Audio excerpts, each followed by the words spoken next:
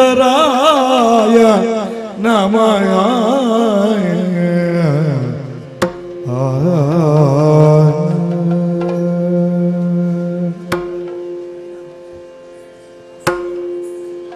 ಅಪುರುಗದಳ ನೇತ್ರೇ ಶ್ರೀ ದುರ್ಗಾಂಬಿಕೆಯ ಬಲಗೊಂಡು ಭಕ್ತಿಯೊಳಂಬಿಕಾ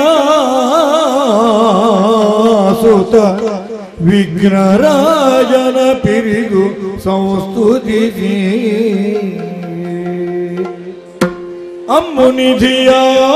ಅಮ್ಮುನಿಧಿಯಾತ್ಮಜೆಗೆ ಕೈ ಮುಗಿದು ಅಂಬುಜಾಸನವಾಣಿಯರ ಪಾದಾಂಬುಜಕ್ಕೆ ಪುಣಪುಣದ ಭರಣಿ ಮೇಲೆ ಕಥಾಮೃತವ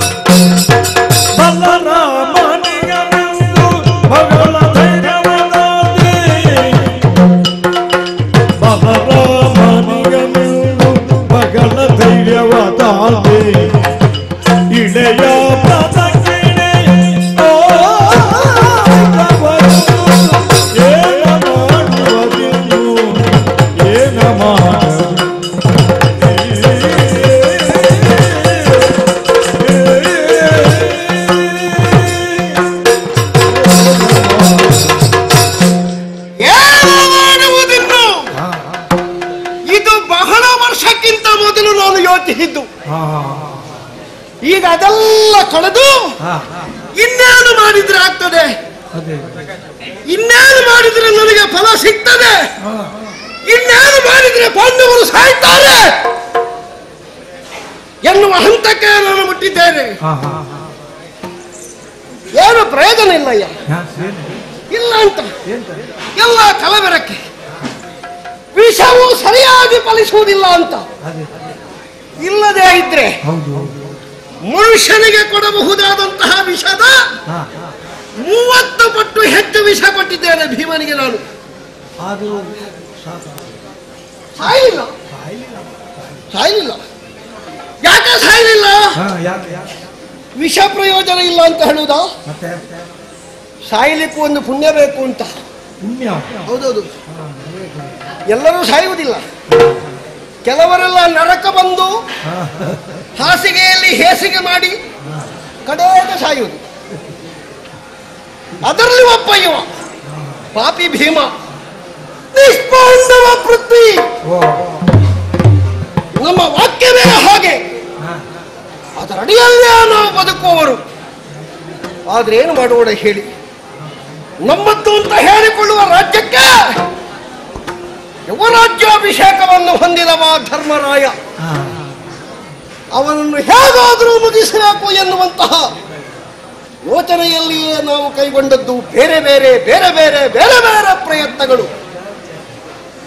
ನಾನು ಅಂತಲ್ಲ, ನನ್ನ ಜಾಗದಲ್ಲಿ ಬೇರೆ ಯಾರೇ ಇದ್ರು ಇದೇ ದಾರಿಯನ್ನು ಅನುಸರಿಸ್ತಾ ಇದ್ರು. ಯಾಕೆ ಗೊತ್ತಾ? ನಮ್ಮ ತಾಯಿಯಾದಂತಹ ಗಾಂಧಾರಿ ಅಮ್ಮನಿಗೆ ಮದುವೆಯಾಗುವ ಕಾಲದಲ್ಲಿಯೇ ಇಲ್ಲಿಯ ಹಿರಿಯರಾದಂತಹ ಕಾರ್ಯ ಭೀಷ್ಮ ಹೇಳಿದ ಮಾತು, ಅವರಿಂದಾಗಿ ಇವಳ ಹೊಟ್ಟೆಯನ್ನು ಹುಟ್ಟಿದ ಮಗುವಿಗೆ ಮುಂದಿನ ರಾಜ್ಯ ನಾ ಹೊಟ್ಟೆಯಲ್ಲಿ ಹುಟ್ಟಿದ್ದಲ್ಲವೇ? ಹಾಗಾದ್ರೆ ಇವರು ಕೊಟ್ಟ ಮಾತಿನ ಪ್ರಕಾರ ನಾವೇ ಹೌದಲ್ಲ, ಮತ್ತೆ ಯಾಕೆ ತಿದ್ದಲ್ಪಟ್ಟಿತು? ನನಗೆ ಅರ್ಥ ಆಗುವುದಿಲ್ಲ. ನನ್ನ ತಾಯಿಯವರ ಹೊಟ್ಟೆಯಲ್ಲಿ ನಾನು 23 ತಿಂಗಳಿಗಿಂತ ಹೆಚ್ಚಿದ್ದೇನಂತೆ. ಹೌದಯ್ಯ? ಹಾಗೊಂದು ಉಂಟ 7 ತಿಂಗಳಲ್ಲಿ ಹುಟ್ಟುವುದುಂಟು. ಒಂದು 9 ತಿಂಗಳು ಅಲ್ಲ 10 ತಿಂಗಳೆಲ್ಲ ಕಳೆದ ಮೇಲೆ ಎಂತ ಎಮ್ಮೆಗಾದ್ರೂ ವರ್ಷ ಅಷ್ಟೇ. ಇದು 23 ತಿಂಗಳು, 2 ವರ್ಷದ ಹತ್ತಿರ. ಮತ್ತೆ 1 ತಿಂಗಳು ಸೇರಿದ್ರೆ 2 ವರ್ಷ ಪೂರ್ತಿ. ಮತ್ತು ಹೊರಗೆ ಬಂದದ್ದಲ್ಲ, ಹೊರಗೆ ಹಾಕಿದ್ದಂತೆ. ಹಾಗಾದ್ರೆ ಯಾವಾಗ ಬರ್ಲಿಕ್ಕೆ ಅಂತ ಒಳಗೆ ಮುಡಿಪು ತೆಗೆದಿಟ್ಟದ್ದು ಅಲ್ಲ. ಹೇಳುವುದು ನಾನು ನನ್ನ ಹಣೆ ಬರಹವನ್ನು. ನನಗಿಂತ ಮೊದಲು ಹುಟ್ಟಿದ ಧರ್ಮರಾಯ ಹೇಗೆ ಹುಟ್ಟಿದ? ನನ್ನಮ್ಮ ಗರ್ಭಿಣಿಯಾಗಿ ಸಾಧಾರಣ 12 ತಿಂಗಳು ಕಳೆದ ಮೇಲೆ, ಹೌದು ಹೌದು ಸತ್ಯ, ಹೌದು ಸದ್ಯ ಗರ್ಭ ಅಂತ ಯಾರನ್ನು ಪ್ರಾರ್ಥಿಸಿ ಯಮನ ಮೂಲಕವಾಗಿ ಹೊಂದಿದ್ದಂತೆ ಯುಧಿಷ್ಠಿರನನ್ನು. ಹುಟ್ಟಿದ ಮೇಲೆ ಜಾತಕ ಅಂತ ಹೇಳ್ತಾರೆ. ಹೌದಯ್ಯ? ನೀವು ಬ್ರಾಹ್ಮಣರಲ್ವಾ? ನಿಮಗೆ ಉಪನಯನ ಆದದ್ದು ಎಷ್ಟನೇ ವರ್ಷದಲ್ಲಿ? 8ನೇ ವರ್ಷದಲ್ಲಿ. ಆಗ ನಿಮಗೆ 7 ವರ್ಷ. ಹೌದು, 7ರಲ್ಲಿ ನಿಮಗೆ ಉಪನಯನ ಆದ್ರೂ ಹೇಳುವುದು 8ರಲ್ಲಿ ಅಂತ. ಗರ್ಭವನ್ನು ಹಿಡಿದು ಅಲ್ಲಿಂದಲೇ. ಹಾಗಾದ್ರೆ ನಾನು ಧರ್ಮರಾಯನಿಗಿಂತ ದೊಡ್ಡವ ಹೌದಾ ಅಲ್ವಾ? ಯಾಕೆ ಗೊತ್ತಾಗುವುದಿಲ್ಲ? ಅದಕ್ಕಾಗಿಯೇ ಛಲದಿಂದ ಯುದ್ಧಬದ್ಧ ಬಂದಂತಹ ಕೃಷ್ಣನಲ್ಲಿ ನಾನು ಧ್ರುವೀಳಯವನ್ನು ಕೊಟ್ಟೆ. ಕಾಡಾಖಾಡಿಯಾದಂತಹ ಹೋರಾಟ ನಡೆಯುತ್ತಾ ನಡೆಯುತ್ತಾ ನಡೆಯುತ್ತಾ 12 ದಿವಸಗಳು ಕಳೆದಿದೆ. ಯಾಕೆ ಅವರು ಗೆಲ್ಲುತ್ತಾ ಇದ್ದಾರೆ? ನಾವು ಸೋಲುವುದೇ ಯಾಕೆ? ಕಪಟಿಯಾದಂತಹ ಕೃಷ್ಣ ಅವರಿಗೆ ಸಾರಥಿಯಾಗಿದ್ದಾನೆ. ಬಂಡಿಯ ಭೋವನೂ ಹೌದು, ಅವರ ಜೀವನಾಧಾರದ ಶಿಲ್ಪಿಯೂ ಹೌದು. ಅವರಿಗೆ ಅನುಕ್ಷಣವೂ ಅನುಗಾಲವೂ ಸಹಕರಿಸುತ್ತಲೇ ಇದ್ದಾನೆ. ಅವ ಸಹಕರಿಸ್ತಾನೆ ಎನ್ನುವುದು ನನಗೆ ಯುದ್ಧ ಆದ ಮೇಲೆ ಗೊತ್ತಾದ್ದ. ಮೊದಲೇ ಗೊತ್ತುಂಟು ಅವ ಆ ಪಕ್ಷ ಅಂತ. ಹರಿಯೇನಿ ಪಾಂಡವರ ಹೊರತು ಎಲ್ಲ ಕೂಡ ಅಲ್ಲ ಅಂತ ನಾ ಹೇಳಿದವ. ಆದರೂ ನನಗೆ ಆ ಕಾಲದಲ್ಲಿ ಒಂದು ವಿಶ್ವಾಸ ಏನು ಹೆಚ್ಚಿಗೆಯಾಗಿದ್ದದ್ದು, ಅವನಣ್ಣನಾದಂತಹ ಬಲಭದ್ರ ನಮಗಿದ್ದಾನೆ ಅಂತ. ಬಲಭದ್ರ ಸ್ವಾಮಿ ಸಂಪೂರ್ಣವಾದಂತಹ ಸಹಕಾರವನ್ನು ಕೊಡುವ ನಿಟ್ಟಿನಲ್ಲಿ ನನ್ನ ಕಡೆಗೆ ಪಡೆಯೊಡನೆ ನಡೆದು ಬರುವ ಹೊತ್ತು ಕರಡು ಸುರಭಿಯೊಂದು ತಾಗಿದಂತೆ ದಾರಿ ಮಧ್ಯೆ. ಇದಕ್ಕೇನು ಪರಿಹಾರ ಅಂತ ಹೇಳುವಾಗ ಕೃಷ್ಣನೇ ಬಂದು ಹೇಳಿದನಂತೆ, ನೀ ತೀರ್ಥಾಟನೆ ಮಾಡು ಅಂತ. ಇವರಿಗೊಂದು ಪರಿಹಾರಕ್ಕೆ ಜನ ಸಿಕ್ಕಿದ್ದು, ಅವರಿಗೆ ಒಳ್ಳೆ ಸಂದರ್ಭ ಸಿಕ್ಕಿತ್ತು ನೋಡಿ. ಮತ್ತೆ ಮಾಡುವ ಅಂತ ಹೇಳುವುದಲ್ವ? ಇನ್ನು 4 ಜನರ ತಲೆ ಕಡಿಲಿಕ್ಕೆ ಉಂಟಣ್ಣ. ಒಂದು ಗೋಹತ್ಯೆ ಮತ್ತೆ ಈಚೆಯಿಂದ ಮನುಷ್ಯರನ್ನು ಕೊಂದ ಪಾಪ ಎಲ್ಲ ಒಟ್ಟಿಗೆ ಪರಿಹಾರ ಮಾಡುವ ಅಂತ ಹೇಳುವುದಲ್ವ? ಅವ ಏನು ಮಾಡಿದ? ನಮ್ಮ ಪಕ್ಷಕ್ಕೆ ಬಲರಾಮನು ಸಿಕ್ಕದ ಹಾಗೆ ಅವರನ್ನು ತೀರ್ಥಯಾತ್ರೆಗೆ ಕಳುಹಿಬಿಟ್ಟ. ಆದ್ರೆ ಅಷ್ಟನ್ನೇ ನಾನು ನಂಬಿದ್ದ, ಬೇರೆ ನಂಬಲಿಲ್ವಾ?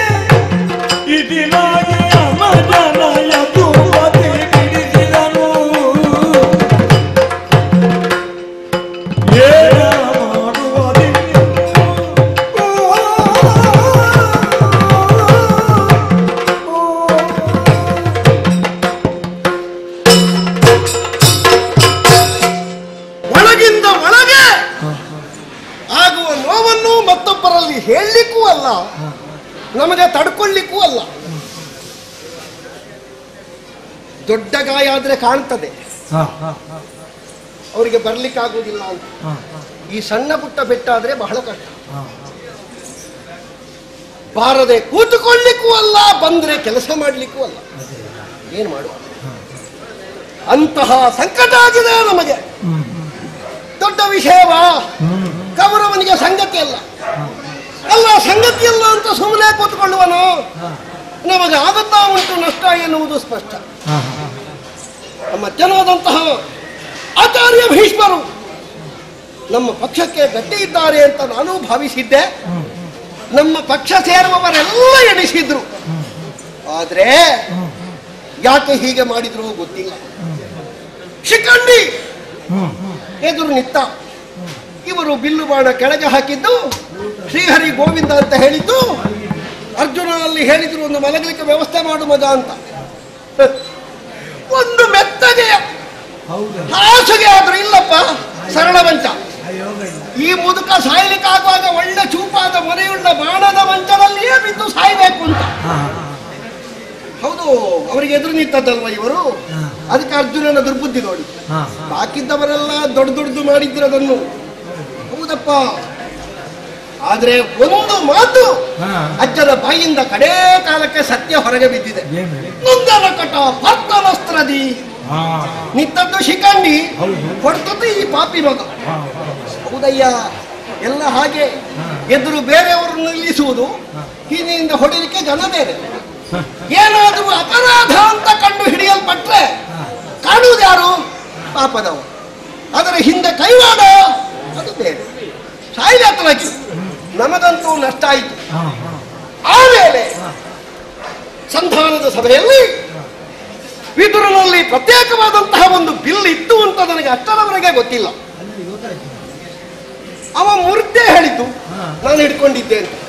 ಅಲ್ಲಿವರೆಗೆ ಅವನು ಹೇಳಲಿಲ್ಲ ನನ್ನಲ್ಲೊಂದು ಬಿಲ್ಲು ಉಂಟು ನಿನಗೆ ಅಂತ. ಈಗ ನನಗೆ ಅಂತ ಇದ್ದ ಬಿಲ್ಲನ್ನು ನನಗೆ ಅವ ಮೊದಲು ಹೇಳ್ಬೇಡುವ, ಅದನ್ನು ಮುರ್ದ ಬಿಸಾಡುವಾಗ ಹೇಳುತ್ತ ಇದು ನಿನ್ನ ಬಿಲ್ಲು ಅಂತ. ಅದಕ್ಕೊಂದು ಅರ್ಥ ಉಂಟ. ಮೊದಲೊಂದು ಸುದ್ದಿಯೂ ಇಲ್ಲದೆ ಅವರಷ್ಟಕ್ಕೆ ಅವರು ಹಿಡ್ಕೊಂಡಿದ್ದಂತಹ ಬಿಲ್ಲು ನಾನೇನೋ ಹೇಳಿದೆ ಅಂತ ಹೇಳಿ ಮುರ್ದ. ವಿದುರನಿಗೆ ನಾನು ಹೊಸ್ತಾಯಿಯ ಬೈಯುವುದು, ನಾನು ಸಭೆಯಲ್ಲಿ ಅವನಿಗೆ ಬೈಯುತ್ತಲೇ ಇರುವುದು ನನ್ನ ಅಭ್ಯಾಸವೇ. ಅದು ಒಂದು ದಿವಸ ಆದ್ರೂ ಅವನಿಗೆ ಕೋಪ ಬಂದಿದ ಇಲ್ಲ. ಹಾಗಾದ್ರೆ ಅವತ್ತು ಯಾಕೆ ಕೋಪ ಬಂತು? ಕೃಷ್ಣ ಒಳ್ಳೆ ಗಾಳಿ ಹಾಕಿದ್ದಾನೆ. ಇದು ಗೊತ್ತುಂಟ ನಿಮಗೆ? ಹೀಗೆ ಗಾಳಿ ಹಾಕ್ಲಿಕ್ಕೆ ಅದು ಒಂದು ತರದ ದೀಪ, ಹಾಗೆ ಗಾಳಿ ಹಾಕುದು. ಹೌದೌದು, ಅದು ಈಗ ಇಲ್ಲ. ಒಳ್ಳೆ ಗಾಳಿ ಹಾಕಿದ್ದಾನೆ, ಹೋಗಲಿ ಹತ್ರವಾಗಿ, ದೊಡ್ಡ ಸಂಗತಿ ಅಲ್ಲ. ಆದರೆ ನಮ್ಮ ಗುರುಗಳು ನಾನು ಯಾರನ್ನು ನಂಬದೇ ಇದ್ರು ಬ್ರಾಹ್ಮಣರನ್ನು ನಂಬ್ತೇನೆ. ನಮಗೆ ಬೇರೆ ಗತಿ ಇಲ್ಲಲ್ಲ. ಎನ್ನುವುದಕ್ಕಾಗಿ ಅಲ್ಲ, ಅವರು ಮಾಡ್ತೇನೆ ಅಂತ ಹೇಳಿದ್ರೆ ಮಾಡಿಯೇ ಮಾಡ್ತಾರೆ. ಆಗುದಿಲ್ಲ ಅಂತಾದ್ರೆ ಅವರು ಒಪ್ಪಿಕೊಳ್ಳುವುದೇ ಇಲ್ಲ. ಅದು ಎಂತ ಮಾರ, ಅದು ಹಾಗೆ ಹೇಳು, ಹಾಗೆ ಹೇಳು. ಮಾಡ್ತೇನೆ ಅಂತ ಗಟ್ಟಿ ನಿಂತ್ರೆ ಮಾಡಿಯೇ ಮಾಡ್ತಾರೆ ಅವರು, ಮಾಡಿಯೇ ಸಿದ್ಧ. ಅದಕ್ಕಲ್ವಾ ಸಾಲ ಕೇಳುವುದಿದ್ರು ಗಟ್ಟಿ ಕೇಳುವುದು ಅವರಲ್ಲಿ. ಕೊಡ್ತೇನೆ ಅಂತ ಹೇಳಿದ್ರೆ ಮತ್ತೆ ತಪ್ಪಲಿಕ್ಕಿಲ್ಲ. ನಮ್ಮ ಗುರುಗಳು ಆಚಾರ್ಯ ದ್ರೋಣರು ಅಧಿಕಾರ ಸಿಕ್ಕಿ ಒಂದು ದಿವಸದ ಯುದ್ಧದಲ್ಲಿ ಅಪಾರವಾದಂತಹ ಸೋಲನ್ನು ಕಂಡ ನಾನು ಕಣ್ಣೀರು ಗರೆದು, ಗುರುಗಳೇ ನಿಮ್ಮ ಸೇನಾಧಿಪತ್ಯದಲ್ಲಿ ಹೀಗಾಯ್ತಲ್ಲ ಅಂತ ನಿನ್ನೆ ರಾತ್ರಿ ಕೂಗುವಾಗ ಹೇಳಿದರು, ಹೆದರಬೇಡ, ಪ್ರತಿಪಕ್ಷದ ನಾಯಕರಾದಂತಹ ಧರ್ಮರಾಯನನ್ನು ಕಟ್ಟಿ ತರ್ತೇನೆ. ಕಟ್ಟಿದ್ದಾರೆ, ಕಾಟಿದ್ದೆ. ಎಳ್ಕೊಂಡು ಬರುವಾಗ ಕೃಷ್ಣಾರ್ಜುನರ ರಥ ಎದುರಾಯಿತು. ಏನು ಗರುಡನಿಗೆ ದೋಷ ಬಂತ ಅಲ್ಲ, ನಾಗನಿಗೆ ಗರುಡ ರೇಖೆ ತೋರಿಸಿದ ಹಾಗಾಯ್ತಾ ಎಂತದ್ದು ಅಂತ ಗೊತ್ತಿಲ್ಲ.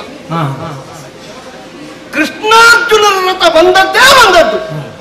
ಗುರುಗಳ ಕೈಯಲ್ಲಿರುವಂತಹ ಧರ್ಮರಾಯ ಇವರು ಬಿಟ್ಟು ಆಚೆ ರಥಕ್ಕೆ ಹಾರಿದ್ದ ಅಲ್ಲ, ಇವರು ಹಿಡ್ಕೊಂಡದ್ದು ಸಡಿಲಾಗಿ ಅವ ಆಚೆ ರಥಕ್ಕೆ ಹಾರಿದ್ದ ಅಲ್ಲ, ಅವರು ಬರುವಾಗ ಇವರು ಮೈಮರೆತದ್ದರಿಂದ ಅವ ಆಚೆಗೆ ಹೋದ್ದ ಅಲ್ಲ, ಇವನಿಗೆ ಎಚ್ಚರ ತಪ್ಪುವ ಹಾಗೆ ಅವರು ಎಂತದ್ದೋ ಮಾಡಿದ್ರು. ಕೃಷ್ಣನನ್ನು ಹೇಳಲಿಕ್ಕೆ ಸಾಧ್ಯ ಇಲ್ಲ, ದೊಡ್ಡ ಗಾರುಡಿ ಅವ, ಮಹಾ ಮೋಸಗಾರ ಅಂತ. ಅವ ಈಗ ನಿತ್ತ ಹಾಗೆ ಜೀವ ಹೊಂದಿಕೊಂಡು ಹೋಗ್ತಾನೆ, ಮತ್ತೆ ಮುಟ್ಟುವಾಗಲೇ ಗೊತ್ತಾಗುದು ಅದು ಸತ್ತಿದೆ ಅಂತ. ಹೌದಪ್ಪ, ಬುಡಕ್ಕೆ ಗರಗಸ ಬಿದ್ದಿದೆ ಅಂತ ಎಲ್ಲ ಒಣಗುವಾಗಲೇ ಗೊತ್ತಾಗುವುದು ಅಂತ ಅವನ ಬುದ್ಧಿಯಲ್ಲಿ. ಏನು ಮಾಡಿದನೋ ಅಂತೂ ಹೋಯ್ತು. ಈಗ ನನಗೂ ಇವತ್ತು ರಾತ್ರಿ ಗೊತ್ತಾಗ್ತದೆ, ನಮ್ಮ ಕೈ ನಮ್ಮ ತಲೆಗೆ, ನಮ್ಮ ತಲೆಗೆ ನಮ್ಮ ಕೈ. ಗೊತ್ತಾಯ್ತಲ್ಲ, ಇದ್ದದ್ದಾದ್ರೂ ಉಳಿಬೇಕಾ? ನಮಗೆ ನಾನೇ ಬಿಟ್ರೆ ಮತ್ತೊಬ್ಬರಲ್ಲ, ಯಾರನ್ನ ದೂರಿಯೂ ಪ್ರಯೋಜನ ಇಲ್ಲ. ಈಗ ನಾನು ನಿಮ್ಮಲ್ಲಿ ಒಬ್ಬರನ್ನ ದೂರಿದೆ, ನಾಳೆ ಅದು ಸುದ್ದಿ ಆಗುವುದು, ಮತ್ತೆ ಬಾಕಿದವರು ನನ್ನಲ್ಲಿ ಕೇಳುವುದು, ಕೇಳೆ ಅಂತ. ಬೇಡ ನಮಗೆ ಯಾರ ಸುದ್ದಿಯೂ ಬೇಡ, ಯಾರನ್ನು ನಮಗೆ ಪ್ರಯೋಜನ.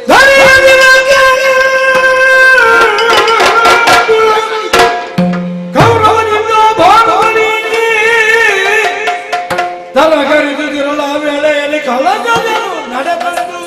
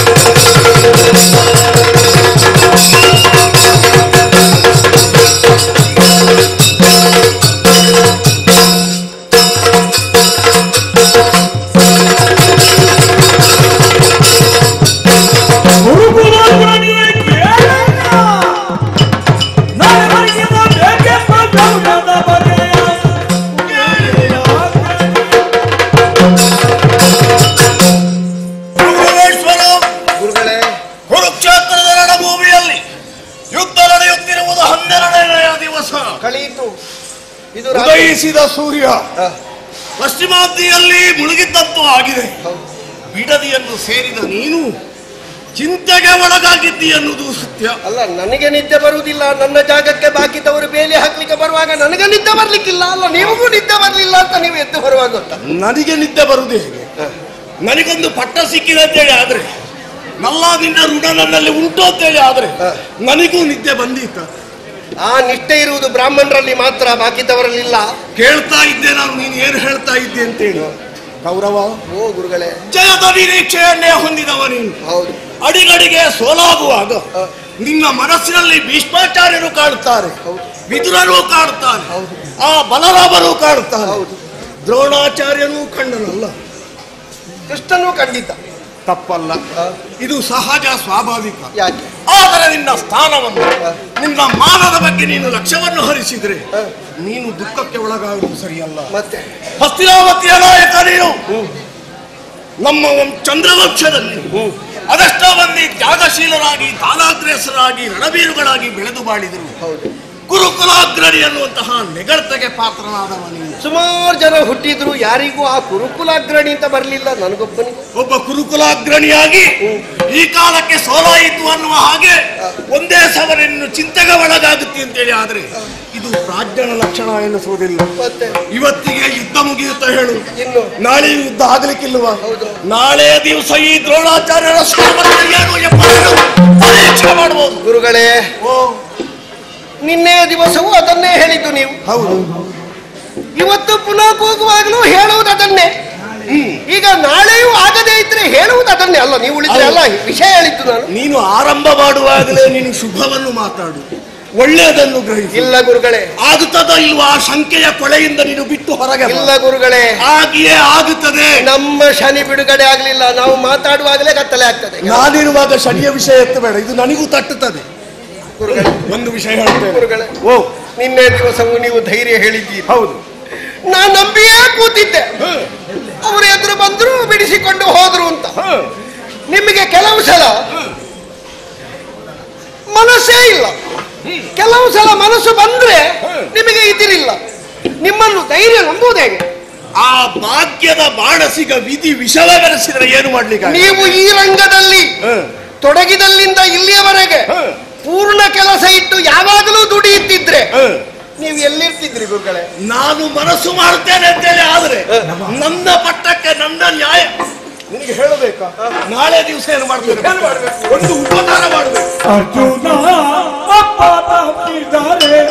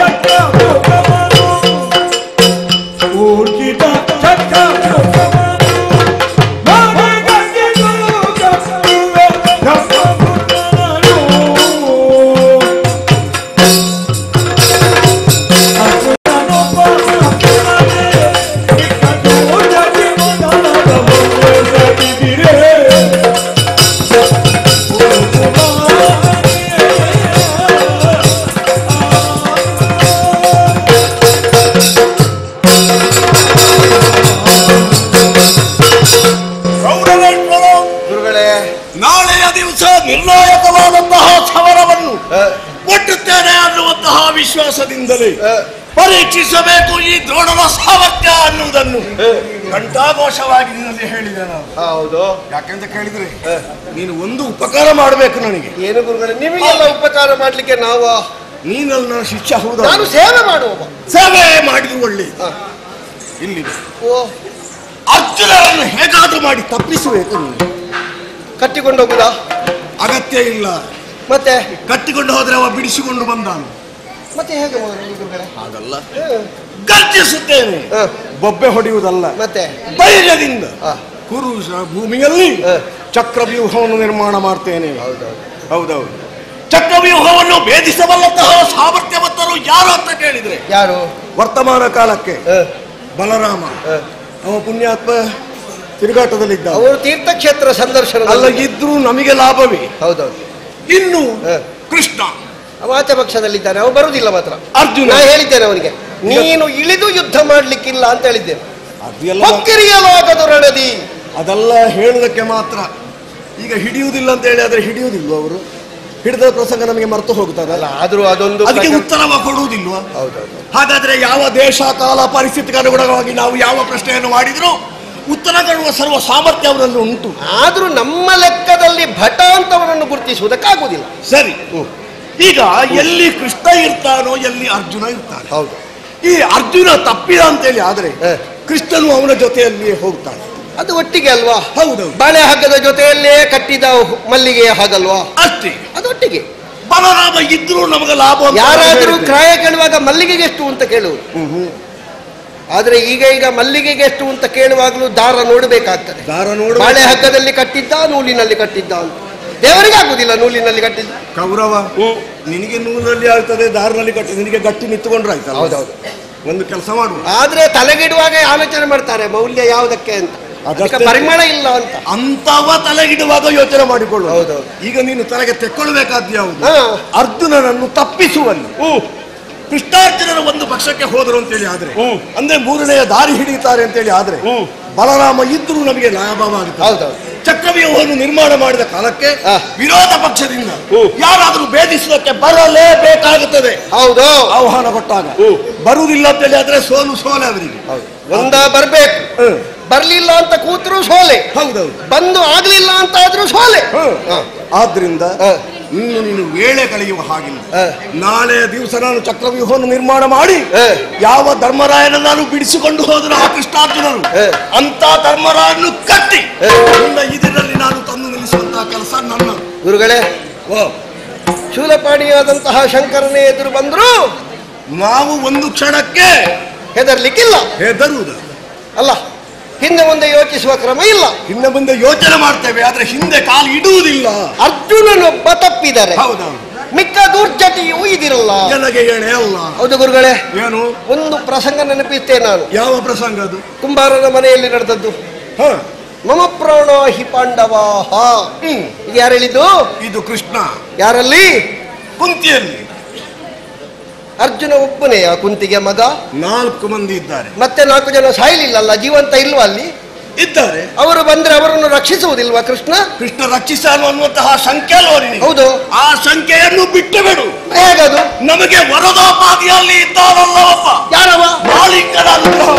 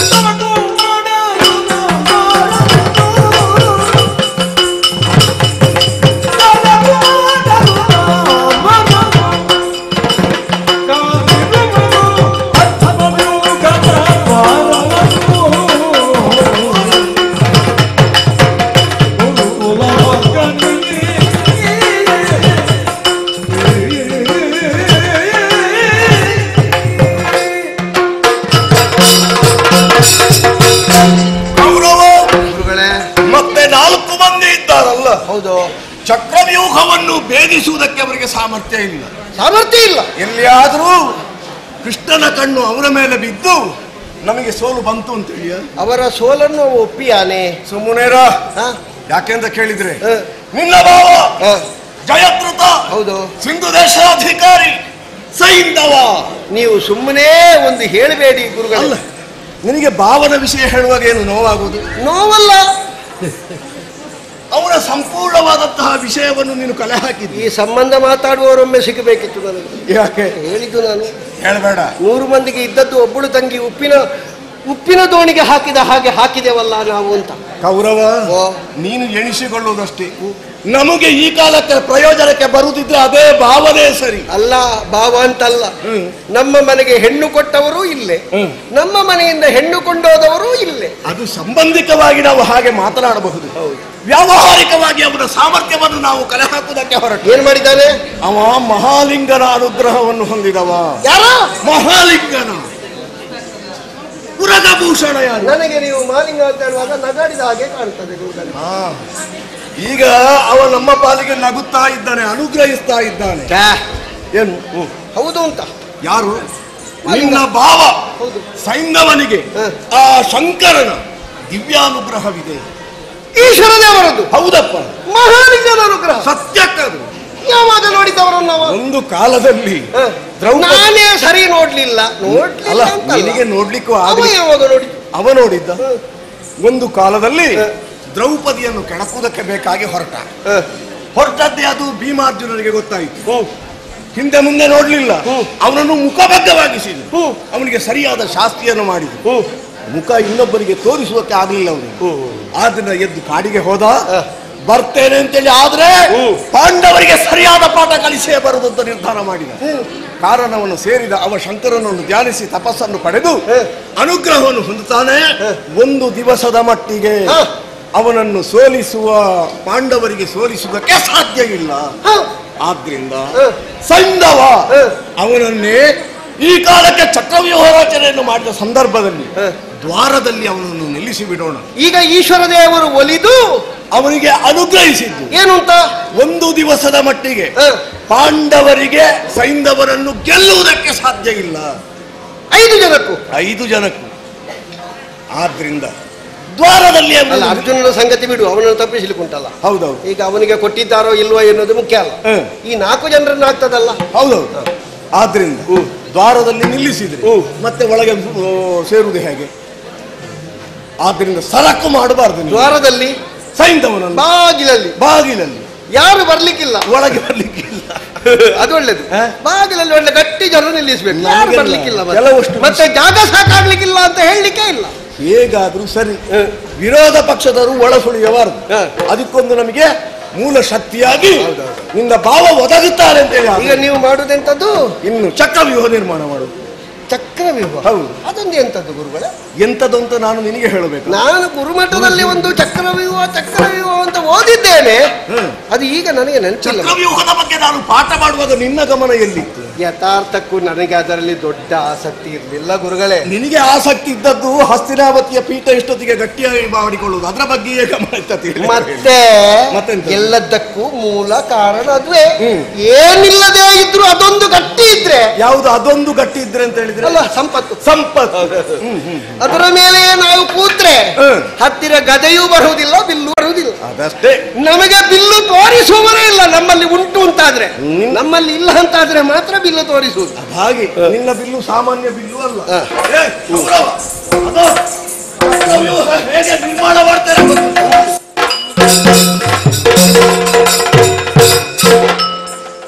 ಅದು ಎಂತದ್ದು ಗುರುಗಳೇ? ನಿನಗೆ ಎಂತದ್ರ ಹಾಗೆ ಕಾಣ್ತದೆ? ಅಲ್ಲ, ಒಂದು ತಿರುಗಲಿಕ್ಕಾದ್ರೂ ಒಂದು ಸರಿ ಗೊತ್ತಿಲ್ಲ ಅದಕ್ಕೆ.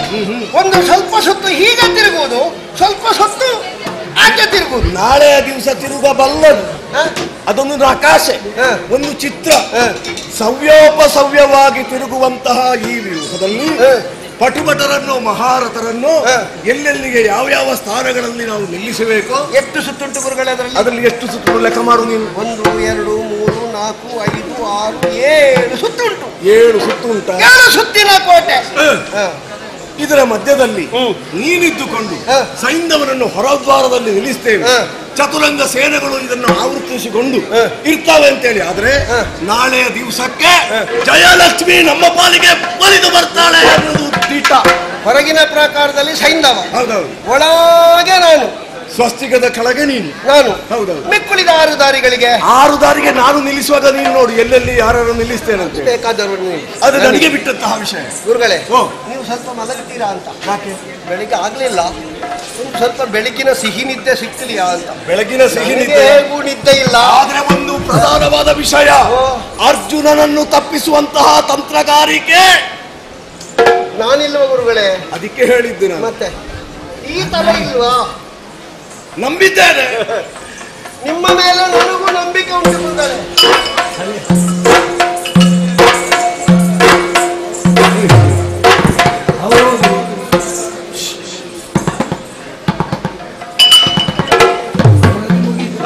ಪಾಪ ಗುರುಗಳು ನಿದ್ದೆ ಮಾಡಲಿಲ್ಲ ಅಂತ. ನಿದ್ದೆ ಮಾಡಲಿಲ್ಲ, ನನಗೆ ತಲೆ ಬಿಸಿ ಆಗ್ಬೋದು. ನಿಮ್ಮದೇ ತಲೆ ಬಿಸಿ.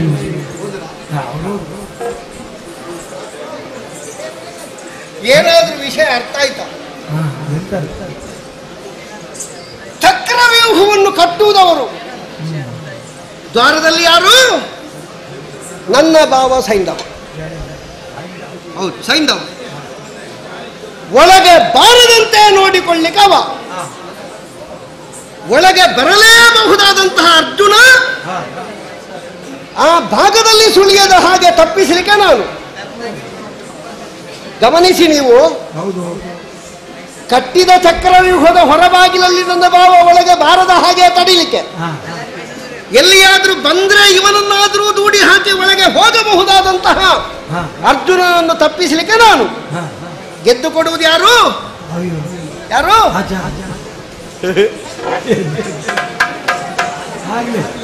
ಗುರುಗಳು ದೊಡ್ಡವರು, ನಾವು ಮಾತಾಡ್ಲಿಕ್ಕಿಲ್ಲ.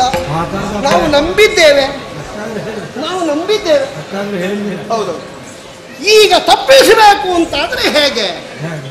ಹೌದು, ಅರ್ಜುನನಿಗೆ ಚಿತ್ರಹಿಂಸೆ ಕೊಡುವವರಾಗಬೇಕು. ಭಾರಿ ಹಾಡ್ತಾನಂತೆ ಅರ್ಜುನ. ಹೌದೌದು, ಅವನಿಗೊಂದು ಸನ್ಮಾನ ಎಲ್ಲ ಆಗಿ ಭಾರಿ ಕಿರೀಟಿ ಅಂತೆಲ್ಲ ಉಂಟು ಅವನಿಗೆ. ಕಿರೀಟ ಕಟ್ಟುವುದರಲ್ಲಿ ಅವ ಒಬ್ಬ ಅಂತ. ಅವನ ಕಿರೀಟ ಕಾಣಬಾರ್ದು, ಇವರ ಕಿರೀಟದ ಇದು. ಯಾರಾದೀತು? ನೆನಪಾಗ್ತದೆ ನನಗೆ, ನೆನಪಾಗ್ತದೆ. ಘೋಷಯಾತ್ರೆಯ ಪ್ರಕರಣದಲ್ಲಿ ಅಪಮಾನಿತನಾಗಿ ಚಿತ್ರಸೇನನ ನಾಗಪಾಶದಲ್ಲಿ ಬಂದಿಯಾಗಿ ಬಿದ್ದಿದ್ದಂತಹ ನನ್ನನ್ನು ಅಪಮಾನಿಸಿ ಜೇಡಿಸಿ ಕಟ್ಟು ಬಿಡಿಸಿದಂತಹ ದ್ರೌಪದಿ ಮಾಡಿದ ಅಪಮಾನದಿಂದ ಸಾಯಲಿಕ್ಕೆ ತಯಾರಾಗಿದ್ದೆ ನಾನು. ಇನ್ನು ಬದುಕುವುದೇ ಬೇಡ ಅಂತಾಗಿತ್ತು ನನಗೆ. ಹೋಗ್ಲಿ ಅಯ್ಯ ಜೀವ ಸುಮ್ಮನೆ, ಎಂತದಕ್ಕೆ ಇನ್ನು ಮಾನಗೆಟ್ಟು ನಾಚಿಕೆಟ್ಟು ಮರ್ಯಾದೆ ಬಿಟ್ಟು. ಆ ಹೊತ್ತಿಗೆ ನನ್ನನ್ನು ಬಂದು ಕಾಪಾಡಿದವರು ಹೌದು ಹೌದು ಹೌದು ಸಂಸಪ್ತಕ ನಿವಾತ ಕವಚರ ಮಕ್ಕಳು ರಕ್ಕಸರವರು. ಅವರ ಊರು ಯಾವುದು ಗೊತ್ತುಂಟ? ಯಾವುದು? ಆ ಕಡೆಯ ಅಕ್ಷರಗಳನ್ನು ಆಚೆ ಮಾಡಬೇಡಿ, ಹೇಳಿದ್ದು ನಾನು. ಅದು ಪಾತಾಳ ಅಂತ, ಬೇರೆ ಏನೂ ಅಲ್ಲ. ಪಾತಾಳ ಲೋಕದವರು. ಮನಸ್ಸು ಮಾಡಿದ್ರ ವಿರೋಧಿಯನ್ನು ಹಿಡಿದು ಹಿಂಡಿ ಎಣ್ಣೆ ತೆಗೆದಾರು ಗೊತ್ತುಂಟ? ಅವರನ್ನೇ ಸ್ಮರಿಸ್ತೇನೆ. ಅವರು ಒಬ್ಬರಲ್ಲ ಇಬ್ಬರಲ್ಲ, 7 ಜನರು ಒಂದೇ ಪಂಗಡದವರು. ಬನ್ನಿ ನೋಡುವ.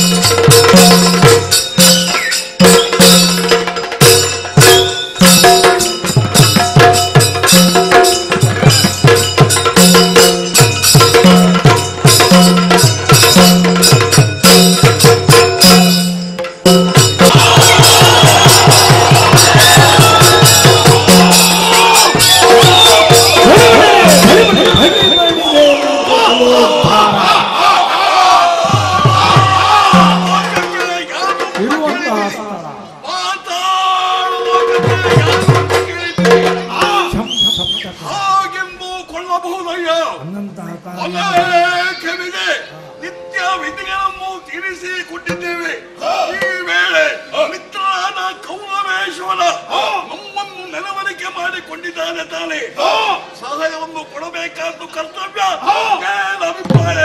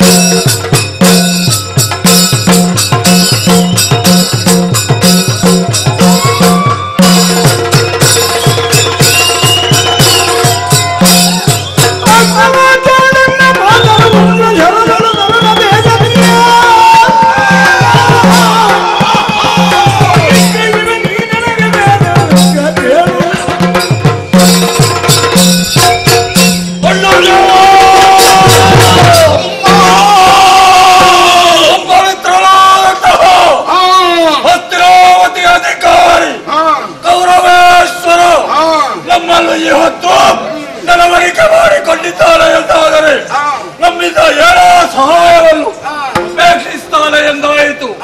ಹಾಗಾದರೆ ತಡಮಾಡದೆ ಅವರ ಸಹಾಯಕ್ಕಾಗಿ ಹೋಗುವುದೇ ನಮ್ಮ ಕರ್ತವ್ಯ.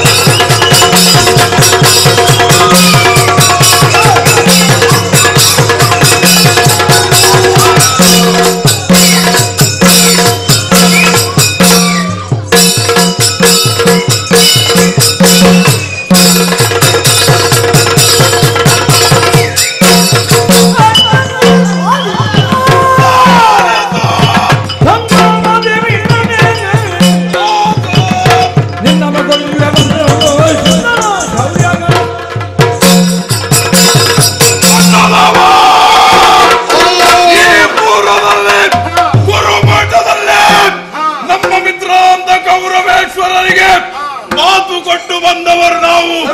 ಕಷ್ಟ ಬಂದ ಕಾಲದಲ್ಲಿ ನೆನವರಿಕೆ ಮಾಡಿಕೊ, ನಾವು ಬಂದು ಸಹಾಯವನ್ನು ಮಾಡ್ತೇವೆ ಎಂಬ ಹಾಗೆ ಇವತ್ತು ನಮ್ಮನ್ನು ನೆನವರಿಕೆ ಮಾಡಿಕೊಳ್ಬೇಕೆಂದಾದರೆ ಏನೋ ದುರಂತಕ್ಕೆ ಆತ ಒಳಗಾಗಿದ್ದಾನೆ. ಇಡು ಚಿಂತೆ ಒಟ್ಟಾಗಿದ್ದೇನೋ.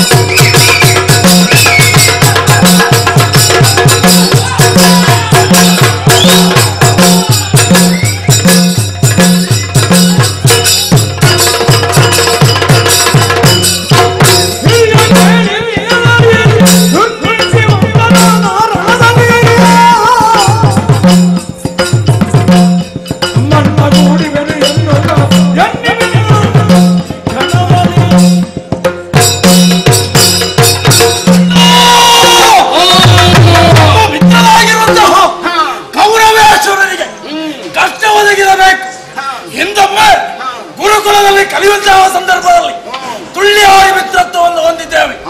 ಅವನ ಕಷ್ಟವೇ ನಮ್ಮ ಕಷ್ಟ, ಅವನ ಸುಖವೇ ನಮ್ಮ ಸುಖ. ಹಾಗಾಗಿ ಏನೋ ಕಷ್ಟ ಒದಗಿರಬೇಕು. ಆದಷ್ಟು ಬೇಗ ಆತನ ಕಡೆಗೆ ಹೋಗಬೇಕಣ್ಣ. ಹೋಗೋಣ ಹೋಗೋಣ.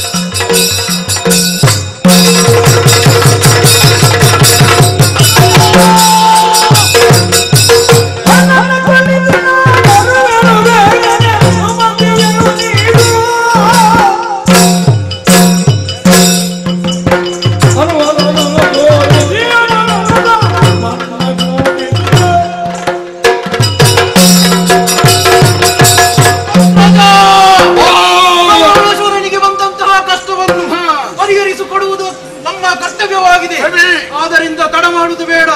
ಈಗಿಂದ ಹೋಗಬೇಕು ಅವರ ಕಡೆಗೆ.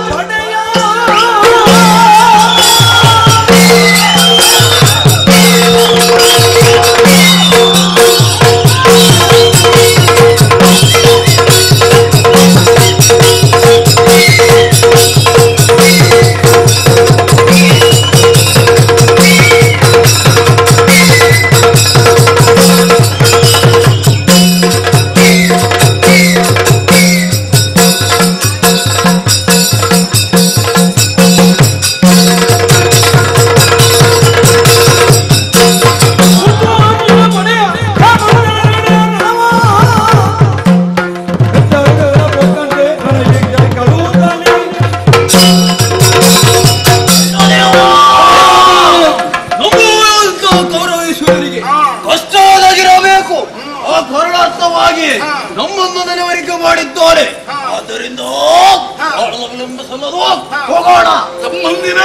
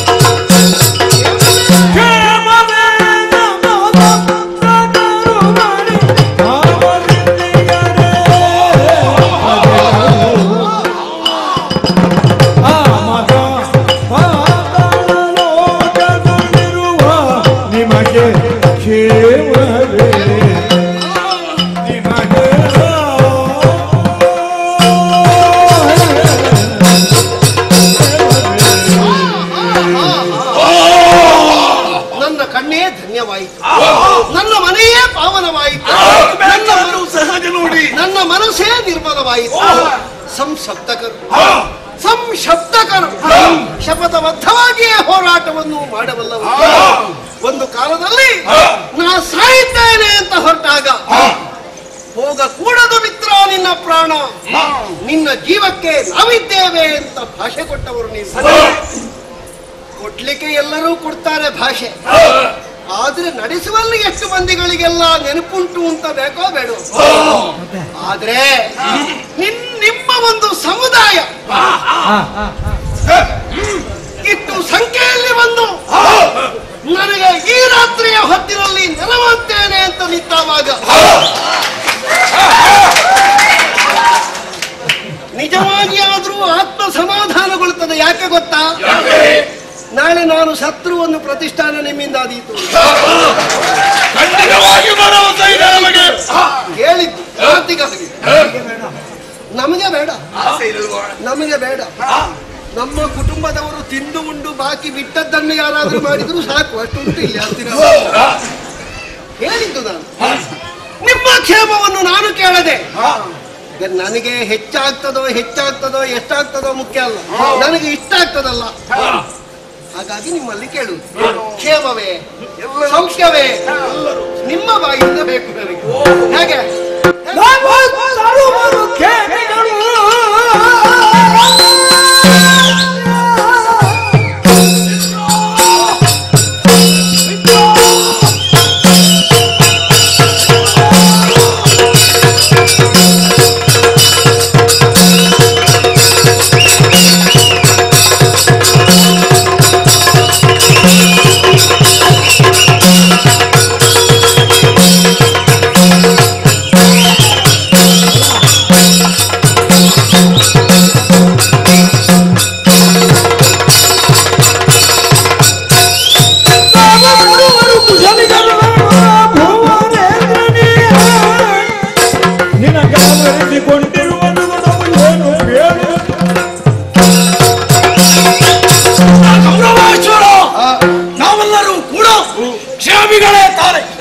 ಅಯ್ಯೋ, ಮುಖವೇ ಮನಸ್ಸಿನ ಕೈಗನ್ನಡಿಯಂತೆ ಮನದಾಳದ ದುಃಖವನ್ನು ಮುಖ ಎಂಬ ಕನ್ನಡಿಯು ತೋರ್ಪಡಿಸಿದಂತೆ. ಅಯ್ಯೋ, ಏನಾಯ್ತು? ಮುಖ ಎಲ್ಲವೂ ಕೂಡ ಕುಂದಿದೆ. ಯಾಕಾಯ್ತು ಹೀಗೆ ಹೇಳುವೆ? ನಿನ್ನ ಮಾತು ಕೇಳುವಾಗ ನಿಮ್ಮ ಹಿರಿಯರೆಲ್ಲ ಈ ವಿಭಾಗದಲ್ಲಿ ಸಾಧನೆ ಮಾಡಿದ್ದು ಕಡಿಮೆಯಾದರೂ ನೀ ಮಾತಾಡ್ತಿ ಅಂತ ನನಗೆ ವಿಶ್ವಾಸ ಉಂಟು. ಈ ವರ್ಗವನ್ನು ಬಣ್ಣ ಅಂತ ನಾವು ಚಿತ್ರಿಸಿದ್ರೆ ಒಂದು ಕಾಲಕ್ಕಾದ್ರೂ ನೀನು ಮಾತಾಡುವ ಬಣ್ಣ ಆಗಬೇಕು ಅಂತ. ಮಿತ್ರ, ಓ ಮಿತ್ರ, ಎಷ್ಟಾದ್ರೂ ನಿನ್ನ ಮಿತ್ರನಲ್ವ ನಾನು. ಮಾತಾಡದೆ ಇರುವುದಕ್ಕೆ ನಮಗೆ ಗೊತ್ತಿದ್ದದ್ದು ಯಾವಾಗಲೂ ನಿಮಗುಂಟು. ನಿನ್ನ ಸಹಕಾರ ಹೊಂದಿದ್ದರೆ ಧಾರಾಳ ಸಾಕು ನನಗೆ. ಸರಿ ಸರಿ ಸರಿ. ಏನು ಕಟ್ಟ ಸುಖಗಳನ್ನು ವಿಚಾರಿಸಿ ಅವರಿಗೆ ಬೇಕಾದದ್ದನ್ನು ಕೊಡುವುದಕ್ಕೆ ಬದ್ಧಕಂಕಣರಾಗ್ತಾರೋ ಅವರು ನಿಜವಾದಂತ ಆಪ್ತರು ಅಂತ ಲೆಕ್ಕ. ಬಂದುಂಡು ಹೋಗುವರು, ಒಳ್ಳೆ ಅಡಿಗೆ ಮಾಡಿದ್ರೆ ಬಂಧುಗಳು. ಆದ್ರೆ ನಮ್ಮ ಕಷ್ಟಕ್ಕೆ ಸಿಕ್ಕುವುದು ನಮ್ಮ ಹಿತೈಷಿಗಳು, ನಮ್ಮ ಪರಮಾತ್ಮರು. ನಮ್ಮ ಬೇಕು ಬೇಡಗಳನ್ನು ಕೇಳುವುದು. ನಮಗೆ ಕಷ್ಟ ಬಂದ್ರು ಕರೆದು ಕೇಳ್ತಾರೆ ನಿಮಗೆ ಏನಾಗಿದೆ ಅಂತ. ಯಾಕೆ ಕೇಳುವುದು? ಸ್ವಲ್ಪ ಹೆಚ್ಚು ಕಡಿಮೆ ಆಗಿದ್ರೆ ನಾವು ಬರ್ತೇವೆ ಅಂತ. ನಾವು ಅಲ್ಲಿಂದ ಅಲ್ಲಿಗೆ ಸುಧಾರಿಸುವುದು ಏನಾಗಲಿಲ್ಲ ಅಂತ. ನಾನು ಈಗ ನೆರವೇರಿಸಿದ್ದೆ ಯಾಕೆ ಗೊತ್ತಾ? ಯಾಕಾಗಿ ಕುರುಕ್ಷೇತ್ರದಲ್ಲಿ ನಡೆಯುತ್ತಾ ಇದೆ ಕದನ. 12 ದಿವಸಗಳು ಕಳೆಯಿತು. ನಾಳೆ ಬೆಳಗಾಯಿತು ಅಂತಾದ್ರೆ 13ನೇ ದಿವಸದ ಯುದ್ಧ. ಪಾಂಡವರು ನನಗೆ ನುಂಗಲಾರದು ತುತ್ತಾಗಿ ಹೋಗಿದ್ದಾರೆ.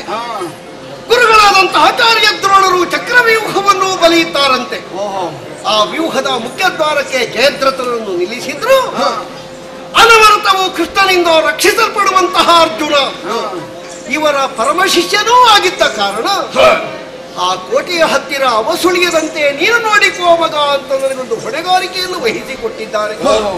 ಅಂತಹ ಅರ್ಜುನ ನಾಳೆ ದಿವಸ ಗುರುಗಳಾದಂತಹ ಆಚಾರ್ಯ ದ್ರೋಣರು ಬಲಿಯುವ ಚಕ್ರವ್ಯೂಹದ ಕೋಟೆಯ ಸನಿಹದಲ್ಲಿ ಸುಳಿಯದ ಹಾಗೆ ಮಾಡಬೇಕು ಅಂತಾದ್ರೆ ನೀವಲ್ಲದೆ ಬೇರೆ ಯಾರೂ ಇಲ್ಲ.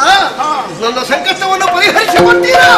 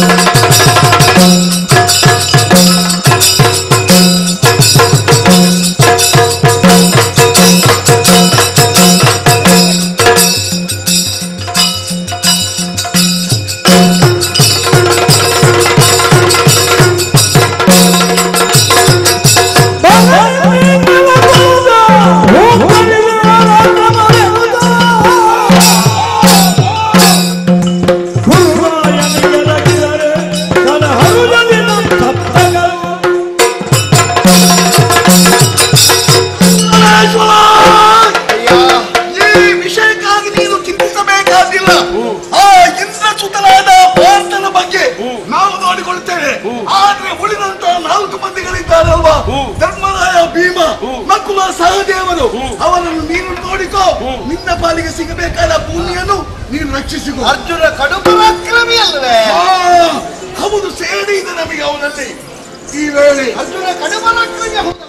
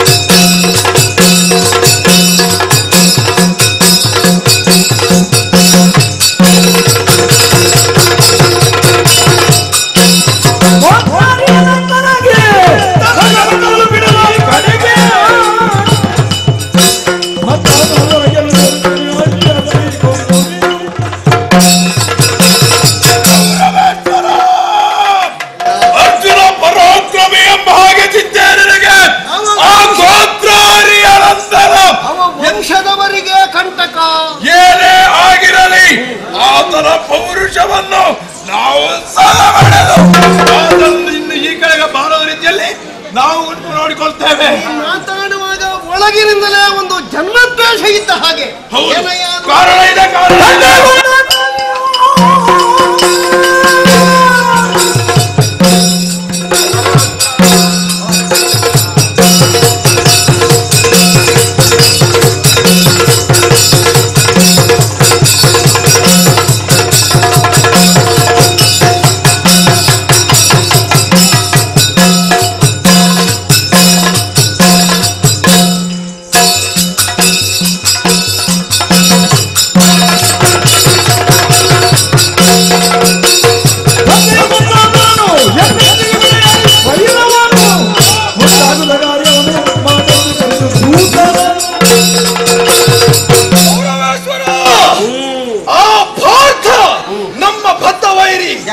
ಯಾಕೆ ಗೊತ್ತೇ?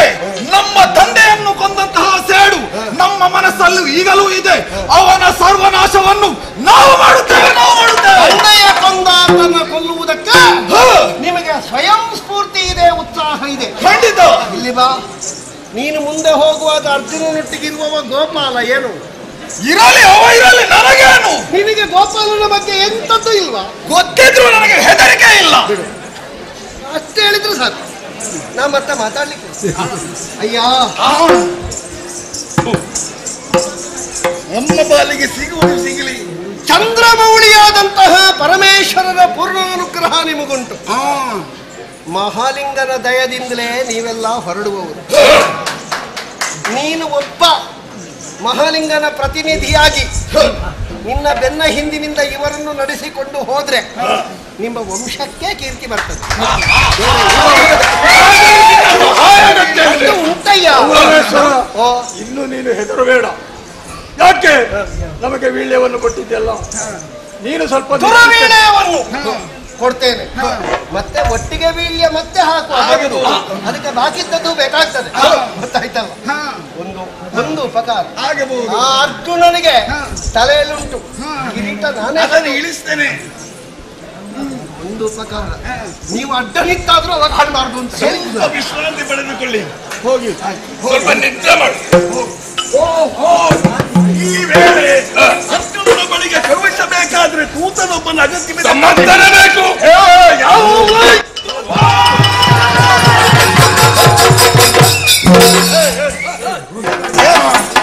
ಮೇಲೆ ಕೆಳಗೆ ನೋಡ್ತಾ ಇದ್ದಿ. ಎಲ್ಲರಿಗೂ ಒಂದೇ ನಮಸ್ಕಾರ. ಯಾಕೆ ಸಾಕದ್ದು? ಅದೇನೋ ಹಾಗ. ಈಗ ತೆಗೀರಿ. ಯಾವುದನ್ನು? ಇಂಥದ್ದು ಮತ್ತೆ ಸಿಕ್ಕಲಿಲ್ಲ. ಈಗಲೇ ಹೋಗ್ಬೇಕು. ನೀನು ಹೋಗ್ಬೇಕಾ?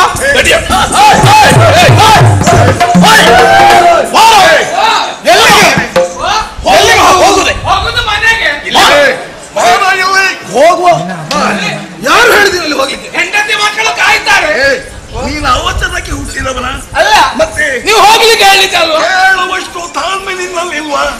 ನೀವು ಯಾಕೆಂತ ಹೇಳಲಿಲ್ಲ. ನಾನು ಹೇಳುವುದಕ್ಕೆ ಮೊದಲು ನೀನು ಓಡಿ ಹೋಗ್ತಾ ಇದ್ದಿ. ಎಲ್ಲಿಗೆ ಕೇಳಿದ್ರೆ ಅಭ್ಯಾಸ ಆಗ್ಲಿಕ್ಕಿಲ್ಲ. ಹೌದಾ? ನೀನು ಎಷ್ಟಾದ್ರೂ ನಮ್ಮವನೇ ಅಲ್ವೇ? ಅದೌದು. ಎಲ್ಲಿಗೆ ಹೊರಟದ್ದು? ನಿಜವಾಗಿ ನಾನು ನಿಮ್ಮವನೇ. ನಮ್ಮವನೇ ತಾನೇ. ಎಲ್ಲಿಗಿಂತ ಕೇಳಿದ್ಯಾ? ಎಲ್ಲಿಗೆ? ಪಾಂಡವನಲ್ಲಿ ಮಧ್ಯ ಪಾಂಡವನಾದ ಅರ್ಜುನನ ಬಳಿಗೆ. ಆಯ್ತು, ಹೋಗ್ತೇನೆ. ಊಟ ಮಾಡಬೇಡ. ಅವನ ಬಳಿಗೆ ಹೋಗಿ ನಮ್ಮಲ್ಲಿ ಕಾಳಗಕ್ಕಾಗಿ ಬರಬೇಕು ಎಂಬ ಹಾಗೆ ವಿಷಯವನ್ನು ನೀನು ಹೇಳು. ಒಂದು ವೇಳೆ ಬರುವಾಗ ಅವನ ರಥದಲ್ಲಿ ಸಾರಥಿ ಆಗಿದ್ದಾನಲ್ವಾ? ಯಾವುದು? ಯಾರದು? ಕಿಟ್ಟ ಕಿಟ್ಟ ತೋರ್ಕಿಟ್ಟ ಕೃಷ್ಣ. ಕೃಷ್ಣ ಅವ ಅಲ್ಲ. ಮತ್ತೆ ಅವ ಅಗತ್ಯವಿಲ್ಲ. ಮತ್ಯಾರು? ಅವನನ್ನು ಬಿಟ್ಟು ಬಿಡಬೇಕು. ಮತ್ಯಾರು ಬೇಕು? ಸಮಯ ಕಾಲಕ್ಕೆ ಕೈಲಾಸವಾಸಿಯಾದ ಶಂಕರ ಇದ್ದಾನಲ್ವಾ? ಅವರನ್ನೇ ಕೂಡಿಕೊಂಡು ಯುದ್ಧಕ್ಕಾಗಿ ಬರಲಿ. ಬಾರದಿದ್ದರೆ ಏನು ಮಾಡ್ತೀನಿ ನೀನು? ಹಿಂದೆ ಮುಂದೆ ನೋಡ್ಬೇಡ. ಆತನ ತೆರೆಗೆಗೆ ಕೈ ಕಿತ್ತರದ ಏನು ಮಾಡ್ಬೇಕು?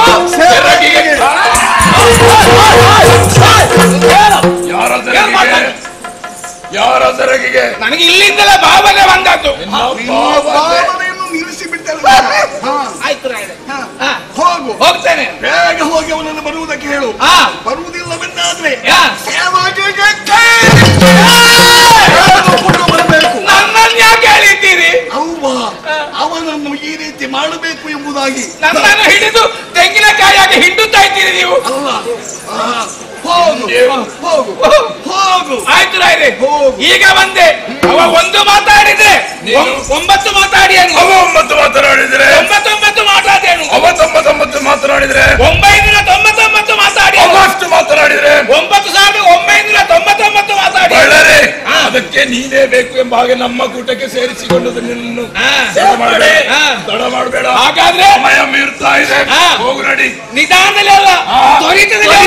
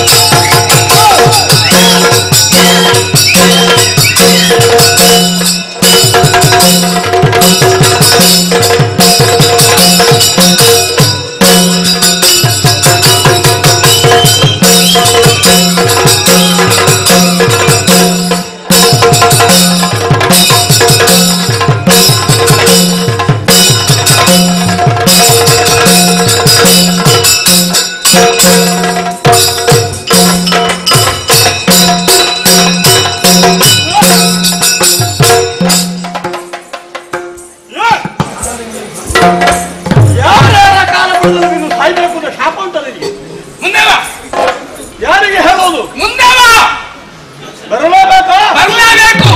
ಬಾರದಿದ್ದರೆ ನಾನು ಮುಂದೆ ಹೋಗ್ತೇನೆ.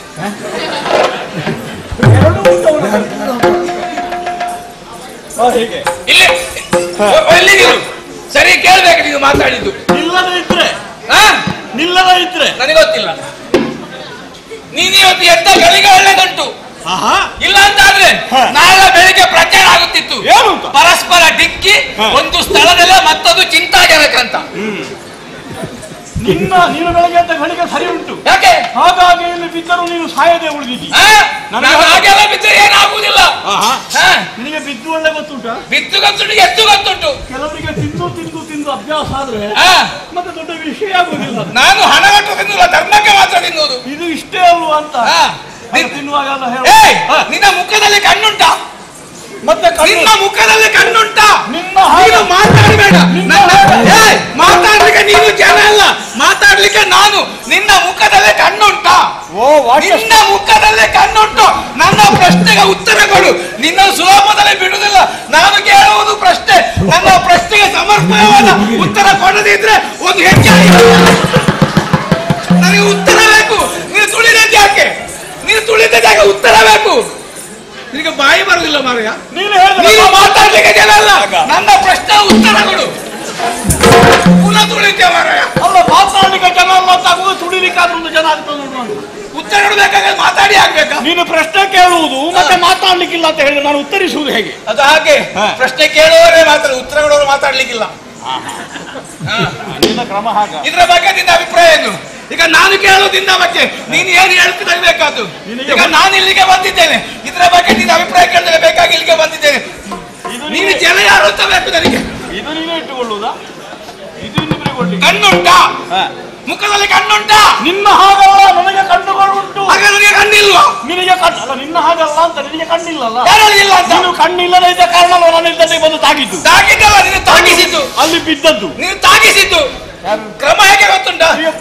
ದೊಡ್ಡ ವಾಹನ ಬರುವಾಗ ಸಣ್ಣ ವಾಹನ ಬದಿಗೆ ನಿಲ್ಲಬೇಕು. ನಾನು ಘನ ವಾಹನ, ಅಡಿಗೆ ಬಿದ್ದು ಸಾಹಿತ್ಯ. ನಾನು ಕಿರುವಾಹನ ಅಂತ ಯಾರು ಹೇಳಿದ್ರು ನಿನಗೆ? ಮತ್ತೆಂತ ಕಿರುವೆ? ನೀನು ಕಿರುವೆ, ನಾನು ಘನ. ಮಾತಾಡ್ತೇನೆ. ನೀನು ಹೇಳಿಕೊಳ್ಬೇಕಷ್ಟೇ. ನಾನು ಘನ, ನಾನಾದ್ರೂ ಹೇಳಿಕೊಳ್ತಾ ಇದ್ದೇನಲ್ಲ. ಹೊಟ್ಟೆ ಬೆಳೆದ ಕೂಡಲೇ ಘನ ಆಗುದು ಹೇಗದು? ಹೊಟ್ಟೆ ಅಲ್ಲ, ನಿನ್ನಲ್ಲಿ ಮಾತಾಡ್ಲಿಕ್ಕೆ ಬಂದದಲ್ಲ. ನನಗೆ ನೀನು ಮಾತಾಡ್ಲಿಕ್ಕೆ ಜನ ನೀನಲ್ಲ. ಮತ್ತೆ ಇಷ್ಟೊತ್ತು ಮಾಡಿದ್ದೆಂತದ್ದು ನೀನು? ಅದು ಮಾತಾಡಿದೌದು, ನೀನು ಮಾತಾಡ್ಲಿಕ್ಕೆ ಜನ ಅಲ್ಲ. ಹಾಗಾದ್ರೆ ಯಾರಲ್ಲಿ ಮಾತಾಡ್ತಿ? 6 ಜನ ಎಲ್ಲಿದ್ದಾನೆ ಮಾತಾಡ್ಲಿಕ್ಕೆ? ಪಾಂಡವರಲ್ಲಿ 6 ಜನ ಎಲ್ಲಿದ್ದಾನೆ? ಪಾಂಡವರಲ್ಲಿ 6 ಜನ ಅಲ್ಲ, 5 ಜನವೇ ಇರು. ಪಂಚ ಪಾಂಡವರು ಅಂತ ಹೇಳು. ಗೊತ್ತಿಲ್ಲ ಅಂದ್ರೆ ಗೊತ್ತಿಲ್ಲ ಅಂತ ಹೇಳು. ಪಾಂಡವರಲ್ಲಿ 6 ಜನ ಯಾರು? ಅವನ ಹೆಸರು ನೀನು ಒಳ್ಳೆ ಯಾರದು? ಅವನ ಹೆಸರು 6 ಜನ ಅಂತ.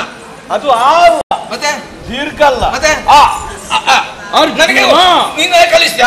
ಹೀಗೆ ಕಲಿಸ್ಲಿಕ್ಕೆ ನೀನ ಈಗ ನೀನು ಹೇಳಬೇಕಾಗಿತ್ತು. ಅದು ಜನ ಯಾರು? ನೀನು ನಿಜವಾಗಿಯೂ ಬಾಲನೇ. ಯಾರು ಹೇಳಿದ್ದು? ನಾನು ಬಾಲ ಅಲ್ಲ, ನಾನು ಮಹಾಬಲ. ಹೌದು. ಅವ ಯಾರು? ಅರ್ಜುನ. ನಾನೇ ಇದ್ದೇನೆ. ಕುಂಟಿ ಪುತ್ರ ಯಾರು? ನನ್ನಮ್ಮ ಸಾಕಷ್ಟು ಎತ್ತರ ಇದ್ದಾಳೆ, ಕುಂಟಿ ಏನು ಅಲ್ಲ. ಅಮ್ಮನ ವಿಚಾರ ಯಾರು ಮಾತಾಡಿದ? ನೀನು ಕುಂಟಿ ಮಗ ಅಂತ ಹೇಳಿ. ಅವನ ಹೆಸರು ಪುಣ್ಯಾತ್ಮ. ಅವನ ಹೆಸರು ಕುಂಟಿ ಅಂತ ಒಂದು ಹೆಸರು ಇರುವ ಕ್ರಮ ಉಂಟು. ಕುಂಟಿ ಪುತ್ರ ಅಂತ. ಕುಂತಿ ದೇವಿ ಯಾರು? ಪುತ್ರ ನಾನೇ. ನಾನೇ ಬರ್ತಾ ಬರ್ತಾ ಗೊತ್ತಾಯ್ತು. ಎಂತದ್ದು? ನೀನು ಬರುವಾಗಲೇ ಗೊತ್ತಾಯ್ತು. ಎಲ್ಲ ಗ್ರಾಚಾರವೇ. ಅವನ ಹೆಸರು ಮಾರಾಯ. ಯಾರದ್ದು? ಭರ್ತ ಅಂತ ಒಂದು ಹೆಸರು ಉಂಟು. ಬರ್ತಾದುಂಟು. ಅದನ್ನು ನಾನು ಹೇಳಿದ್ದು. ಕದನದೊಳು ಕಲಿಪಾರ್ಥನಂ ಕೆಣಕಿ ಉಳಿದವರಿಲ್ಲ. ಎಲ್ಲಿಂಟು ನಿನ್ನ ಕದಿನ? ಪರಿಸಿ ಗೊಬ್ಬಿರದರಿಲ್ಲಾರಿಗೂ ಭಯವಿಲ್ಲ. ಅದು ಯಾರು ಹೇಳುದು? ಒಬ್ಬ ರಾಜಕುಮಾರ ಹೇಳಿದಾಗ ಹೇಳ್ತಾ ಇದೆಯಲ್ಲ ನೀನು. ನಾನು ರಾಜಕುಮಾರನಲ್ವಾ? ಅಷ್ಟೇ ಅಲ್ಲ, ಸೋಲನೆಂದು ಕಾಣದಂತ ವೀರಪಾರ್ಥನು. ವೀರಪಾರ್ಥನು ಕಿರೀಟ ಅಲ್ಲಿಂಟು. ಈಗ ಕಟ್ಟಿದ್ದೇನಾಗ? ಅದಲ್ಲ ಮಾರಾಯ, ಅವನ ಹೆಸರು ಕಿರೀಟಿ. ಗಿರಿಗಿಟಿ ಅಲ್ಲ. ಧನಂಜಯರಲ್ಲಿದ್ದಾರೆ. ಧನಂಜಯ. ಧನಂಜಯರು ನೀನೆಯ? ಪಾಂಡವಾನಾಂ ಧನಂಜಯೋಸ್ಮಿ. ಎಲ್ಲವೂ ನೀನೆಯ? ಎಲ್ಲವೂ ನೀನೆ ಅಂತ ನಿನಗೆ ಗೊತ್ತುಂಟಾ? ಏನು ಗೊತ್ತಿಲ್ಲದೆ? ಅಲ್ಲ, ಗೊತ್ತುಂಟು ಅಂತ ಕೇಳಿದ್ದು. ಏನು ಗೊತ್ತಿಲ್ಲದೆ? ನಾವು ದಶನಾಮಧಾರಿ. ಕೆಲವರಿಗೆ ಸ್ವರೂಪ ಜ್ಞಾನ ಇರುವುದಿಲ್ಲ. ಸವ್ಯಸಾಚಿ, ಧನಂಜಯ ಹೀಗೆಲ್ಲ ಹೆಸರು. ಒಬ್ಬೊಬ್ಬರು 10 ಹೆಸರಿಟ್ಟುಕೊಂಡ್ರೆ ನಮ್ಮಂತವರು ಸಾಯುವುದಾ? ಈಗ ನಿನಗೆ ಹೆಸರೇ ಇಲ್ವಾ? ಉಂಟು, ನಿನ್ನಷ್ಟಿಲ್ಲ. ನಾನು ಇಟ್ಟುಕೊಂಡದ್ದಲ್ಲ, ಮತ್ತೆ ನನಗೆ ಹೋದಲ್ಲೆಲ್ಲ ಕೊಟ್ಟದ್ದು. ಹೌದಾ? ಇವ ಕಿರೀಟಿ, ಇವ ಇಂಥದ್ದು ಸಿರಿ ಕೊಟ್ಟದ್ದು. ಕೊಟ್ಟುವವರಿಗೆ ತಲೆ ಸರಿ ಇಲ್ಲ. ಹೋಗ್ಲಿ ಬಿಡು. ನಾನು ಯಾರು ಗೊತ್ತಾಯ್ತಾ? ಯಾರಪ್ಪ ಮಹನೀಯ ನೀನು? ನನಗೆ ಅರ್ಥವಾಗಲಿಲ್ಲ. ಯಾರ್ಯಾರ ಅಪ್ಪಗಳಿಗೆ ಮದುವೆ ಆಗ್ಲಿಲ್ಲ. ನಿನ್ನನ್ನು ಗೌರವಿಸಿ ಹೇಳಿದ್ದು ಯಾರಪ್ಪ? ಹಾಗೆ. ಹಾಗಾದ್ರೆ ಅರ್ಜುನ ನೀನೇ ಅಲ್ವಾ? ನಿನ್ನಲ್ಲೇ ಕೆಲಸ ನನಗೆ. ಹೌದಾ? ಏನು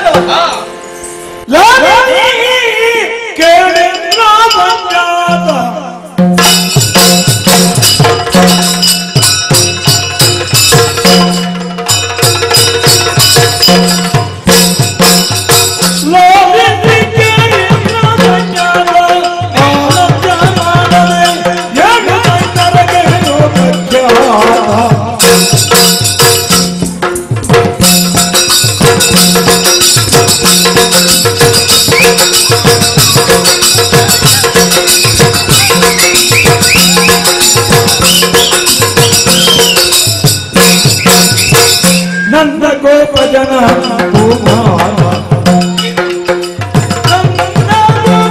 ಬಿಟ್ಟು ಬೇಗ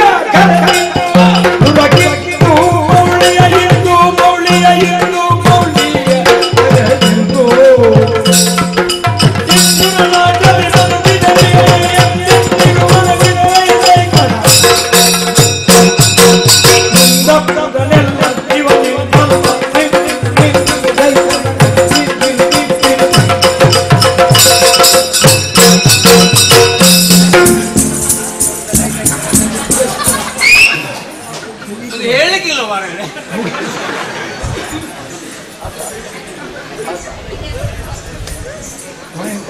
ಇಲ್ಲಿ ನೆಲ ಸರಿ ಇಲ್ಲ ಅಂತ ನಿನಗೆ ಯಾರು ಹೇಳಿದ್ರು?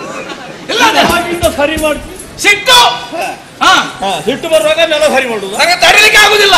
ಯಾವುದು? ನಾನು ಯಾಕೆ ಸಿಟ್ಟು? ಯಾಕೆ ಸಿಟ್ಟು? ಕಾರಣ ಉಂಟು. ಏನು ಕಾರಣ? ನಾನು ಇಲ್ಲಿಯೇ ಅಲ್ಲ. ಏನು ಹೆಂಡತಿ ಅನ್ನ ಆಗ್ಲಿಲ್ವಾ? ಯಾರು ನಿನಗೆ? ನನಗೆ ಅನ್ನ ಹಾಕುದ? ಮನೆಗೆ ಅಲ್ಲ, ಹೆಂಡತಿ ಅನ್ನ ಹಾಕುವುದಿಲ್ಲ, ನಾನಾಗಿ ತೆಗೆಯುವುದು.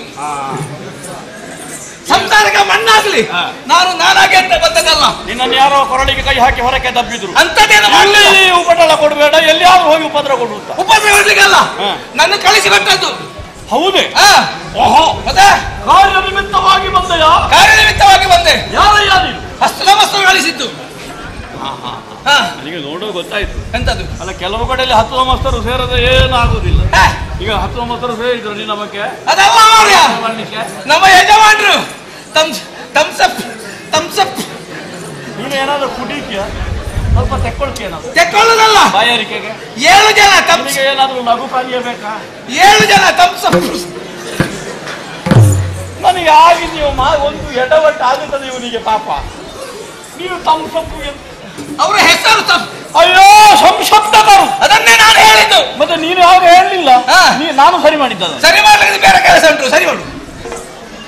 ನೀನು ತಪ್ಪಿದ್ದನ್ನು ನಾನು ಸರಿ ಮಾಡ್ಲಿಕ್ಕೆ ಮತ್ತೆ ಕೆಲಸ ಅಂತ ಉಂಟು. ಹೌದಾ? ಸರಿ ಮಾಡು. ಅದೇ ಸಂಸಪ್ತರು ಗಳಿಸಿದ್ದು ಪಾತಾಳದಿಂದ. ಪಾತಾಳ ತಿಂದು ಬಂದದ್ದು. ಪಾತಾಳ ತಿಂದೆಯೋ? ತಿಂದದ್ದಲ್ಲ ಮಾರಯ್ಯ, ಪಾತಾಳದಿಂದ ಬಂದದ್ದು. ಆಗ ನಾನು ಪಾತಾಳ ತಿಂದು ಬಂದೆ ಅಂತ ಹೇಳುವಾಗ ಅವರಿಗೆ ಪಾತಾಳದಲ್ಲಿ ಇಲ್ಲ. ಮತ್ತೆ ಊರು ಬಿಟ್ರ? ಊರು ಬಿಟ್ಟದಲ್ಲ. ನನ್ನಂತ ತಲೆ ಹರಟ ಇದ್ರೆ ಯಾರು ಊರು ಬಿಟ್ಟು ಓಡ್ಯಾರ? ಆ ಊರಲ್ಲಿ ಕಿರಿ ಅಂದ್ರೆ ಎಂತ? ಆ ಊರಲ್ಲಿಲ್ಲ, ಅವರು ಮತ್ತೊಂದು ಊರಲ್ಲಿದ್ದಾರೆ.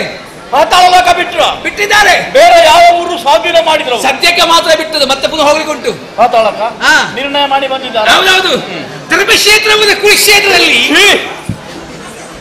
ಶಿವಮಹಾದೇವ ಧರ್ಮಕ್ಷೇತ್ರವಾದ ಕುರುಕ್ಷೇತ್ರದಲ್ಲಿ ಅವರು ಹರಿಕತೆ ಮಾಡುತ್ತಾರೆ. ಹರಿಕತೆ ಅಲ್ಲ, ಅಲ್ಲಿಗೆ ಹೆಸರು ಧರ್ಮಕ್ಷೇತ್ರವಾದಂತಹ ಕುರುಕ್ಷೇತ್ರದಲ್ಲಿ ನಮ್ಮ ಯಜಮಾನರು 7 ಮಂದಿಯೂ ಕೂಡ. ನೀನು ಕುರಿಕ್ಷೇತ್ರ ಅಂತ ಹೇಳಿ ಸ್ವಲ್ಪ ಹೆಚ್ಚು ಕಡಿಮೆ ನಾನು ಊರು ಮುಳುಗುದಿಲ್ಲ. ನಾನು ಕುರುಬನ ಅಂತ ಭಾವಿಸಿದೆ, ಕುರಿ ಮೇಯಿಸುವ.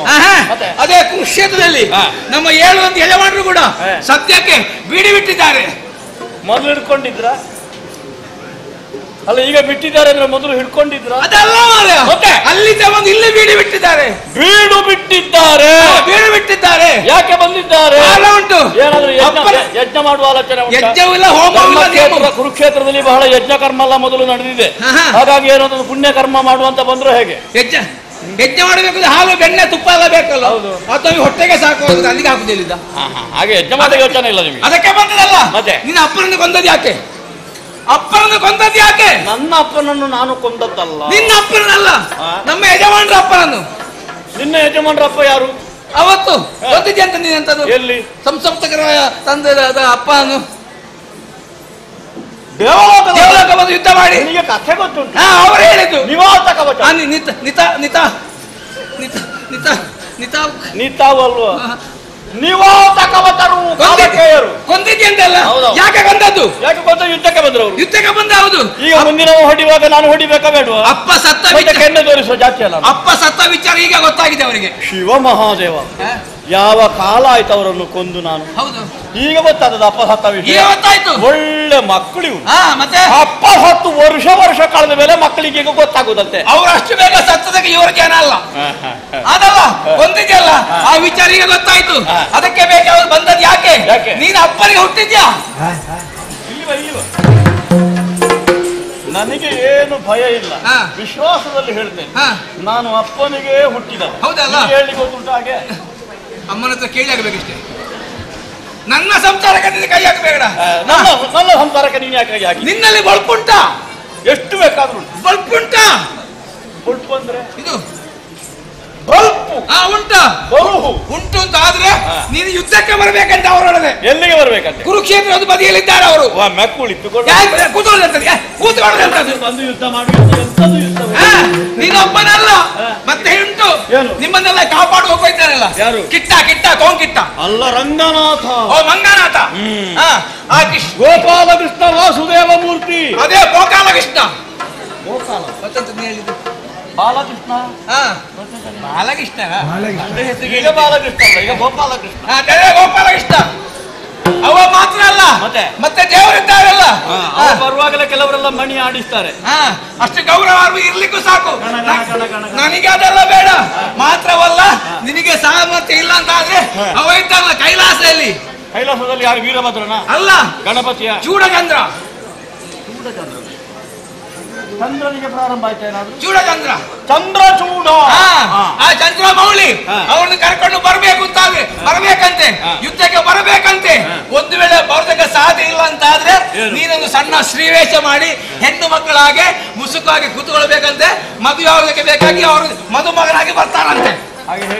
ಹೇಳಿದ್ದಾರೆ. ಬಹಳ ತಿಂತಾರೆ. ನಿನ್ನ ಸೆರಗಲ್ಲಿಂಟು ಕೈ ಹಾಕಿ ದರ ಎಳ್ಕೊಂಡು ಹೋಗ್ತೇನೆ. ಕೈ ಹಾಕು ಸರಿಯಾಗಿ. ನನ್ನ ಮೈ ಮುಟ್ಟಬಾರ್ದು ನೀನು. ಹಾಕದೇನು ಬೇಡ ಅಂತ ಹಾಕುದಿಲ್ಲ. ಹೊಡಿತೆ ಗೊತ್ತು ನನಗೆ. ಬರ್ತೀಯಲ್ಲ? ಬರ್ತಾವೆ. ಯುದ್ಧಕ್ಕಾಹ್ವಾನ ಬಂದ್ರೆ ಹಿಂಜರಿಯುವವನೇನುವಲ್ಲ ಪಾರ್ಥ. ಖಂಡಿತವಾಗಿಯೂ ಬೇಕಾದ ಸಿದ್ಧತೆಗಳೊಂದಿಗೆ ರಣಧಾರುಣಿಯನ್ನು ಪ್ರವೇಶಿಸಿ ಸಮಸಪ್ತಕರಿಗೆ ಎದುರಾಗಿ ನಾನು ಕಾಳಗಕ್ಕೆ ಬರ್ತೇನೆ ಅಂತ ಹೋಗಿ ಹೇಳಿದಾನೆ. ಬರ್ತೀಯಲ್ಲ? ಮತ್ತೆ ತುಂಬಾ ಹೊತ್ತು ಕಾಯಿಸಬೇಡ. ಕಾಯಿಸುದು ಅಂದ್ರೆ ಹಪ್ಪಳ ಕಾಯಿಸುದು ಅಲ್ಲ, ಅಲ್ಲಿ ಅವರನ್ನು ನಾ ಹೋಗ್ತೇನೆ. ಈಗ ನಾನು ತಡ ಮಾಡಿಲ್ಲ, ಬಂದು ಕಾಯಿಸಿದಾಗ ಕಾಯಿಸಿದಾಗಾದ್ರೆ ಒಳ್ಳೆದಾಯ್ತು. ಬರ್ತೀಯಲ್ಲ? ಇಲ್ಲದೆ ಪುನಃ ಬಂದೆ ನಾನು.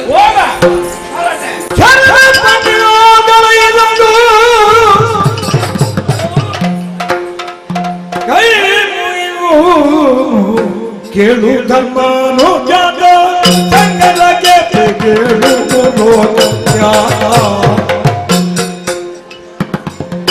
ಕಲಿಕಟ್ಟು ಪದಗಳನ್ನು ಭೀಮನಿಗದ ದಳವಾಗಿ ತೋರುವುದು ನಳಿನ ವ್ಯೂಹದ ಕೋಟೆಯ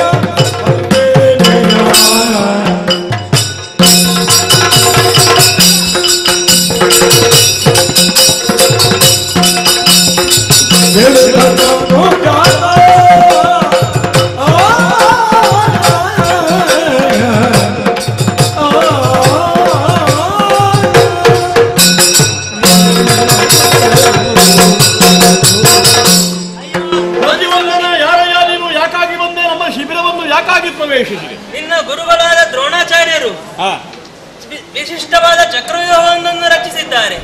ಆ ಚಕ್ರವ್ಯೂಹವನ್ನು ಭೇದಿಸಲು ಸಾಧ್ಯವಿದ್ದರೆ ನೀನೇ ಹೋಗಬೇಕೆಂದು ನಿನ್ನನ್ನು ಆಹ್ವಾನಿಸುವುದಕ್ಕೆ ಬೇಕಾಗಿ ಕರೆಸಿಕೊಟ್ಟಿದ್ದಾರಯ್ಯ. ಗುರುಗಳು ಕಳುಹಿಕೊಟ್ಟರೆ ಬಂದೇ ಬಂದರೆ ಹೇಳು ನಡೆ.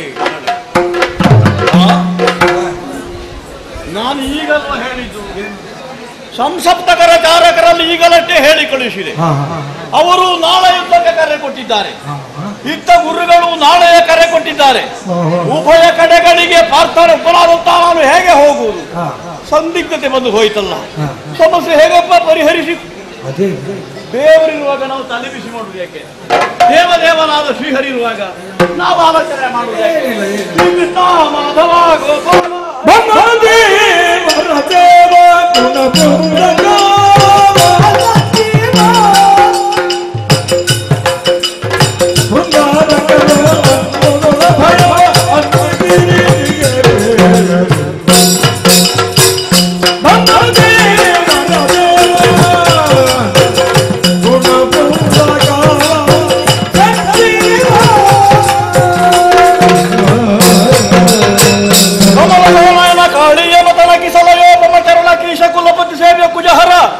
ಕೂರ್ಮ ಸಮಸತ್ಕಪೋಲ ಕೈರವ ಶ್ಯಾಮ ಕೋಕರದ ಗೃಹೇ ರಮಣ ಕಂಬು ಚಕ್ರ ಗದಾಬ್ಜ ಜಯ ಜಯ ಜಯ ಜಯ ಜಯ ಜಯ. ಭಾರತ ಪ್ರಭು, ಬಿಡದಲ್ಲಿ ಎದ್ದುಕೊಂಡು ನಾಳಿನ ಯುದ್ಧದ ಬಗ್ಗೆ ಚಿಂತಿಸಬೇಕಾದಂತಹ ನೀನು ಇಂತಹ ಈ ಸಂದರ್ಭದಲ್ಲಿ ಈ ರಾತ್ರಿ ಹೊತ್ತಿನಲ್ಲಿ ನನ್ನನ್ನೇ ನೆನವರಿಕೆ ಮಾಡಿಕೊಂಡೆಯಲ್ಲ. ಪ್ರಭು, ಏನು ಚಿಂತೆ ಆವರಿಸಿದ ಕಾರಣದಿಂದಾಗಿ ನಿನ್ನನ್ನು ನೆನೆದಿದ್ದೇನೆ. ಅವಧರಿಸಬೇಕು ಪ್ರಭು. ಕೇಳವೆಂಬ ನುಡಿಯ ವಾಸುದೇವ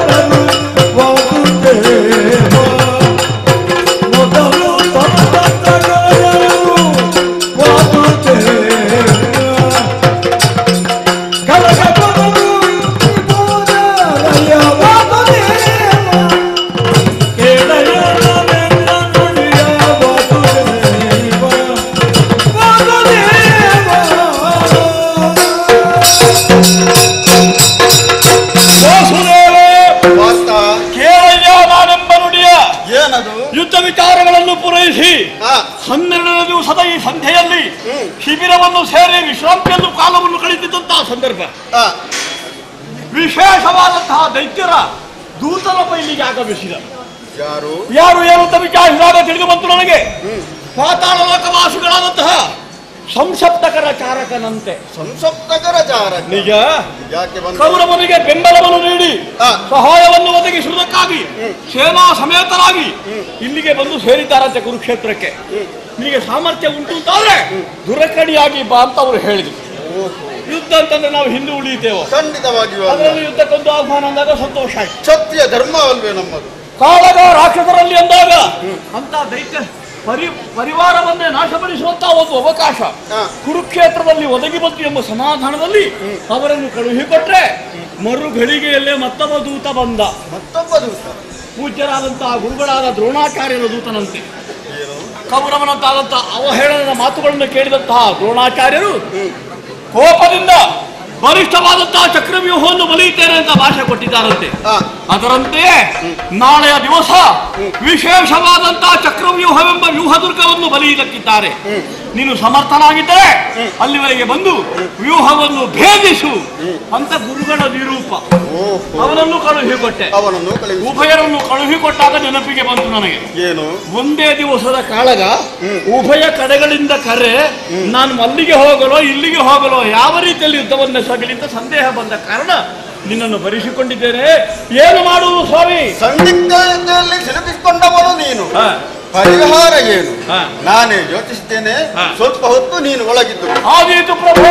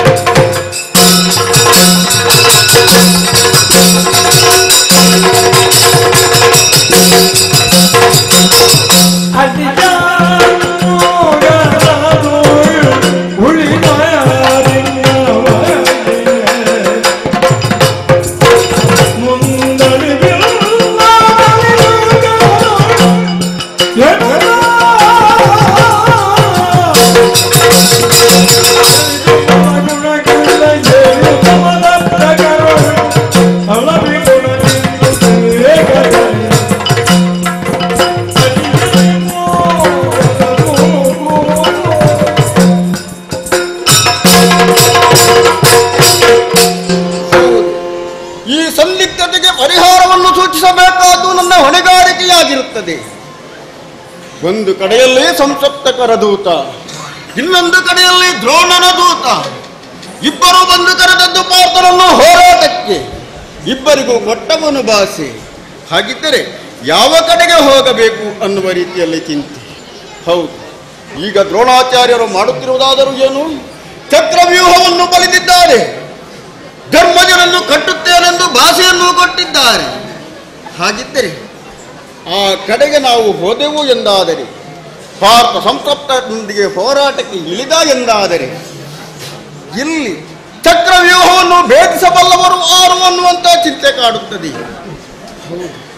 ಸಮರ್ಥರು ಇರಲೇಬೇಕು. ಸಾಮಾನ್ಯವಾದಂತಹ ಪದ್ಮವ್ಯೂಹ ಅದಲ್ಲ. ವಿಷ್ಣು ಮಂತ್ರೋಚ್ಚಾರಣೆಯಿಂದಲೇ ಕಟ್ಟಿದಂತಹ ಈ ಚಕ್ರವ್ಯೂಹವನ್ನು ಭೇದಿಸಬೇಕು ಎಂದಾದರೆ ಸಾಮಾನ್ಯರಿಗೆ ಸಾಧ್ಯವಿಲ್ಲ. ವಿಷ್ಣು ಮಂತ್ರೋಚ್ಚಾರಣೆ ಯಾರಿಗೆ ಬಲ್ಲದೋ ಅವರಿಗಷ್ಟೇ ಈ ಚಕ್ರವ್ಯೂಹವನ್ನು ಭೇದಿಸುವುದಕ್ಕೆ ಸಾಧ್ಯವಿದೆ. ಹಾಗಿದ್ದರೆ ಸಮರ್ಥರ ಇಲ್ವೇ? ಪಾರ್ಥನಿಗೆ ಅದು ಗೊತ್ತುಂಟು. ಪಾರ್ಥನ ಅನುಪಸ್ಥಿತಿಯಲ್ಲಿ ಇಲ್ಲಿ ಹೋರಾಡುವುದಕ್ಕೆ ಸಮರ್ಥ ಇಲ್ವೇ? ಇದ್ದಾರೆ. ನನ್ನ ಮೋಹದ ಅಳಿಯನಾದಂತಹ ಅಭಿಮನ್ಯು ತಾಯಿಯ ಗರ್ಭದಲ್ಲಿ ಇರುವಾಗಲೇ ಆತನಿಗೆ ಬೇಕಾದ ಶಸ್ತ್ರ ವಿದ್ಯಾಭ್ಯಾಸಗಳನ್ನು ಬೋಧಿಸಿದವನು ನಾನು. ಎಲ್ಲವನ್ನೂ ಕರಗತ ಮಾಡಿಕೊಂಡವನು ಆತ. ಆತನಿಗೆ ಬೇರೆ ಯಾರೂ ಗುರುಗಳಿಲ್ಲ. ಹೌದು, ಆತನ ಪೌರುಷವನ್ನು ಪಂಥವನ್ನು ತೋರಿಸುವುದಕ್ಕೆ ಒಂದು ವೇದಿಕೆ ಬೇಡವೇ? ಖಂಡಿತವಾಗಿಯೂ ಬೇಕಾಗಿದೆ. ನನ್ನ ಅಳಿಯನೆಂಬ ಮೋಹ ನನಗೆ ಇನ್ನು ಅಗತ್ಯವಿಲ್ಲ. ಈ ಮೋಹವನ್ನು ಆತನ ಶಕ್ತಿಯನ್ನು ಸಾಮರ್ಥ್ಯವನ್ನು ಅನ್ನುವುದನ್ನು ತೋರಿಸುವುದಕ್ಕೆ ಇದೊಂದು ವೇದಿಕೆಯಾಗಲಿ. ಹಾಗಾಗಿ ಪಾರ್ಥನಿಗೆ ಇದೇ ವಿಷಯವನ್ನು ತಿಳಿಸ್ತೇನಂತೆ.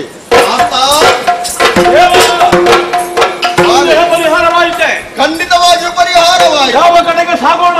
ನಮ್ಮ ಪಯಣ ನೀನು ಮೊದಲು ಯಾರಿಗೆ ಭಾಷೆಯನ್ನು ಕೊಟ್ಟದ್ದು? ಸಂಸಪ್ತಕರಿಗೆ. ಸಂಸಪ್ತಕರಿಗೆ.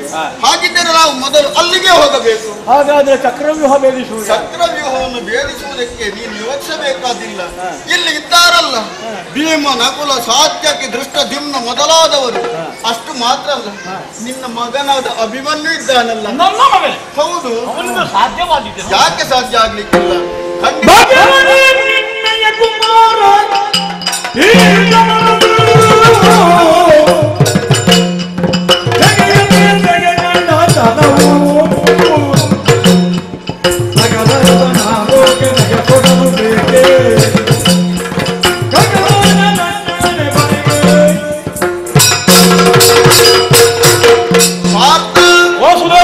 ಅಭಿಮನ್ಯು ಸಣ್ಣವನೆಂಬ ಮೋಹವೇ ನಿನಗೆ. ಖಂಡಿತವಾಗಿಯೂ ಅಂತ ಮೋಹ ನಿನಗೆ ಬೇಡ. ಹೌದು, ಹೆತ್ತ ತಂದೆ ತಾಯಿಗಳಿಗೆ ಹೀಗೆ ಮಕ್ಕಳು ತಮ್ಮ ಕಣ್ಣ ಮುಂದೆ ಬೆಳೆದು ದೊಡ್ಡವರಾದರು ಇನ್ನೂ ಅವರು ಸಣ್ಣವರು, ಗೆಳೆಯರು, ಅವರಿಂದ ಏನೋ ಮಾಡುವುದಕ್ಕೆ ಸಾಧ್ಯವಿಲ್ಲ ಅನ್ನುವಂತ ವ್ಯಾಮೋಹ ಹೆತ್ತವರಲ್ಲಿ ಇರುವುದು ಸಹಜ. ಚಕ್ರವ್ಯೂಹ ಭೇದನ ಅವರಿಂದ ಸಾಧ್ಯವಾದೀತೆ. ಖಂಡಿತವಾಗಿಯೂ ಸಾಧ್ಯವಾದೀತು. ಅದನ್ನು ಬೇರಿಸುವುದಕ್ಕೆ ಆತ ಸಮರ್ಥನಿದ್ದಾನೆ. ಬೇಕಾದ ಶಸ್ತ್ರ ವಿದ್ಯಾಭ್ಯಾಸಗಳನ್ನು ಆತ ಕರಗತ ಮಾಡಿಕೊಂಡವ. ಅಷ್ಟು ಮಾತ್ರವಲ್ಲ, ಭೀಷ್ಮಾಚಾರ್ಯರೊಂದಿಗೆ ಹೋರಾಟ ಮಾಡಿ ಭಾರತ ರತ್ನನೆಂಬ ಬಿರುದನ್ನು ಗಳಿಸಿದವ ಆತ. ಅಂತ ಶಕ್ತಿ ಸಾಮರ್ಥ್ಯವಂತನಿರುವಾಗ ನಿನಗೆ ಇಲ್ಲಿಯ ಬಗ್ಗೆ ಚಿಂತೆ ಯಾಕೆ? ನಾವು ಅಲ್ಲಿಗೆ ಹೋಗೋಣ, ಮೊದಲು ಅವರನ್ನು ಅರಿಯೋಣ. ಮತ್ತೆ ಇದು ಕೇವಲ ಸಾಕು ಅಂತ ನೀನು ಹೇಳಿದ್ರೆ ನನಗೆ ವಿಶ್ವಾಸ. ಹೌದು, ಅಲ್ಲಿ ನೀನಾಡುವುದಲ್ವೇ? ಹೌದು. ಹಾಗಾದ್ರೆ ಕಾಳಗ ಸಂಸಪ್ತಕರಲ್ಲಿ ಹೌದು ಸಾರಥ್ಯಾಗು ಪ್ರಭು ರೂಢನಾಗುತ್ತದೆ.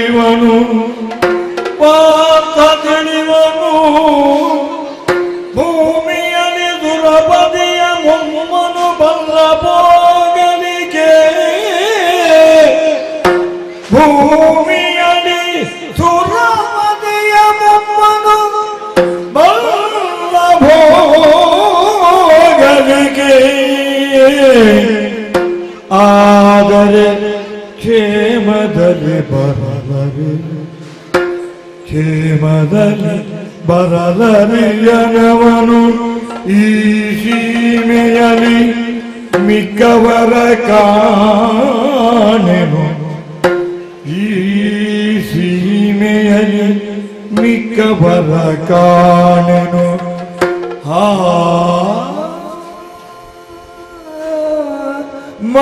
ಮಗಾದೇವ ಕೃಷ್ಣ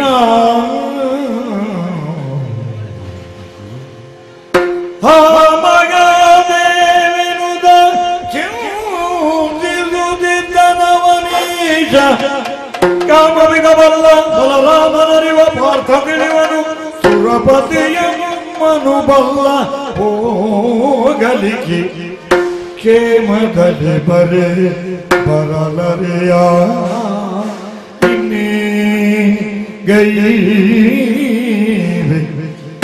ಕೃಷ್ಣ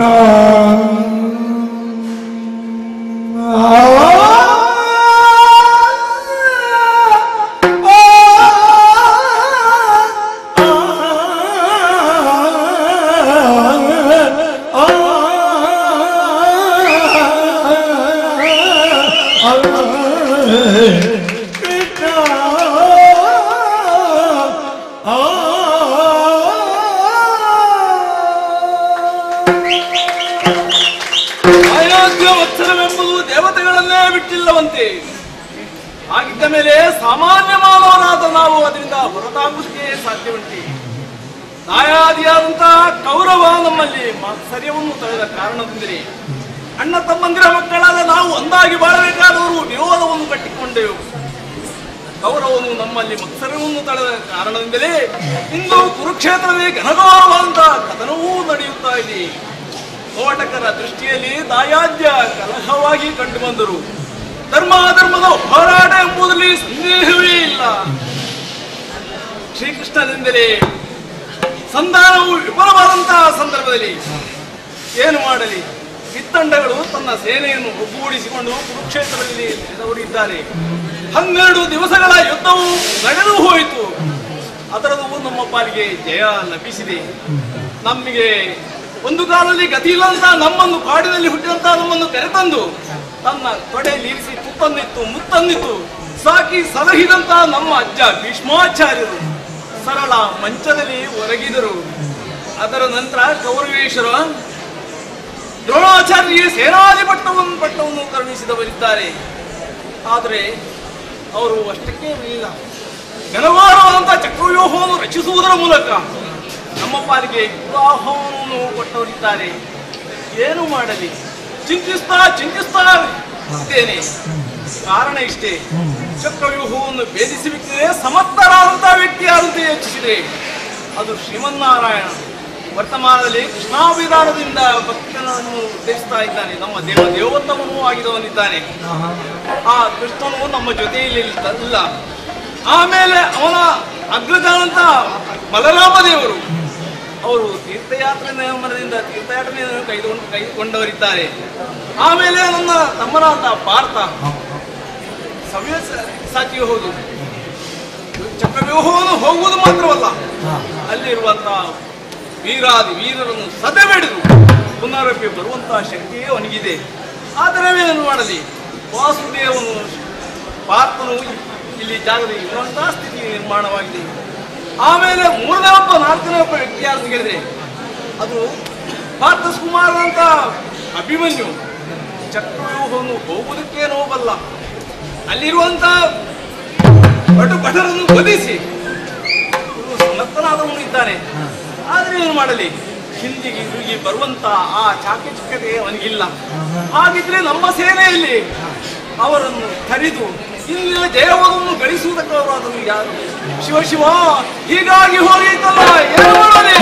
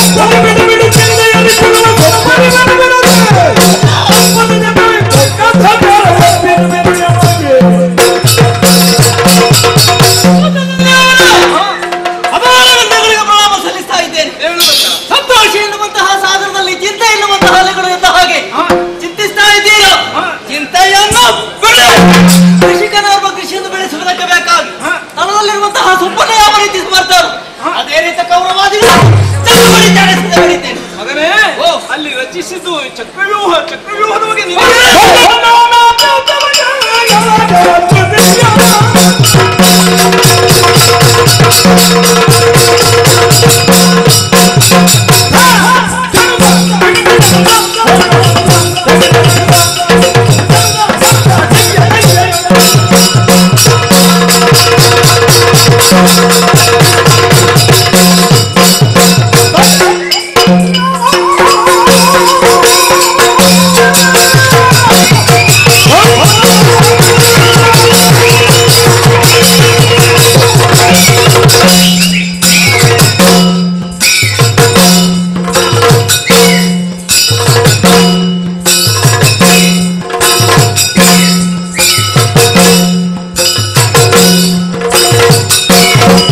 Thank you.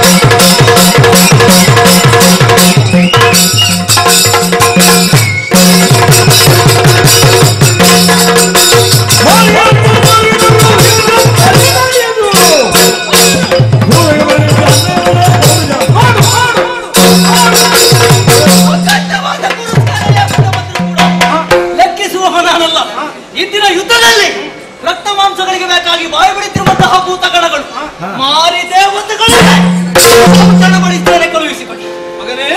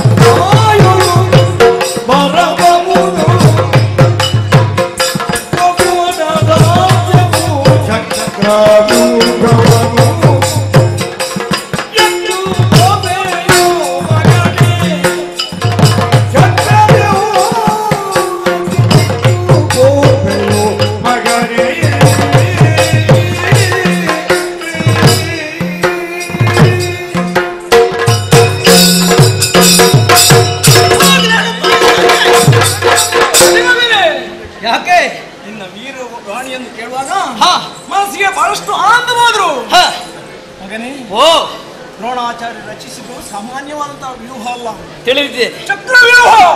ಚಕ್ರವ್ಯೂಹವನ್ನು ಹೊಕ್ಕು ಅಲ್ಲಿರುವಂತಹ ವೀರಾದಿ ವೀರರನ್ನು ತರಿದು ಆ ಮೂಲಕ ಬಂದು ಜಯ ಲಲನೆಯನ್ನು ತಂದು ಕೊಡ್ತೇನೆ ಅಂತ ಹೇಳಿದ್ರು ಮಗನೇ. ನನಗೆ ಧೈರ್ಯ ಬರುವುದಿಲ್ಲ ಮಗನೇ. ಯಾಕೆ? ಇಡೀ ಪ್ರಪಂಚವನ್ನೆಲ್ಲ ಒಂದು ಬೆಂಕಿ ಕಿಡಿಯನ್ನು ಸುಡುತ್ತಾ ಮುಂದಕ್ಕೆ ಹೋದಾಗ ಆ ಸುಡುವಂತ ಸಂದರ್ಭದಲ್ಲಿ ಆ ಬೆಂಕಿಯನ್ನೇ ಹಾರಿ ಆದ್ರೂ ಸರಿ ಅದರಿಂದಲಾದ್ರೂ ಹೊರಬಹುದು. ಚಕ್ರವ್ಯೂಹವನ್ನು ಹೊಕ್ಕು ಪುನರಪ್ಪಿ ಬರುವುದಕ್ಕೆ ಖಂಡಿತ ಸಾಧ್ಯವಿಲ್ಲ. ಜಟ ಜೂಟಿ ಎನಿಸಿದ ಆ ದೂರ್ಜಡೆ ಬಂದು ಒಂದೊಮ್ಮೆ ಅಡ್ಡಯಿಸಿದಾಗ ಅವರ ನಡುವೆ ಹೋರಾಟವನ್ನೇ ಸಗಿ ಜಯವನ್ನಾದ್ರೂ ಗಳಿಸಿ ಬರಬಹುದು ಮಗನೇ. ಚಕ್ರವ್ಯೂಹವನ್ನು ಹೊಕ್ಕು ಅಲ್ಲಿ ಜಯವನ್ನು ಗಳಿಸಿ ಬರುವುದಕ್ಕೆ ನಿನ್ನ ಸಾಧ್ಯವೇ.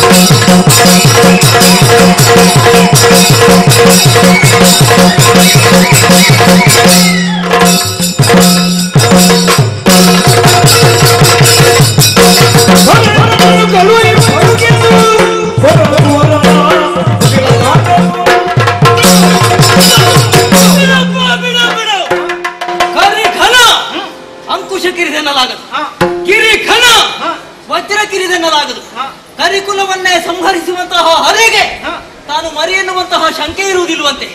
ದೊಡ್ಡದಾಗಿರುವಂತಹ ಪರ್ವತವನ್ನು ಕೊರೆಯುವುದಕ್ಕೆ ಬೇಕಾಗಿ ಸಣ್ಣದಾಗಿರುವಂತಹ ವಜ್ರ ಸಾಕಾಗುತ್ತದೆ. ಮದು ತುಂಬಿದಾನೆಯನ್ನು ಸರಿಪಡಿಸುವುದಕ್ಕೆ ಬೇಕಾಗಿ ಒಂದು ಅಂಕುಶ ಸಾಕಾಗುತ್ತದೆ. ಇಂದಿನ ಯುದ್ಧದಲ್ಲಿ ಅಂಕುಶ ಪ್ರಾಯನಾಗಿ ವಜ್ರ ಸಮಾನನಾಗಿ ನಾನು ಮೆರಿತೇನೆ ಮಗನೇ.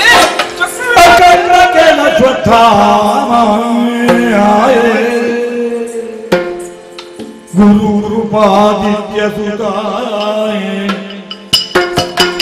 ಮಗನೇ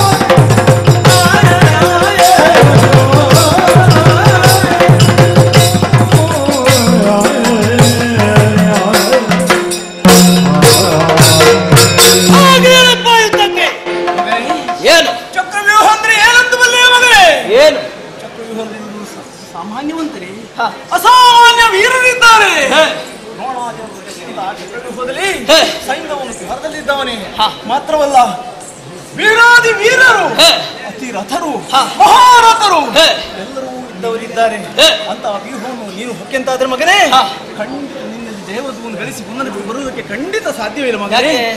9 ದಿಕ್ಕುಗಳಲ್ಲಿಯೂ ಅಂದ್ರೆ ನವಗ್ರಹಗಳು ಅವರಿಗೆ ಪೂರಕವಾಗಿವೆ. ಆ ನವಗ್ರಹಗಳಲ್ಲಿ ಒಂದು ಗ್ರಹವಾದ ನಿನಗೆ ಪೂರಕವಾಗಿದ್ರೆ ಬೇಡ, ನಮಗೆ ಪೂರಕವಾಗಿರ್ತಿದ್ರೆ ಬಹುಶಃ ನಿನ್ನನ್ನು ನಾನು ಒಳ್ಳೆ ಮನಸ್ಸಿಂದ ಕಳಿಸಿಕೊಡ್ತಿದ್ದೆ ಮಗ.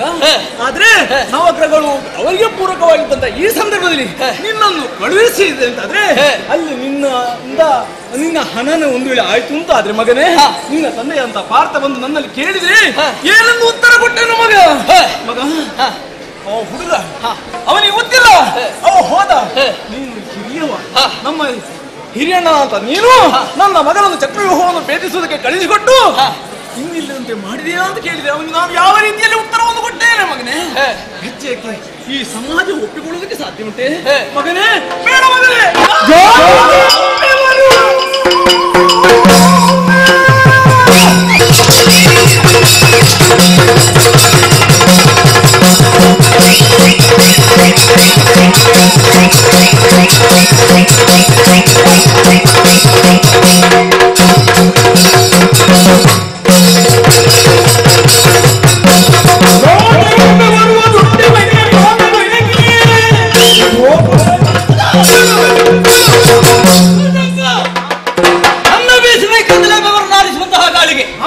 ಮತ್ತೊಮ್ಮೆ ಅವರು ಹುಟ್ಟುವುದಕ್ಕೆ ಸಾಧ್ಯ ಉಂಟೆ?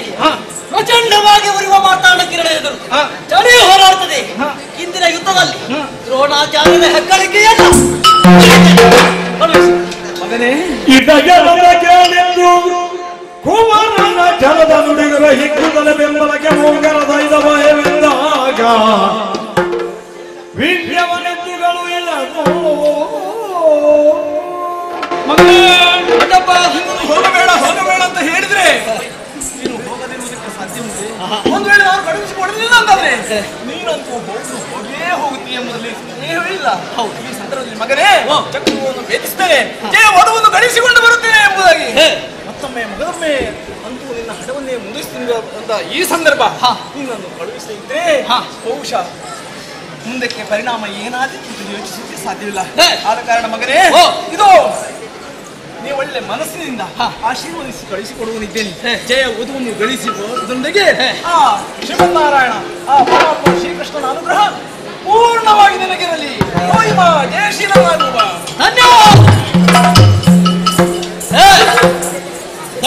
ಹೃದಯವಾದಂತಹ ಆಶೀರ್ವಾದವನ್ನು ಪಡೆದುಕೊಂಡಿದ್ದೇನೆ. ಹಾಗಿರುವಾಗ ತಡ ಮಾಡುವುದು ಯಾಕೆ? ಶತ್ರುಗಳ ಕತ್ತನ್ನು ಕತ್ತರಿಸುವುದಕ್ಕೆ ಆಗುವುದಿಲ್ಲ. ನಾನು ಮಾಡಬೇಕಾಗಿರುವ ಕಾರ್ಯ ಯಾವುದು? ಜನನಿಗರುಗದೆ ಬೋಧನಾದರೆ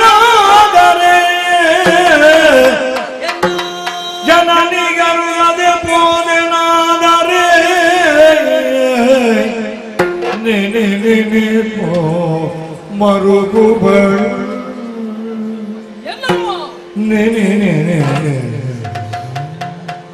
ಮರುಗುವಳ್ ಜನನಿ ಅದರೋ ಜನನಿಯ ಲಯಗೆ ಹೋಗಿ ಅದರೋ ಜನನಿಯ ಲಯಗೆ ಹೋಗಿ ಅವರಿಂದ ಅಪ್ಪಣೆ ಪಡೆದು ನನಗರಿ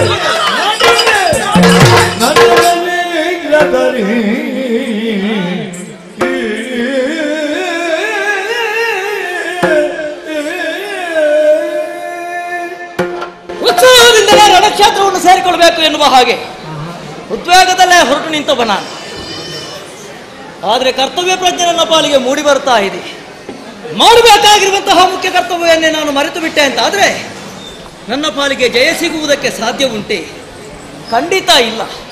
ಈ ಪ್ರಪಂಚದಲ್ಲಿ ಯಾರಿಗೇ ಆಗಲಿ ಯಾರ ಆಶೀರ್ವಾದವೂ ಸಾಕಾಗುವುದಿಲ್ಲ. ಹೆತ್ತವ್ಯ ಆಶೀರ್ವಾದ ಅತಿ ಅಗತ್ಯ. ಒಂದು ವೇಳೆ ನಾನು ಹೋದಂತಹ ವಿಚಾರ ಅಮ್ಮನಿಗೆ ಗೊತ್ತಾಗಿ ಅವರು ಮಳುಗಿದ್ರು ಅಂತಾದ್ರೆ ನನ್ನ ಪಾಲಿಗೆ ಅದುವೇ ಶಾಪವಾಗಿ ಪರಿಣಮಿಸುವುದಕ್ಕೆ ಸಾಧ್ಯ. ಹಾಗಾಗಬಾರದು. ಅದಕ್ಕೆ ಬೇಕಾಗಿ ಜನನ್ಯಾಲಯದವರಿಗೆ ಹೋಗುತ್ತಾರೆ. ವಿಚಾರವನ್ನು ತಿಳಿಸಿ ರಣಕ್ಷೇತ್ರವನ್ನು ಸೇರಿಕೊಳ್ಳಬೇಕಾಗಿದೆ. ಮುಂದುವರಿತೇನೆ ಅಮ್ಮನ ಬಳಿ.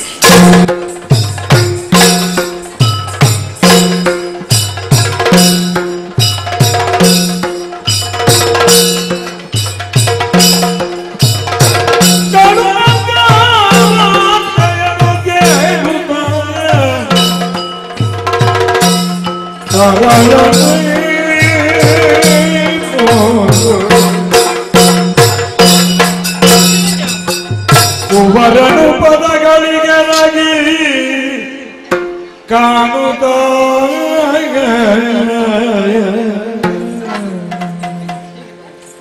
ಎತ್ತ ಗಮನ ಬಾಲ ಸುಜೀವ ಎತ್ತ ಗಮನ ಬಾಲ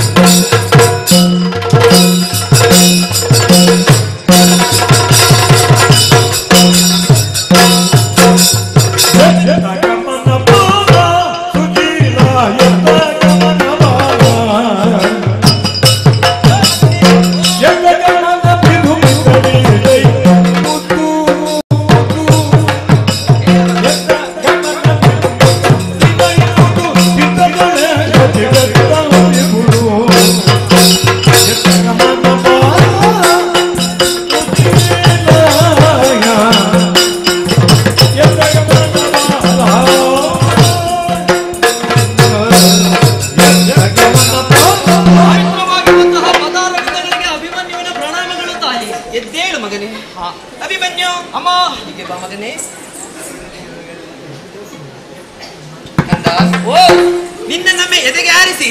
ಬೆನ್ನನ್ನು ನೇವರಿಸಿ ಶಿರವನ್ನು ಆಘ್ರಾಣಿಸಿದಾಗ ನನ್ನ ಹೆತ್ತ ಒಡಲು ತುಂಬಿ ಬಂತು ಮಗನೇ.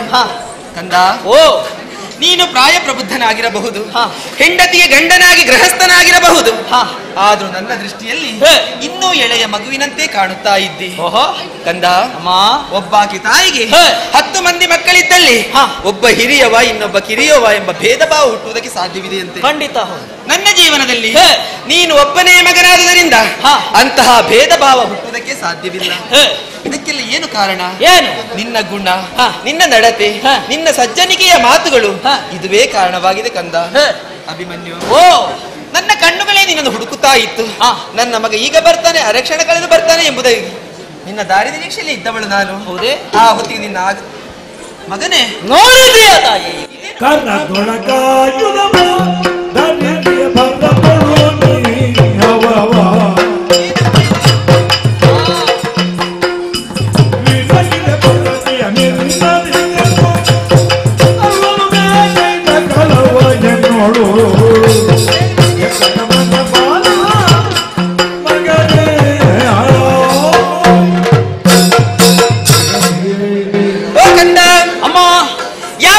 ಹಾಗಲ್ಲ, ಇವತ್ತು ನಿನ್ನ ಬರೋಣ.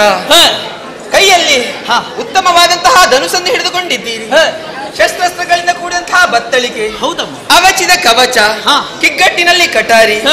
ಕಂದ, ಅಮ್ಮನ ಬಳಿಗೆ ಬರುವಾಗ ಇದರ ಅಗತ್ಯವಿಲ್ಲ. ಆದ ಕಾರಣ ಕೇಳುತ್ತಾ ಇದ್ದೇನೆ, ಎತ್ತ ಗಮನ ಬಾಲ ಬಿತ್ತರಿಸಿ ಹೋಗಪ್ಪ. ನಾನು ಬಂದ ವಿಚಾರ. ಹೌದು ಮಗನೇ.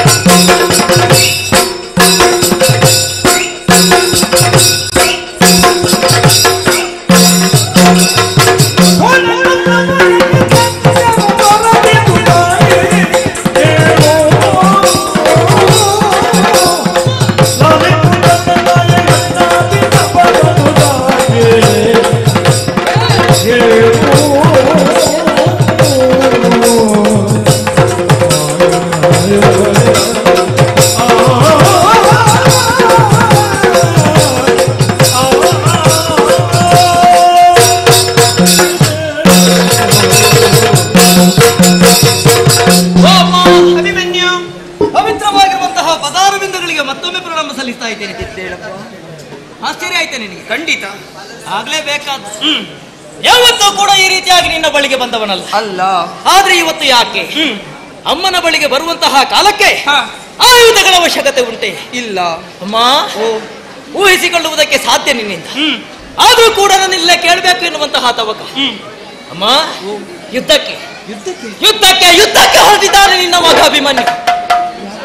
ರಣಕ್ಷೇತ್ರಕ್ಕಾಗಿ. ರಣಕ್ಷೇತ್ರಕ್ಕೆ ಕಾರಣ ಬೇರೆ ಯಾರು ಅಲ್ಲ, ಮತ್ತೆ ಸಂಬಂಧದಲ್ಲಿ ನನಗೆ ದೊಡ್ಡಪ್ಪ ಎನಿಸಿಕೊಂಡವ. ದೊಡ್ಡಪ್ಪ ಅವ ಆ ಕೂಳ ಕೌರವ. ಅವನ ಮತ್ಸರಿದ ಪರಿಣಾಮವಾಗಿ ಧರ್ಮಕ್ಷೇತ್ರವಾಗಿರುವಂತಹ ಕುರುಕ್ಷೇತ್ರದಲ್ಲಿ ಯುದ್ಧ ಪ್ರಾರಂಭವಾಗಿದೆ. ತಿಳಿದಂತಹ ವಿಚಾರ. ಅಮ್ಮ, 10 ದಿವಸಗಳ ಯುದ್ಧ ಭೀಷ್ಮಾಚಾರ್ಯರ ಸೇನಾಧಿಪತ್ಯದಲ್ಲಿ ನಡೆದಾಗ ಹೋಯಿತು. ನುಡಿದಂತೆ ನಡೆದಿದ್ದಾರೆ ಭೀಷ್ಮಾಚಾರ್ಯರು. ಆದರೂ ಕೂಡ ಗೆಲುವನ್ನು ಜಯಿಸಿ ತರುವುದಕ್ಕೆ ಅವರಿಂದ ಸಾಧ್ಯ ಆಗಲಿಲ್ಲ. ಆ ಕಾಲಕ್ಕೆ ಗುರುಗಳಾಗಿರುವಂತಹ ದ್ರೋಣಾಚಾರ್ಯರಿಗೆ ಸೇನೆ ಅಧಿಕಾರವನ್ನು ವಹಿಸಿಕೊಟ್ಟಿದ್ದಾರೆ. ಅಮ್ಮ, ಭರವಸೆಯ ಮಾತುಗಳನ್ನಾಡಿದಂತಹ ಗುರುಗಳು ಏನು ಮಾಡಿದ್ದಾರವಲ್ಲೇ? ಏನು ಮಾಡಿದ್ದಾರೆ?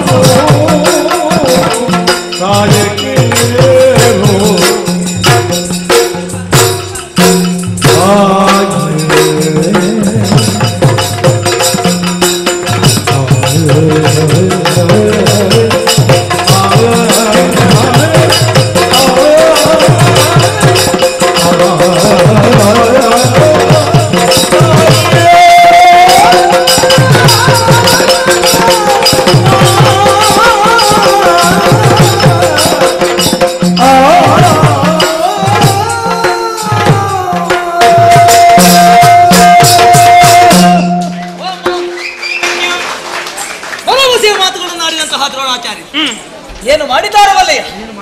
ಗೆಲ್ಲುವುದಕ್ಕೆ ಸಾಧ್ಯರಾದಂತಹ ಕೌರವ ದ್ರೋಣಾಚಾರ್ಯರಿಗೆ ಸೇನಾಧಿಕಾರವನ್ನು ಕೊಟ್ಟ. ಅಮ್ಮ, ಚಕ್ರವ್ಯೂಹ, ಪದ್ಮವ್ಯೂಹ, ಸೂರ್ಯ ವ್ಯೂಹ, ನಾನಾ ರೀತಿಯ ವ್ಯೂಹವನ್ನು ರಚನೆ ಮಾಡುವ ಮೂಲಕವಾಗಿ ಪಾಂಡವ ಸೇನೆಯಿಂದ ಭೇದಿಸುವಂತಹ ವೀರರಿದ್ರೆ ಬರಲಿ ಕರವನ್ನು ಕಳುಹಿಸಿದ್ದಾರೆ.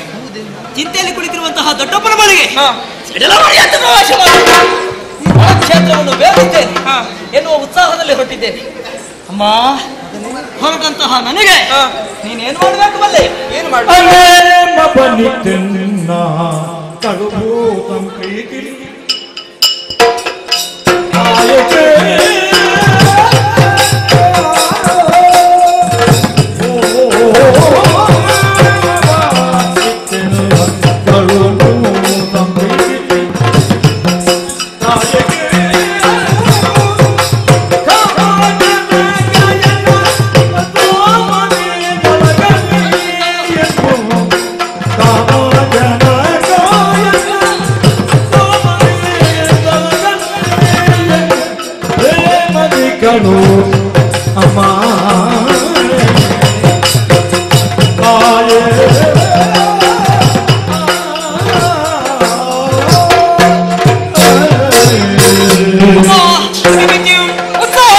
ಕ್ಷೇತ್ರಕ್ಕೆ ಹೊರಟಂತಹ ನನ್ನ ಪಾಲಿಗೆ ನಿನ್ನ ಆಶೀರ್ವಾದವೇ ಶ್ರೀರಕ್ಷೆ, ಅದುವೇ ನನ್ನ ಪಾಲಿಗೆ ಭದ್ರ ಕವಚ. ಅದಕ್ಕೆ ಬೇಕಾಗಿ ನಿನ್ನ ಬಳಿಗೆ ಓಡಾಡಿಕೊಂಡು ಬಂದಿದ್ದೇನೆ. ಅದು ಮಾತ್ರ ಅಲ್ಲ ತಾಯಿ, ಯಾವತ್ತೂ ಇಲ್ಲದಿರುವಂತಹ ಶ್ರೀಕೃಷ್ಣನ ಮೇಲೆ ಭಕ್ತಿ. ಇದುವರೆಗೆ ನಾನು ಆತನಿಗೆ ಕೈ ಮುಗಿದವನಲ್ಲ, ಆದರೂ ಕೂಡ ನನ್ನನ್ನು ಕಾಮಜನಕ ರಕ್ಷಿಸ್ತಾನೆ ಎನ್ನುವಂತಹ ಭರವಸೆ ನನ್ನ ಪಾಲಿಗುಂಟು. ಅಮ್ಮ, ರಣಕ್ಷೇತ್ರಕ್ಕೆ ಹೊರಟಂತಹ ನನ್ನ ಪಾಲಿಗೆ ಆಶೀರ್ವಾದವನ್ನು ಮಾಡುವ ಮೂಲಕವಾಗಿ ಕಳುಹಿಸಿಕೊಡ್ತೀಯ ತಾಯಿ? ನೀನು ಅಭಿಮನ್ಯು ರಣಕ್ಷೇತ್ರಕ್ಕೆ ಹೋಗಿ ಏನಪ್ಪ ಇದು?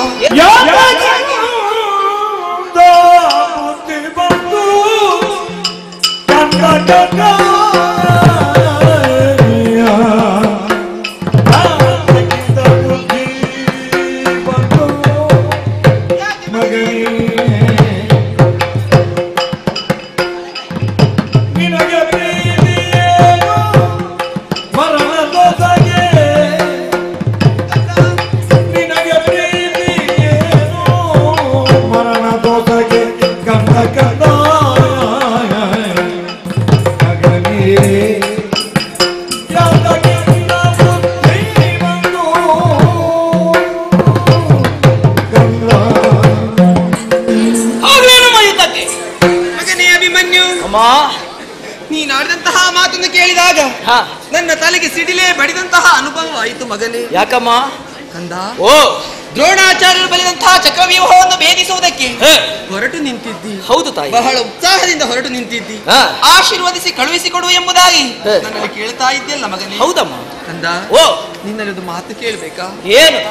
ಈ ಪ್ರಪಂಚದಲ್ಲಿ ಮನುಷ್ಯ ಜೀವಿ ಹುಟ್ಟಿ ಬರುವಾಗ ಎಲ್ಲಾ ಜೀವಿಗಳಿಂದಲೂ ವಿಶೇಷವಾದಂತಹ ಒಂದು ಶಕ್ತಿಯನ್ನು ಪಡೆದುಕೊಂಡು ಬರ್ತಾನಂತೆ.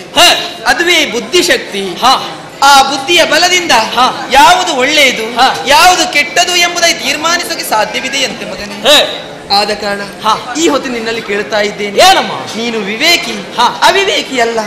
ಆದ ಕಾರಣ ಯಾಕೆ ಮಗನ ಇಂತಹ ಬುದ್ಧಿ ನಿನಗೆ ಬಂತು? ಏನಾಯಿತು ತಾಯಿ? ಪ್ರಪಂಚದಲ್ಲಿ ಹುಟ್ಟಿದಂತಹ ಮನುಷ್ಯರು ಬದುಕುವುದಕ್ಕೆ ಹಂಬಲಿಸ್ತಾರೆ ವಿನಃ ಯಾರೂ ಸಾಯುವುದಕ್ಕೆ ಮನ ಮಾಡುವುದಿಲ್ಲ ಮಗ. ಅಂತವ ಹೆಡ್ಡ ಅಲ್ವೇ?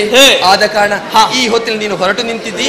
ಅಲ್ಲಿರುವವರು ಸಾಮಾನ್ಯರೇ ಹೇಳು, ಕರ್ಣ, ಸೈಂಧವ ಮೊದಲಾದಂತಹ ವೀರ ಭಟರಿರುವಾಗ ನಿನ್ನಿಂದ ಸಾಧ್ಯ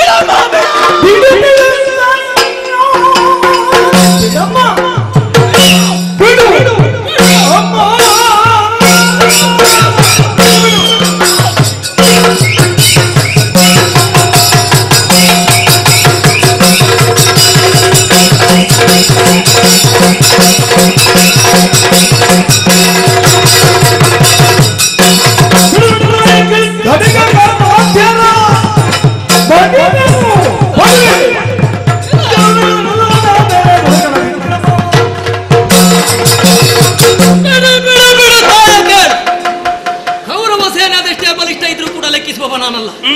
ಇಂದಿನ ಯುದ್ಧದಲ್ಲಿ ಕರ್ಣಾದಿ ಸುಭಟಾವಳಿಯಲ್ಲಿ ಜಾಲಿಸಿದ ಜಯಕಾಮಿನಿಯ ಜಂಗಾಲತನ ಈ ಯುದ್ಧದಲ್ಲಿ ತೋರಿಸ್ತೇನೆ. ಕಳುಹಿಸಿಕೊಡ. ಸರಸಬಲ್ಲ ಸಮರ ಬಿಂದು ಕಂದ ಕಂದ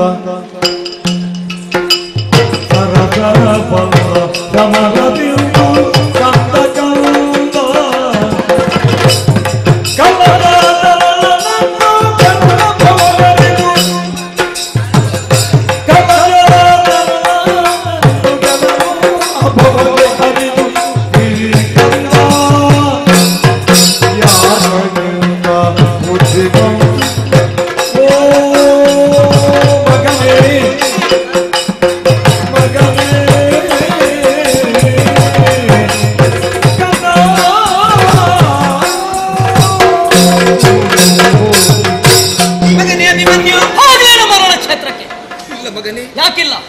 ಚಕ್ರವ್ಯೂಹವನ್ನು ಭೇದಿಸುವುದಂದ್ರೆ ಸರಸದಾಟ ಎಂಬುದಾಗಿ ಭಾವಿಸಿದೆಯಾ ಮಗನೇ? ನನ್ನ ಪಾಲಿಗೆ ಹಾಗೆ ಅಂತ ತಿಳ್ಕೋ. ಗೆಳೆಯರ ಜೊತೆಯಲ್ಲಿ ಆಡುವಂತಹ ಆಟ ಎಂಬುದಾಗಿ ಭಾವಿಸಿದೆಯಾ? ಯಾಕೆ ಹಾಗಾಗುವುದಕ್ಕೆ ಸಾಧ್ಯ ಇಲ್ಲ? ಸಾಧ್ಯವಿಲ್ಲ ಮಗನೇ. ಯಾಕಮ್ಮ? ಯಾಕೆ ಈ ಹಿಂದೆ ಹೋದಂತವರು ಯಾರಾದ್ರೂ ಅಂತಹ ಘನ ಕಾರ್ಯವನ್ನು ಸಾಧಿಸಿ ಬಂದಿದ್ದಾರೆ ಹೇಳು. ಹೀಗಿರುವಾಗ ಬಹಳ ಉತ್ಸಾಹದಿಂದ ಹೊರಟಂತಹ ನಿನ್ನನ್ನು ನಾನು ಆಶೀರ್ವದಿಸಿ ಕಳುಹಿಸಿಕೊಟ್ಟೆಂದಾದ್ರೆ ನಾನೇ ನಿನ್ನನ್ನು ಮೃತ್ಯು ಮಂದಿರಕ್ಕೆ ತಳ್ಳಿದ ಹಾಗಾದಿತ್ತು. ಆದ ಕಾರಣ ಕಂದ ಬೇಡ ಮಗನೇ, ಹೋಗಬಾರ್ದು ಹೋಗಬಾರ್ದು ಹೋಗಬಾರ್ದು.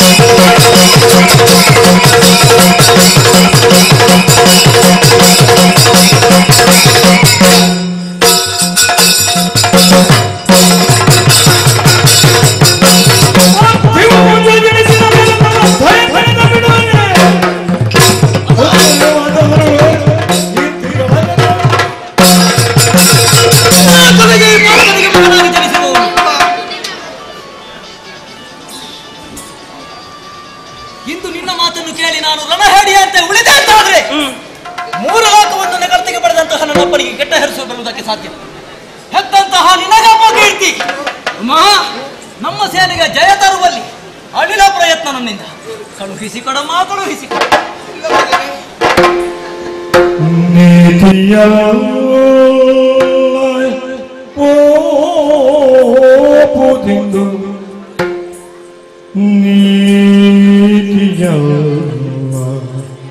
ಕಂದ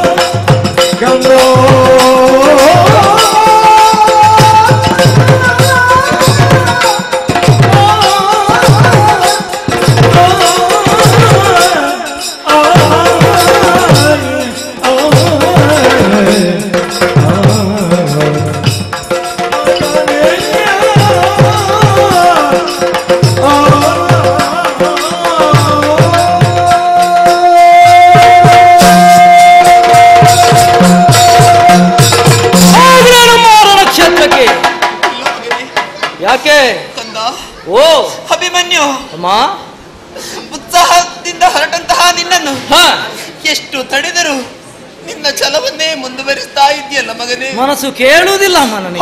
ಹೋಗ್ತಾನೆ ಎಂಬುದೇ ಹಠ ಮಾಡ್ತಾ ಇದೆಯಲ್ಲ. ಹೋಗಬೇಕು ಎನ್ನುವಂತಹ ತವಕ ನನ್ನ ಪಾಲಿಗೆ ಹೆಚ್ಚಾಗುತ್ತಾ ಇದೆ ಕಂದ. ಅಮ್ಮ, ರಣಕ್ಷೇತ್ರಕ್ಕೆ ಹೋದಂತಹ ನಿನ್ನ ಪರಿಸ್ಥಿತಿ ಏನಾಗ್ತದೆ ಎಂಬುದಾಗಿ ಚೆನ್ನಾಗಿ ಬಲ್ಲೆ ಮಗನೇ, ನಾನು ಚೆನ್ನಾಗಿ ಬಲ್ಲೆ.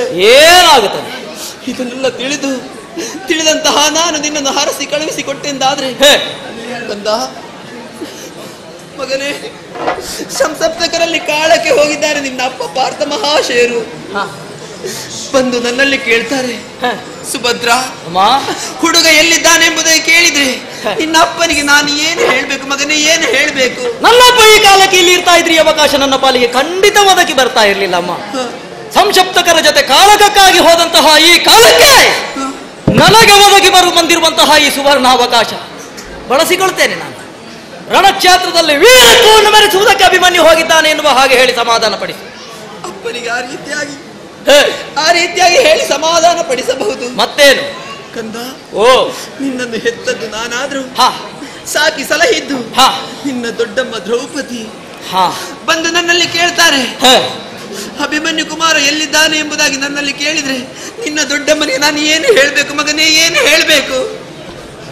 ಅಭಿಮನ್ಯು ರಣಕ್ಷೇತ್ರಕ್ಕೆ ಹೋಗಿದ್ದಾನೆ ಎನ್ನುವ ವಿಚಾರ ಗೊತ್ತಾದ್ರೆ ಹೆಚ್ಚು ಸಂತೋಷ ಪಡುವವಳೆ ನನ್ನ ದೊಡ್ಡಮ್ಮ ದ್ರೌಪದಿ ದೇವಿ. ಯಾಕೆ ಬಲ್ಲೆಯ? ಸಂಧಾನಕ್ಕಾಗಿ ಹೋಗಿರುವಂತಹ ಶ್ರೀಕೃಷ್ಣ ಪರಮಾತ್ಮನಲ್ಲಿ ಹೇಳಿದ ಮಾತು, ಸಂಧಾನ ವೇಳ ಕೃಷ್ಣ ನಮಗೆ ಸಂಗ್ರಾಮವನ್ನೇ ಬಯಸಿಕೊಂಡು ಬಾ ಎನ್ನುವ ಹಾಗೆ. ಅಮ್ಮ, ಅಂದಿನ ಘಟನೆಯನ್ನೊಮ್ಮೆ ಸರಿಯಾಗಿ ಜ್ಞಾಪಿಸಿಕೊಂಡು ಏಕವಸನದಲ್ಲಿ ರಜಸ್ವಲೆಯಾಗಿ ಕುಳಿತಿರುವಂತಹ ದೊಡ್ಡಮ್ಮ ದ್ರೌಪದಿ ದೇವಿ ಆ ಕಾಲಕ್ಕೆ ದುಶ್ಯಾಸನ ದರದರನೆ ಎಳೆದುಕೊಂಡು ಸಭೆಗೆ ತಂದಿದ್ದಾನಂತೆ. ವಿದ್ವಾಂಸರು ಪ್ರಜ್ಞಾವಂತರು ಸೇರಿದಂತಹ ತುಂಬಿದ ಸಭೆಯಲ್ಲಿ ಜಾರೆಯನ್ನ ಅಭಿಮನ್ಯು ರಣಕ್ಷೇತ್ರಕ್ಕೆ ಹೋಗಿದ್ದಾನಂತೆ ಹೇಳುತ್ತಾಯಿ. ನಮ್ಮನಿಗೆ ಆ ರೀತಿಯಾಗಿ ಹೇಳಿ ಸಮಾಧಾನ ಪಡಿಸಬಹುದು. ಮತ್ತೇನು ಕಂದ, ಓ ನಿನ್ನನ್ನೇ ನಂಬಿ ನಿನ್ನ ಕೈ ಹಿಡಿದು ಬಂದು ಈ ಮನೆಯನ್ನು ಸೇರಿದವಳು ನಿನ್ನ ಹೆಂಡತಿ ಉತ್ತರೆ ತುಂಬಿದ ಗರ್ಭಿಣಿಯಾಗಿದ್ದಾಳೆ. ನನ್ನಲ್ಲಿ ಬಂದು ಅತ್ತೆಯವರೇ ನನ್ನ ಪತಿದೇವರು ಎಲ್ಲಿದ್ದಾರೆ ಎಂಬುದಾಗಿ ಕೇಳಿದಾಗ ನಾನು ಅವಳಿಗೆ ಏನು ಹೇಳ್ಬೇಕು ಮಗನೇ, ಏನು ಹೇಳ್ಬೇಕು? ತಾಯಿಗೆ ಮಗನಾಗಿದ್ರೂ ಕೂಡ ಉತ್ತರೆಯ ಗಂಡನ ಪಿಂಡ ರೂಪದಲ್ಲಿರುವಂತಹ ಗರ್ಭಸ್ಥ ಶಿಶುವಿಗೆ ನಾಳೆ ತಂದೆಯಾಗುವುದಕ್ಕಿರುವವು. ಅಮ್ಮ, ನಾನು ರಣಕ್ಷೇತ್ರಕ್ಕೆ ಹೋದಂತಹ ವಿಚಾರವನ್ನು ತಿಳಿದರೆ ಕೇಳಿ ಸಹಿಸುವಂತಹ ಶಕ್ತಿ ಆಕೆ ಇರುವುದಕ್ಕೆ ಸಾಧ್ಯ ಇಲ್ಲ. ಹೇಗಾದ್ರೂ ನನ್ನ ಬಗ್ಗೆ ಹೇಳಿ ನೀನೇ ಸಮಾಧಾನ ಪಡಿಸಬೇಕು ತಾಯಿ. ಯಾಕೇನು ಸಮಾಧಾನ ಪಡಿಸಬಹುದು? ಕಂದ, ಅಮ್ಮ, 9 ತಿಂಗಳು ಹೊತ್ತು 10ನೆಯ ತಿಂಗಳಲ್ಲಿ ಈ ಪ್ರಪಂಚದ ಬೆಳಕನ್ನು ತೋರಿಸಂತಹ ಈ ಹೆತ್ತ ಕರುಳು ನೀನು ಬಾರದಂತಹ ವಿಚಾರವನ್ನು ಕೇಳಿ ಹೇಗೆ ಸಹಿಸಲಿ ಮಗನೇ, ಹೇಗೆ ಸಹಿಸಲಿ? ಸಹಿಸಿಕೊಳ್ಬೇಕಮ್ಮ ನೀನು. ಹೆತ್ತ ತಾಯಿ, ಹೊತ್ತ ಭೂಮಿ, ಉಪ್ಪನ್ನವನ್ನು ಕೊಟ್ಟು ಸಾಕಿ ಸಲಹಿದ ರಸ, ಈ ಮೂರನ್ನು ಉಳಿಸಿಕೊಳ್ಳುವಲ್ಲಿ ನಮ್ಮ ಪ್ರಾಣ ಹೋದ್ರೂ ಚಿಂತಿಸಬಾರದಂತೆ. ನಮ್ಮ ತಾಯಿಗೆ ಬೇಕಾಗಿ ಹೋರಾಡುವುದಕ್ಕೆ ನಾನು ಹೋಗುತ್ತಾ ಇದ್ದೇನೆ. ಹಾಗಿರುವಾಗ ದುಃಖ ಯಾಕೆ ನಿನಗೆ? ಸಂತೋಷದಿಂದಲೇ ಕಳುಹಿಸಿಕೊಡುವುದಲ್ವೇ ನನ್ನನ್ನು? ಹೋಗಲೇಬೇಕು. ಹಾಗಾದ್ರೆ ಹೋಗಲೇಬೇಕು. ಇನ್ನು ನಿನ್ನ ತಡೆಯುವುದಿಲ್ಲ. ಆದ್ರೆ ಮಗನೇ, ಹೊರಟಂತಹ ಈ ಸಂದರ್ಭದಲ್ಲಿ ನಿನ್ನ ಹೆತ್ತ ತಾಯಿಗೆ ಒಂದು ಉಪಕಾರ ಮಾಡುವೆಯ ಮಗನೇ? ಏನಮ್ಮ ನೀವು ನನ್ನಲ್ಲಿ ಕೇಳಬೇಕೆ ಹೀಗೆ? ಎಡಕಾಲಲ್ಲಿ ತುಳಿದು ದಾರಿಸೋ, ಶಿರದಲ್ಲಿ ಹೊತ್ತು ನಡೀತೇನೆ. ಏನಾಗಬೇಕು ಹೇಳು? ಕಂದ, ಓ ನಿನ್ನ ಕೈಯಲ್ಲೇನದು? ಹರಿತವಾಗಿರುವಂತಹ ಕಟಾರಿ. ಯಾಕಾಗಿ? ಶತ್ರುಗಳ ಕತ್ತನ್ನು ಕತ್ತರಿಸಿ ಬಿಸಾಡುವುದಕ್ಕೆ. ಹೌದಲ್ಲ? ಈ ಹೊತ್ತಿನಲ್ಲಿ ಇದು ನಿನ್ನಲ್ಲಿ ಹೇಳ್ತಾ ಇದ್ದೇನೆ. ಏನು? ರಣಕ್ಷೇತ್ರಕ್ಕೆ ಹೋಗುವುದಕ್ಕಿಂತ ಮೊದಲು ನಿನ್ನ ಹೆತ್ತ ತಾಯಿಯ ಶಿರವನ್ನು ಕಡಿದು ಆಮೇಲೆ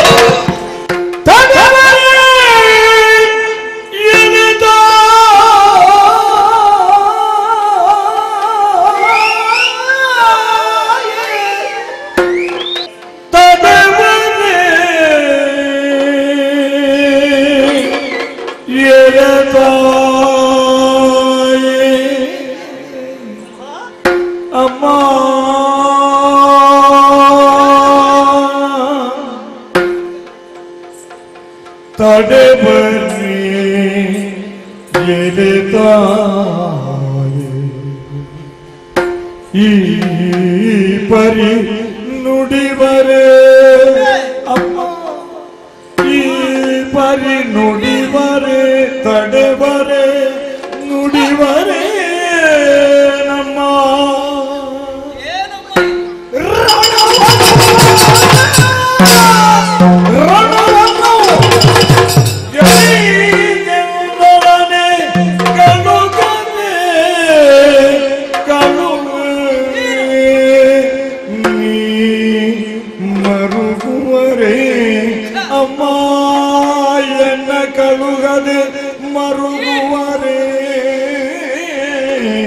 ಎಂದ ಅಭಿಮನ್ಯು ತಡೆವರೆ ಈ ಪರಿ ನುಡಿವರೆ ಮರುಗುವರೆ ಅಪ್ಪ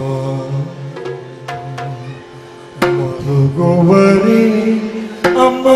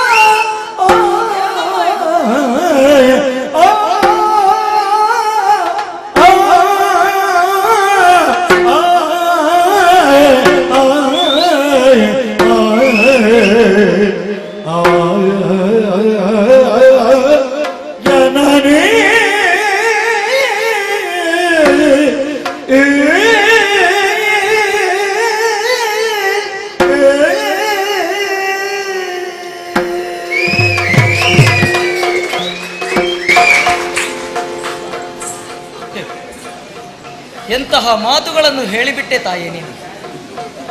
ನಿರೀಕ್ಷೆ ಇರಲಿಲ್ಲ ತಾಯೇ ನನಗೆ ನಿನ್ನಿಂದ ಇಂಥ ಮಾತನ್ನು ಯಾವ ಕಾಲಕ್ಕೂ ಕನಸಲ್ಲೂ ಕೂಡ ಊಹಿಸಿರದಂತಹ ಮಾತನ್ನು ನೀನು ಆಡಿಬಿಟ್ಟೆ. ಏನಮ್ಮ, ರಣಕ್ಷೇತ್ರವನ್ನು ಸೇರಬೇಕು ಅಂತಾದ್ರೆ ನಿನ್ನ ಕತ್ತನ್ನು ಕತ್ತರಿಸಿ ಹೋಗಬೇಕು ಅಂತ ಹೇಳಿದೆಯಲ್ಲ, ಏನು ನನ್ನನ್ನು ಕಟುಕ ಅಂತ ತಿಳ್ಕೊಂಡಿದ್ದೀಯ ನೀನು? ಧರ್ಮಕ್ಷೇತ್ರವಾಗಿರುವಂತಹ ಕುರುಕ್ಷೇತ್ರದಲ್ಲಿ ಹೋರಾಟ ಮಾಡಬೇಕು ಎನ್ನುವಂತಹ ಉತ್ಸಾಹದಲ್ಲಿ ನಾನು ಹೊರಟು ಬಂದವನ. ನನ್ನ ಉತ್ಸಾಹಕ್ಕೆ ತಣ್ಣೀರು ರಚಿಬಿಟ್ಟೆಯಲ್ಲ ತಾಯಿ. ಅಮ್ಮ, ಹಿಂದೊಂದು ಕಾಲದಲ್ಲಿ ಪರಶುರಾಮ ಎನ್ನುವ ತಾಯಿಯ ತಲೆಯನ್ನು ಕಡಿದಿದ್ದನಂತೆ. ಆದ್ರೆ ಬದುಕಿಸುವುದಕ್ಕೆ ಸಾಧ್ಯ ಇದ್ದವನಿಂದ ನನ್ನ ಪಾಲಿಗ ಯೋಗ ಬರುವುದು ಬೇಡ, ಅದನ್ನು ನಾನು ಬಯಸುವವನು ನಾನಲ್ಲ ಅಮ್ಮ. ಆದ್ರೆ ಇವತ್ತಿನ ದಿವಸಕ್ಕಾಗುವಾಗ ಮಗನ ಸಾಮರ್ಥ್ಯದ ಬಗ್ಗೆ ನಿನಗೆ ಅನುಮಾನ ಮೂಡುವುದಕ್ಕೆ ಪ್ರಾರಂಭವಾಯಿತೆ ತಾಯಿ. ಗುರುಕುಲ ಪಿತಾಮಹರು, ಇಚ್ಛಾಮಣಿಗಳಾದಂತಹ ಭೀಷ್ಮಾಚಾರ್ಯರು, ಬಾಪುರ ಬಲರೆಯ ಅಭಿಮನ್ಯು ಎನ್ನುವ ಹಾಗೆ ಕೊಂಡಾಡಿದವರು ನನ್ನ ಪಾಲಿಗೆ. ಹಾಗಿರುವಾಗ ನಿನ್ನಿಗೆ ಈ ರೀತಿಯಾಗಿರುವಂತಹ ಅನುಮಾನ ಯಾಕೆ ಮೂಡುವುದಕ್ಕೆ ಪ್ರಾರಂಭವಾಯಿತು? ಅರ್ಥ ಆಗಲಿಲ್ಲ ನನಗೆ ಅಮ್ಮ. ಮಗನ ಭವಿಷ್ಯತ್ತಿನ ಬಗ್ಗೆ ತಾಯಿಯಾಗಿದ್ದುಕೊಂಡು ನೀನು ಯೋಚನೆ ಮಾಡಬೇಕಾದವನು, ಅದನ್ನು ಬಿಟ್ಟು ನೀನೇ ತಡೀತಿ ಅಂತಾದ್ರೆ ನನ್ನ ಭವಿಷ್ಯ ಏನಾಗಬೇಕು ಹೇಳು ತಾಯಿ. ಅದಕ್ಕೆ ಅವಕಾಶ ಮಾಡಿಕೊಡ್ಬೇಡ.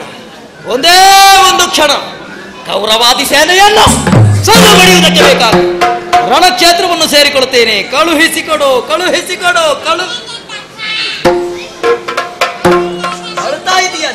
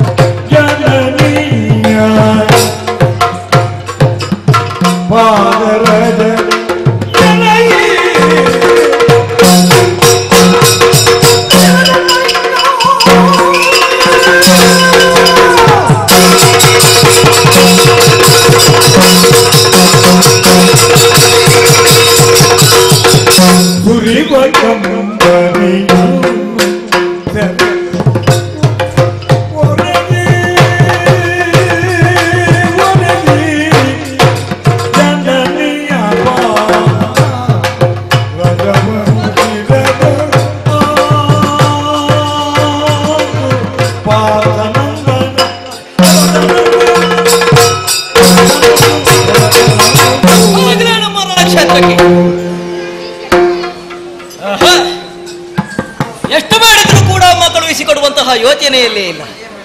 ರಣಕ್ಷೇತ್ರವನ್ನು ಸೇರಲಿಲ್ಲ ನಾನು. ಶತ್ರುಗಳ ಮೇಲೆ ಪುಂಖವಾಗಿ ಬಾಣ ಪ್ರಯೋಗ ಮಾಡಲಿಲ್ಲ. ನನ್ನ ಶರೀರದಿಂದ ಒಂದೇ ಒಂದು ಬಿಂದು ರಕ್ತ ಈ ಭೂಮಿಯನ್ನು ಸೇರಲಿಲ್ಲ.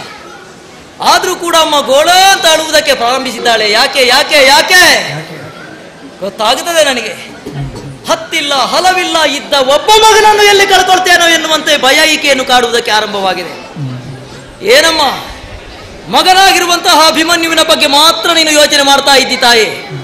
ಆದ್ರೆ ಒಂದೇ ಒಂದು ಕ್ಷಣ ರಣಕ್ಷೇತ್ರದತ್ತ ದೃಷ್ಟಿ ಹಾಯಿಸಿ ನೋಡು. ಏನು ನಡೀತಾ ಇದೆ, ಯಾಕೆ, ಯಾರಿಗೆ ಬೇಕಾಗಿ? ಪವಿತ್ರವಾಗಿರುವಂತಹ ಚಂದ್ರವಂಶದಲ್ಲಿ ಹುಟ್ಟಿರುವಂತಹ ಪಾಂಡವರ ಮನೆತನಕ್ಕೆ ಬೇಕಾಗಿ ಹೋರಾಡ್ತಾ ಇದ್ದಾರೆ. ಅಣ್ಣಂದಿರನ್ನು ಕಳೆದುಕೊಂಡಿರುವಂತಹ ತಂಗಿಯಂದಿರದೆಷ್ಟೋ ಮಂದಿ, ಮಕ್ಕಳನ್ನು ಕಳೆದುಕೊಂಡಿರುವಂತಹ ತಾಯಂದಿರದೆಷ್ಟೋ ಮಂದಿ, ತಂದೆಯಂದಿರನ್ನು ಕಳೆದುಕೊಂಡಿರುವಂತಹ ಮಕ್ಕಳದೆಷ್ಟೋ ಮಂದಿ. ಅಮ್ಮ, ಇವತ್ತು ನಾವು ಯಾವುದೇ ಹೆದರಿಕೆ ಇಲ್ಲದೆ ಸಂತೋಷದಿಂದ ನಿಟ್ಟುಸಿರು ಬಿಡ್ತಾ ಇದ್ದೇವೆ ಅಂತ ಹೇಳಿದ್ರೆ ಅದಕ್ಕೆ ಕಾರಣ ಯಾರು? ಗಾಳಿ, ಮಳೆ, ಚಳಿ ಇದು ಯಾವುದನ್ನು ಲೆಕ್ಕಿಸದೆ ಹೆಂಡತಿ ಮಕ್ಕಳನ್ನೆಲ್ಲ ತ್ಯಜಿಸಿ ಆ ಗಡಿಯಲ್ಲಿ ಕಾಯ್ತಾ ಇರುವಂತಹ ನಮ್ಮ ಯೋಧರ ಬಗ್ಗೆ ನಾವು ಹೆಮ್ಮೆ ಪಡಬೇಕು ತಾಯಿ. ಅಂತವರ ಮುಂದೆ ನಮ್ಮದೇನು ಮಹಾತ್ಯಾಗ. ಅಳಿದರೆ ಈ ಕಾಯ, ಉಳಿದರೆ ಕಾಯ, ಅಳಿದರೆ ಶಾಶ್ವತ ಕೀರ್ತಿ ಉಳಿಯುತ್ತದಮ್ಮ. ನೀನೇ ಹೇಳ್ತಾ ಇದ್ದಂತಹ ಮಾತು ಮರೆತು ಹೋಯ್ತಾ ನಿನಗೆ? ಅಡಿಯ ಮುಂದಿಡೆ ಸ್ವರ್ಗ, ಅಡಿಯ ಹಿಂದಿಡೆ ನರಕ, ಅಡಿಗಡಿಗೆ ಅಶ್ವಮೇಧದ ಫಲ. ಇದರ ಅಡಿ ಮುಂದಿಟ್ಟಾಗಿದೆ. ನಾನು ಯಾವ ಕಾಲಕ್ಕೂ ಹಿಂದಿಡುವಂತಹ ಪ್ರಶ್ನೆಯೇ ಇಲ್ಲ ಅಮ್ಮ. ಗೆಳೆಯರೆಲ್ಲ ಕೈಚಾಪಾಳೆ ತಟ್ಟು ಮೂಲಕವಾಗಿ ನನಗೆ ಪ್ರೋತ್ಸಾಹ ಮಾಡಿದ್ದಾರೆ. ನಿನ್ನ ಕಣ್ಣೀರನ್ನು ಕಂಡು ನಾನು ಕುಳಿತೆ ಅಂತಾದ್ರೆ ಇವರೆಲ್ಲ ನಗಾಡುವುದಕ್ಕೆ ನೀನೇ ಅವಕಾಶ ಮಾಡಿಕೊಟ್ಟ ಹಾಗಾಗುವುದಿಲ್ಲ ತಾಯಿ. ಬೇಡ, ಒಂದೇ ಒಂದು ಅವಕಾಶ ನನ್ನ ಪಾಲಿಗೆ ಕಳುಹಿಸಿಕೊಡಮ್ಮ, ಕಳುಹಿಸಿಕೊಡು, ಕಳುಹಿಸಿಕೊಡು. ಇಲ್ಲ, ಅಮ್ಮ ಕಳುಹಿಸಿಕೊಡುವುದಿಲ್ಲ. ಏನು ಮಾಡು? ರಣಕ್ಷೇತ್ರವನ್ನು ಸೇರಬೇಕು ಎನ್ನುವಂತಹ ತವಕ ಕ್ಷಣದಿಂದ ಕ್ಷಣಕ್ಕೆ, ಗಳಿಗೆಗಿಂತ ಗಳಿಗೆ ಹೆಚ್ಚಾಗುತ್ತಾ ಇದೆ. ಏನು ಮಾಡಲಿ ನಾನು? ಅಮ್ಮ, ನೀನು ಕಳುಹಿಸಿಕೊಡುವುದಿಲ್ಲ ಎನ್ನುವುದು ಸ್ಪಷ್ಟ ಆಯಿತು. ನೀನು ನಿಂತಿರುವಂತಹ ಈ ಪಾದದ ಧೂಳೇ ನನ್ನ ಪಾಲಿಗೆ ಆಶೀರ್ವಾದ ಎನ್ನುವ ಹಾಗೆ ಭಾವಿಸಿದೆ. ತಾಯಿಗೆ 3 ಪ್ರದಕ್ಷಿಣೆ ಬಂದರೆ ಭೂಮಂಡಲವನ್ನು ಸುತ್ತಿರುವಂತಹ ಪುಣ್ಯ ಬರ್ತದಂತೆ. ಅದನ್ನೇ ನಾನು ಪ್ರಸಾದ ಎನ್ನುವ ಹಾಗೆ ತಲೆಯಲ್ಲಿ ಧರಿಸಿಕೊಳ್ಳುತ್ತೇನೆ. ಅಮ್ಮ, ರಣಕ್ಷೇತ್ರವನ್ನು ಸೇರಿರುವಂತಹ ನನ್ನ ಪಾಲಿಗೆ ಎಂತಹ ಘಟನೆ ಎದುರಾಗುತ್ತದೋ ಹೇಳುವುದಕ್ಕೆ ಸಾಧ್ಯ ಇಲ್ಲ ತಾಯಿ. ಅಭಿಮನ್ಯುವಿನ ಜೀವನದ ಸಂಧಿಕಾಲ ಅಮ್ಮ ಇದು. ಒಂದು ವೇಳೆ ನನ್ನ ಪಾಲಿಗೆ ನಿನ್ನೆಣಿಕೆಯಂತೆ ಏನಾದರೂ ಆಯಿತು ಅಂತಾದ್ರೆ ಮತ್ತೊಂದು ಬಾರಿ ನಿನ್ನನ್ನು ನೋಡುವಂತಹ ಯೋಗ ಭಾಗ್ಯ ನನ್ನ ಪಾಲಿಗಿಲ್ಲ ತಾಯಿ. ಮುಂದೊಂದು ಜನ್ಮ ಉಂಟೋ ಇಲ್ವೋ ನೋಡಿದವರು ಯಾರೂ ಇಲ್ಲ, ಕೇಳಿದವರು ಯಾರೂ ಇಲ್ಲ. ಒಂದು ವೇಳೆ ಉಂಟು ಅಂತಾದ್ರೆ ಅಮ್ಮ, ನಿನ್ನ ಪವಿತ್ರವಾಗಿರುವಂತಹ ಗರ್ಭದಲ್ಲಿ ನನಗೊಂದಿಷ್ಟು ಮಲಗುವುದಕ್ಕೆ ಜಾಗವನ್ನು ಕೊಡಬೇಕು ತಾಯಿ.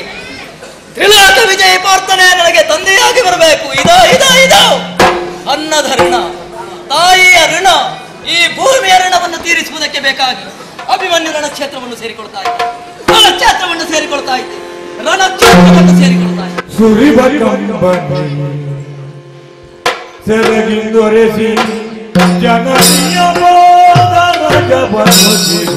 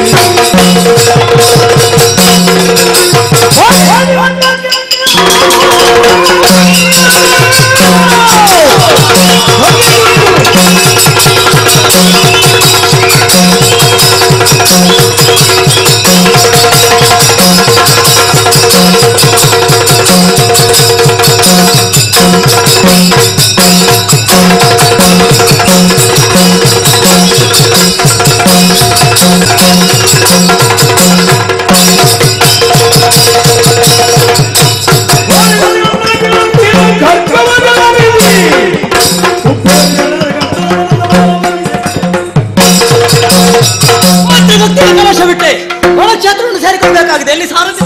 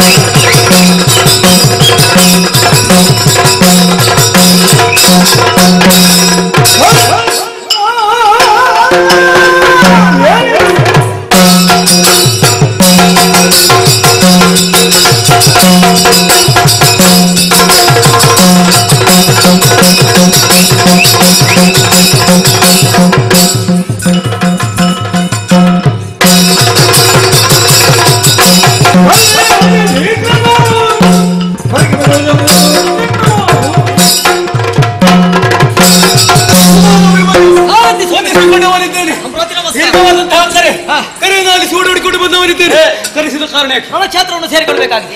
ಉತ್ತಮ ರಥಕ್ಕೆ ಉತ್ತಮ ಅಶ್ವಗಳನ್ನು ಬಿಗಿದು ರಥ ಸಿದ್ಧಪಡಿಸಿ. ಶ್ರೀಮತಿ ಕುಮಾರ, ರಥವನ್ನು ಸಿದ್ಧಗೊಳಿಸಿದ್ದೇನೆ. ರಥ ಯಾರು ಬೇಕಿದ್ರೆ ಮಾಡುವಂತಹ ಕರ್ತವ್ಯವನ್ನು ಅದನ್ನು ಮಾಡಿ ಪೂರೈಸ್ತೀನಿ.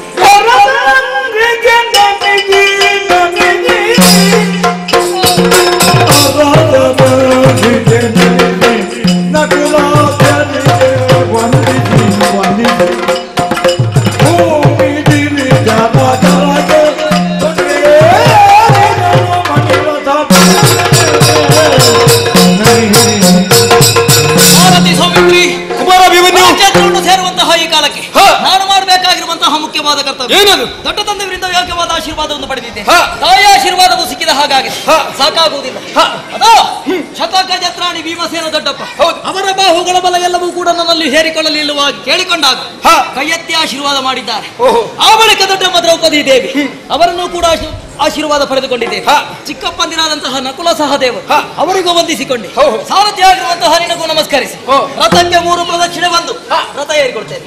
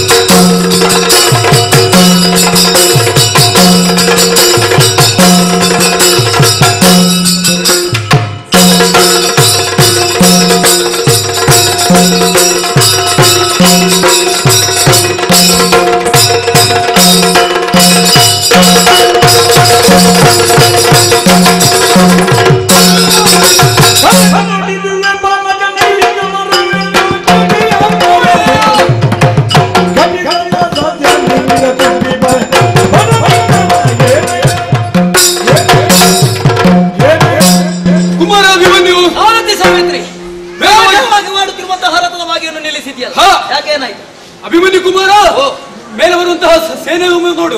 ಸಾಗರದ ಅಲೆದ ರೂಪದಲ್ಲಿ ಬರುತ್ತಿರುವಂತಹ ಸೇನೆಯಲ್ಲಿ ಕೌರವಾದಿ ದ್ರೋಣಾಚಾರ್ಯರು ಅತಿರಥ ಮಹಾರಥರಿದ್ದಾರೆ. ಇದು ಈ ಸೇನೆಯನ್ನು ಭೇದಿಸುವುದಕ್ಕೆ ಮೊದಲು ಇದು ಹೇಗಾಗಿದೆ ಗೊತ್ತಾ? ಹೇಗಾಯ್ತು? ಈ ಹಿಂದೆ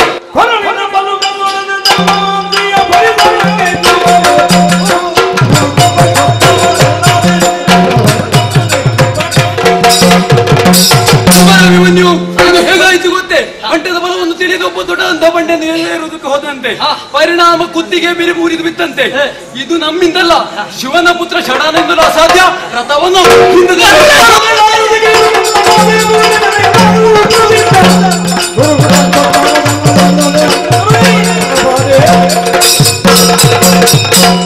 ಸಾರಥಿ ಕೇಳಿ ನಮ್ಮ ನಾವೇ ಪೊಗಳಿ ಮೆರೆಯಲಾರದು. ರಣಕ್ಷೇತ್ರಕ್ಕೆ ಹೋಗುವ ಕಾಲಕ್ಕೆ 4 ಧೈರ್ಯದ ಮಾತನ್ನು ಹೇಳ್ತೇನೆ ಕೇಳಿಕೊ. ಅವರವಾದರೆ ಹರನ ವದನದಿ ಬೆವರತ ಹೇನು, ಅವಗಡಿಸಿದರೆ ವಾಸವನ ಸದೆವೇನು, ಬಹುದೆನಿಸುವೆನು ಭಾರ್ಗವನ, ಜವ ಗೆಡಿಸುವೆನು, ಸಾಕಿನವರೆಲ್ಲ ಏನು. ಅರ್ಜುನನು ಮಾಧವನು ತುಡುಕಿದರು ಲೆಕ್ಕಿಸಲಾರೆ ಸಾಮಾನ್ಯ ನೊರಜುಗಳ ಪಾಡೇನು.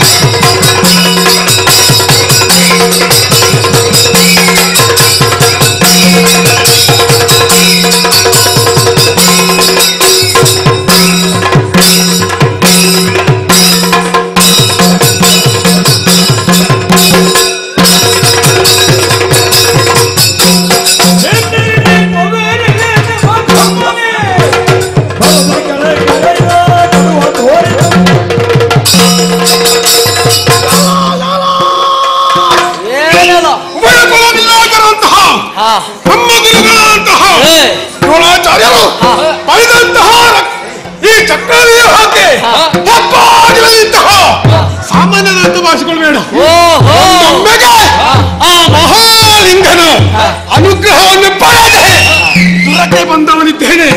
ನಾನೇ ಜಯದ್ರಥ. ಸಾಮಾನ್ಯ ಹುಡುಗ ಅಂತ ಹೇಳಿದ್ರಲ್ಲ, ಯಾಕಂದ್ರೆ ನಿನಗೆ ಮದುವೆಯಾಗಿದೆ. ಆದ ಕಡೆ ಹೇಳ್ತಾ ಇದ್ದೇನೆ, ಹುಡುಗ ಬುದ್ಧಿ ತೋರಿಸಿ ನನ್ನ ಕೈಯಿಂದ ಸಾಯಬೇಡ.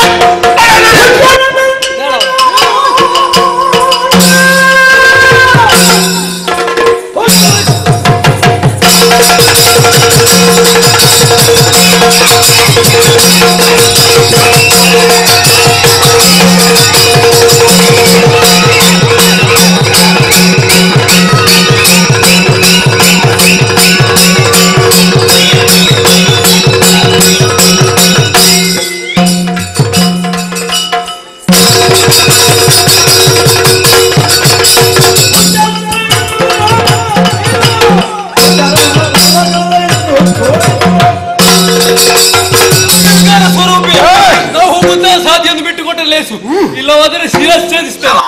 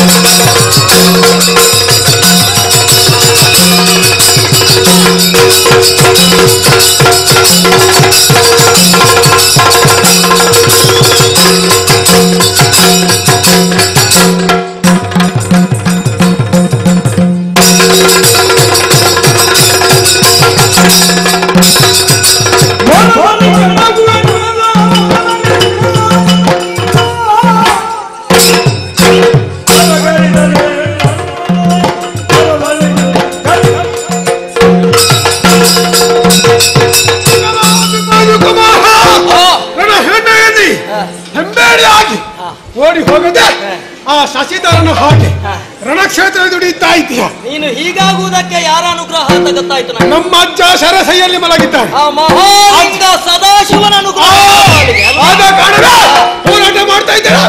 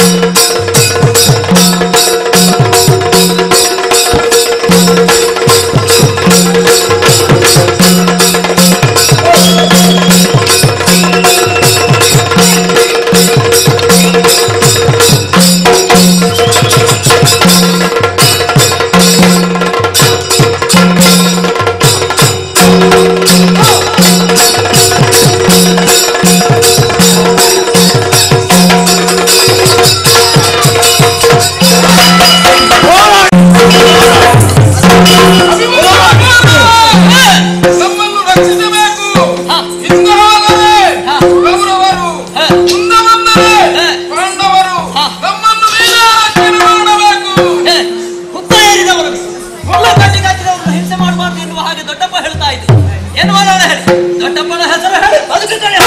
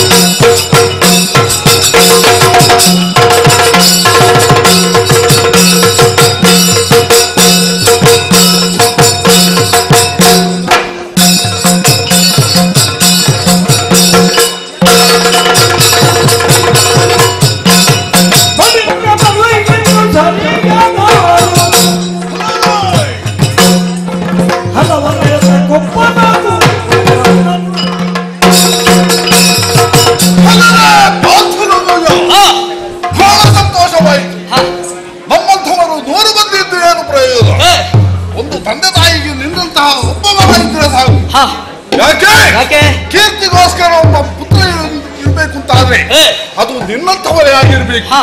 ಸಾಮಾನ್ಯರಿಗೆ ಹುಟ್ಟಿದಂತಹ ಮಕ್ಕಳು ಯಾವ ರೀತಿ ದಿಕ್ಕುಪಾಲಾಗಿ ಹೋಗ್ತಾರೋ ಅದೇ ರೀತಿ ನೀವು ಆಗಬಾರ್ದು. ನೀನು ಒಳ್ಳೆಯ ಹುಡುಗ, ನಮ್ಮ ಹೆಸರನ್ನು ಉಳಿಸಿಕೊಳ್ಳುವಂತಹ ಧೀರನು ನೀನು.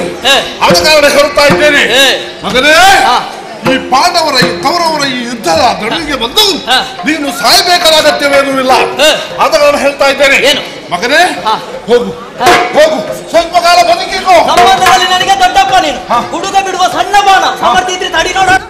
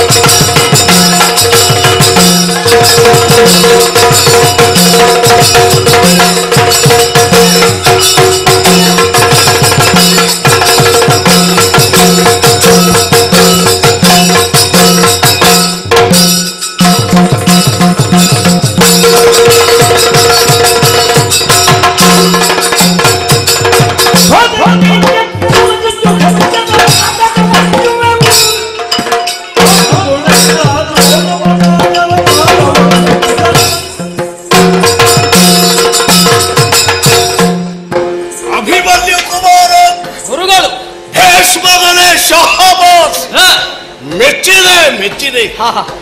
ವೀತಭಯನು ಧೀರಾದುದರಿಂದಲೇ ಅಭಿಮನ್ಯು ಅನ್ನುವಂತಹ ಹೆಸರಿಗೆ ಪಾತ್ರನಾದಿಯೋ ಏನು?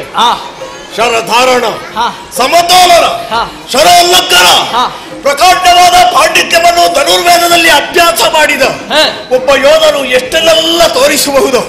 ಕುರುಕ್ಷೇತ್ರ ರಣಭೂಮಿಯಲ್ಲಿ ನಿನ್ನನ್ನು ನಾನು ನೋಡಿದೆ. ನಾನು ಆದುದರಿಂದಲೇ ಕ್ಷಣಕಾಲ ಬೆರಗಾಗಿ ಹೋದೆ.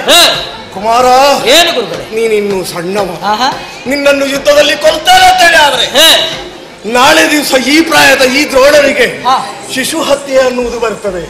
ದಯವಿಟ್ಟು ನಿನ್ನಲ್ಲಿ ಕೇಳಿಕೊಳ್ಳೋದು, ಏನು ಆ ಪಾಪ ನನಗೆ ಅಂಟೋದು ಬೇಡ. ನೀನು ಚಂದ್ರವಂಶದಲ್ಲರಿ, ನೀನಿನ್ನೂ ಬದುಕಬೇಕು. ರಣರಂಗದಿಂದ ಹಿಂದುಳಿ ಎಲ್ಲ ಮಾಡ್ತಾ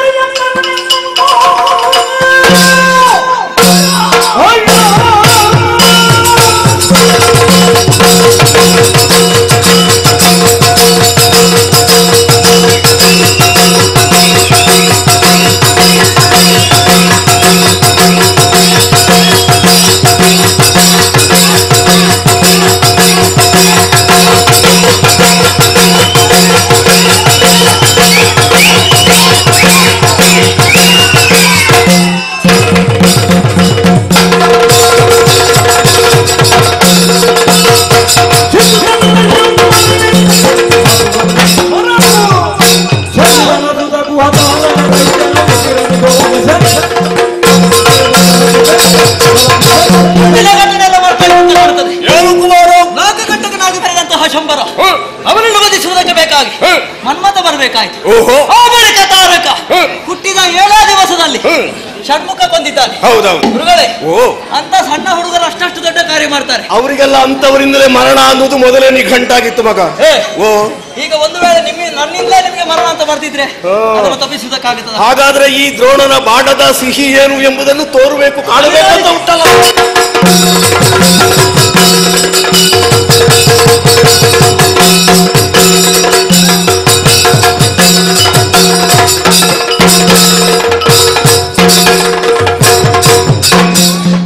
ನಿಮಗೆಲ್ಲ ಯಾಕೆ ಗುರುಗಳೇ ಯುದ್ಧ? ಎಲ್ಲಿಯಾದ್ರೂ ಊಟ ಉಂಟ ಅಂತ ನೋಡಿ ಬಂದು. ನೀವು ಮಾತಾಡುವುದಲ್ಲ ಮತ್ತೆ ನನಗೂ ಒಂದು ತುಂಡು ಬಟ್ಟೆ ಇದೆ ಗೊತ್ತಿಲ್ಲ. ನೋಡಿದಿರ ಎನ್ನ ಬೆರಳಲ್ಲಿ ರಕ್ತ ಸೋರುತ್ತಾ ಉಂಟು. ಬೆರಳು ಹೋಗಲಿಲ್ಲ, ಸಣ್ಣದೊಂದು ಗಾಯ ಆಗುತ್ತೆ. ಅದು ಮಾಡಿದ್ದು ಮಹಾರಾಯ ತಲೆಗೆ ಎಲ್ದ ನೀರು ಉಪ್ಪು ತುಂಗವ 100ಕ್ಕೆ 100 ಸತ್ಯ. ಮೊದಲು ಏಕಲವ್ಯನ ಪ್ರಕರಣ ಸಾಕಲ್ಲ, ಅವನ ಮೇಲೆ ಅಭಿಮಾನವನ್ನು ಇರಿಸಿ ಇವನ ಅಪ್ಪನ ಮೇಲೆ. ನಾನು ಸುಮ್ಮನೆ ಇಲ್ಲದ್ರೆ ಆ ಹುಡುಗರ ದಕ್ಷಿಣೆಯಾಗಿ ತಕ್ಕೊಳ್ಳಿಲ್ವಾ? ಅದನ್ನು ಹೀಗ ಅನುಭವಿಸ್ತಾ ಇದ್ದೇನೆ. ಹಾಗಂದಾದರೂ ನಾನು ಈ ಕಾಲಕ್ಕೆ ಯುದ್ಧ ನಿಲ್ಲಿಸುವ ಹಾಗಿಲ್ಲ. ಯುದ್ಧ ಮಾಡಬೇಕು. ಹೇಗೆ ಮಾಡಬೇಕು? ನಮ್ಮಲ್ಲಿ ಅಲ್ಲಿ ಕೂತುಕೊಂಡು ಬಿಡುವವರಿದ್ದಾರೆ. ಹೌದೌದು, ನಾನು ಹಾಗೆ ಮಾಡ್ತೇನೆ, ನಾನು ಹೀಗೆ ಮಾಡಿದ್ದೇನೆ, ಹಾಗೆ ಮಾಡ್ತೇನೆ. ಅರಸ ಬಿಡು ಬಿಡು ಚಿಂತೆಯ ರಣವೀಳೆಯವ ಎಣಗೆ ಕೊಟ್ಟು ಬಿಡು. ಅವರಿಗೆ 2 ಬಿಡಬೇಕು. ಕರ್ಣ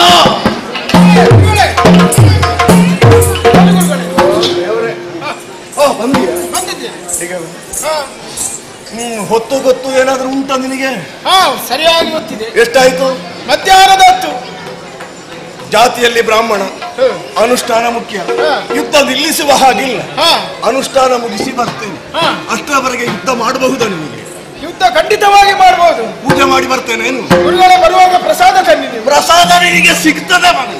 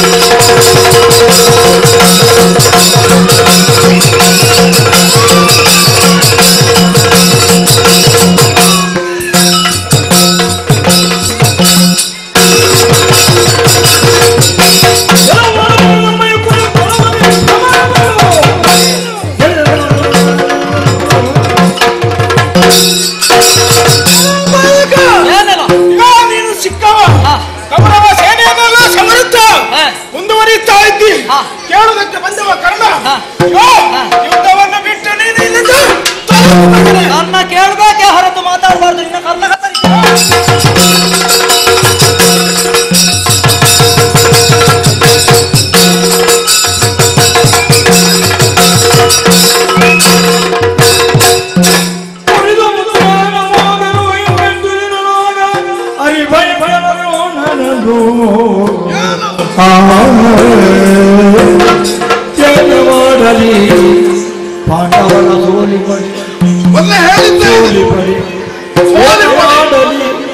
ಮಾಡಲಿ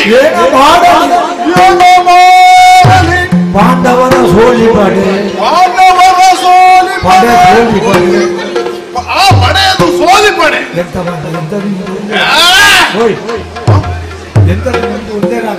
ಪಾಂಡವರ ಸೋಲಿ ಪಡೆ ಮೊನ್ನೆ ಹೇಳಿದ್ದು ಅದೇ ಮಾತು. ಇವತ್ತು ಕೂಡ ಹೇಳುವುದು ಏನ ಮಾಡಲಿ ನಾವು ಪಾಂಡವರ ಸೋಲಿ ಪಡೆ. ಇದು ಇವತ್ತು ನಿನ್ನೆ ಯಾರಾಗಲ್ಲ, ಹಿಂದಿನಿಂದ ನಾವು ಚಿಕ್ಕ ಮಕ್ಕಳಿರುವಾಗಲೇ ಆಟವಾಡುತ್ತಿರುವಂತಹ ಸಂದರ್ಭ ನನಗೂ ಮತ್ತು ಭೀಮನಿಗೂ ಯಾವಾಗಲೂ ಪೆಟ್ಟು.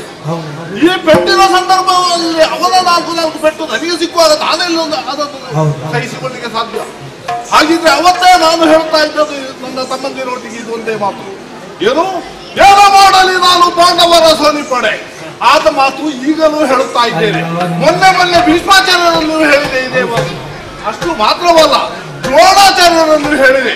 10 ದಿವಸ ಭೀಷ್ಮಾಚಾರ್ಯರು ಯುದ್ಧ ಮಾಡಿದ್ರು, 2 ದಿವಸ ದ್ರೋಣಾಚಾರ್ಯರು ಯುದ್ಧ ಮಾಡಿದ್ರು. ಈಗ ಆ ಅಭಿಮನ್ಯು ಕುಮಾರರನ್ನು ಸೋಲಿಸುವಂತ ಶಕ್ತಿ ನಮ್ಮಲ್ಲಿ ಇಲ್ಲದಾಯಿತು. ಯಾಕೆ ತಲೆ ಬಿಸಿ ಮಾಡುವುದು? ಕೆಲವರೆಲ್ಲ ನಮ್ಮಲ್ಲಿ ಹೇಳಿದ್ದಾರೆ, ನಾವಿದ್ದೇವೆ, ನೀವು ಏನು ಬೇಕಾದರೂ ಮಾಡಿ, ನಿಮ್ಮ ಸಂಘವನ್ನು ಬೆಳೆಸಿರಿ. ಕೆಲವರೆಲ್ಲ ಎಲ್ಲಿದ್ದಾರೆ ಕಾಣ್ಲಿಕ್ಕೆ ಇಲ್ಲ. ಕಡೆಗೆ ಯಾರು ತಲೆಯಲ್ಲಿಟ್ಟಿದ್ದಾರೋ ಅವರೇ ಕಡೆಗಿರುವಂತಹ ಪರಿಸ್ಥಿತಿ ಅಂಥದ್ದೆಲ್ಲ ಉಂಟು. ಹಾಗೆಂದ್ರೆ ಇವತ್ತು ಹಾಗಲ್ಲ, ನನಗೆ ಸಿಟ್ಟು ಬರ್ತದೆ, ನಿದ್ರೆಯೂ ಇಲ್ಲ. ಹಾಗೆಂತಾದ್ರೆ ಊಟವು ಮೆಚ್ಚುವುದಿಲ್ಲ. ಇವತ್ತು ಕೂಡ ನಾನು ಕೇಳ್ತಾ ಇದ್ದೇನೆ, ಏನು ಮಾಡಲಿ? ನನ್ನ ತಮ್ಮ ಇದ್ದಾನ ದುಶ್ಯಾಸನ, ಅವೊಮ್ಮೆ ಬಂದಿದ್ದಾನ.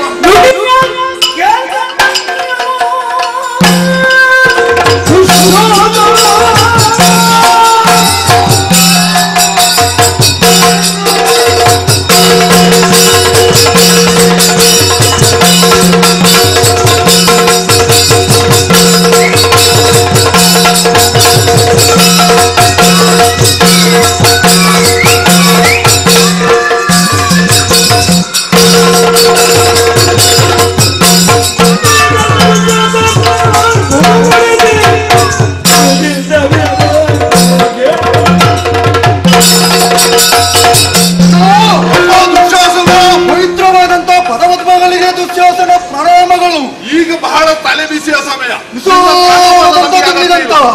ಹಸ್ತಿನಾವತಿಯ ಸಭೆ ನಮ್ಮ ಕಾರ್ಯ ಆಗಬೇಕು. ಹೌದು, ಪ್ರಪಂಚಕ್ಕೆ ಸೂರ್ಯ ಯಾವ ರೀತಿಯ ಬೆಳಕನ್ನು ನೀಡ್ತಾನೋ ಅದೇ ರೀತಿಯ ಪ್ರಕಾಶವನ್ನು ಹಸ್ತಿನಾವತಿಯ ಸಭೆಗೆ ನೀಡುವವ ನೀನು.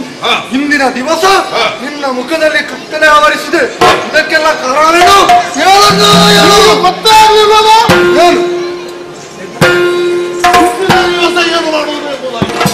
ನಿಮಗೆ ಗೊತ್ತಾಗ್ಲಿಲ್ವೇನೋ? ಏನಾಯ್ತು? ಕುರುಕ್ಷೇತ್ರ ಯುದ್ಧ ಇದುವರೆಗೆ ಆರಂಭವಾಗ್ತಾ ಇದೆ, ಮುಂದುವರಿಯುತ್ತಾ ಇದೆ. ಅರಿತವ ನಾನು. ಹಾಗಿರುವಂತಹ ಸಂದರ್ಭದಲ್ಲಿ ನಮ್ಮ ಕೌರವ ಪಕ್ಷದಲ್ಲಿ ಎಲ್ಲವರು ಸಾಯುತ್ತಾ ಇದ್ದಾರೆ.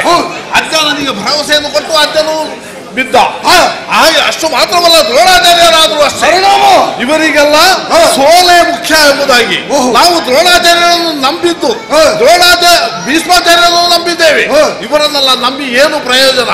ಮತ್ತೆ ಕೆಲವು ಬ್ರಾಹ್ಮಣರೆಲ್ಲ ನಮ್ಮಲ್ಲಿ ಇದ್ದಾರೆ, ಊಟ ಮಾಡ್ಲಿಕ್ಕೂ ನಿದ್ರೆ ಮಾಡ್ಲಿಕ್ಕೂ ಹೊರತು ಬೇರೆ ಯಾವುದಕ್ಕೂ ಆಗ್ಲಿಕ್ಕಿಲ್ಲ. ಅಂಥವರು ಕೆಲವರೆಲ್ಲ ಇದ್ದಾರೆ. ಆದ್ರೆ ಅವರನ್ನು ಹೀಯಾಳಿಸುವುದಲ್ಲ. ಈ ಸಿಟ್ಟು ಬಂದಂತಹ ಈ ಸಂದರ್ಭದಲ್ಲಿ ನಾವು ಹಾಗೆಲ್ಲ ಹೇಳಿ ಹೋಗ್ತದೆ. ನಾವು ಮನಸ್ಸಿನಲ್ಲಿ ಇದ್ದು ಹೇಳುವುದಲ್ಲ, ಮನಸ್ಸಿನ ಒಳಗೆಯಿಂದ ಏನು ಬರ್ತದೋ ಅದನ್ನೇ ಹೇಳು. ಆದ ಕಾರಣ ತಮ್ಮ, ಇನ್ನು ನಮಗೆ ಯಾವ ರಕ್ಷಣೆಯೂ ಇಲ್ಲ. ನೀನು ಮುಂದಾಗಬೇಕು, ನೀನು ಯುದ್ಧ ಮಾಡಬೇಕು. ಆ ಅಭಿಮನ್ಯು ಕುಮಾರವನ್ನು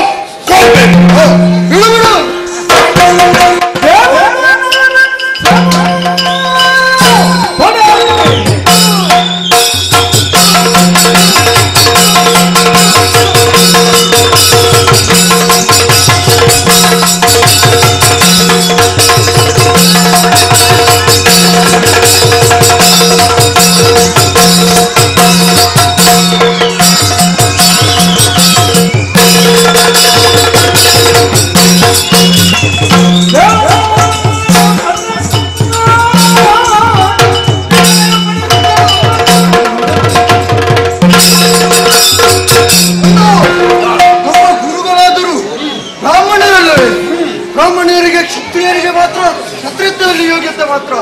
ಬ್ರಾಹ್ಮಣರಾದವರು ಏನು ಪದಾರ್ಥಕ್ಕೆ ಒಂದು ಮೆಣಸು ಹಾಕಿದ್ರೆ ಎದುರ್ತಾರೆ. ಯಾಕೆ ಎದುರ್ತಾರೆ? ಕೆಂಪು ಗಂಡ್ರೆ, ಹಾಗಿದ್ರೆ ರಕ್ತ ಗಂಡ್ರೆ ಅವರು ನಿಲ್ತಾರೋ? ನಿಲ್ಲಿಕ್ಕೆ ಇಲ್ಲ. ಬ್ರಾಹ್ಮಣರಿಗೆ ರಕ್ತ ಗಂಡ್ರೆ ಆಗ್ಲಿಕ್ಕಿಲ್ಲ. ಅವರು ಬಾಯಲ್ಲಿ ಹೇಳಲಿಲ್ಲ. ಅಂಥದ್ರಲ್ಲಿ ವೀರ ಸೋಯರಾದಂತಹ ದುಶ್ಯಾಸನ ನಾನಿರುವಾಗಿ ಯಾಕೆ ಚಿಂತೆ ಮಾಡಬೇಕು? ಈ ಯುದ್ಧ ಮಾಡಬೇಕು ಅಂತಾದ್ರೆ ಸ್ವಲ್ಪ ಖಾರ ತಿನ್ನುವವರಾಗಬೇಕು. ಈ ಹಸಿರು ಎಲ್ಲ ತಿನ್ನುವವರಿಗೆ ಆಗ್ಲಿಕ್ಕಿಲ್ಲ.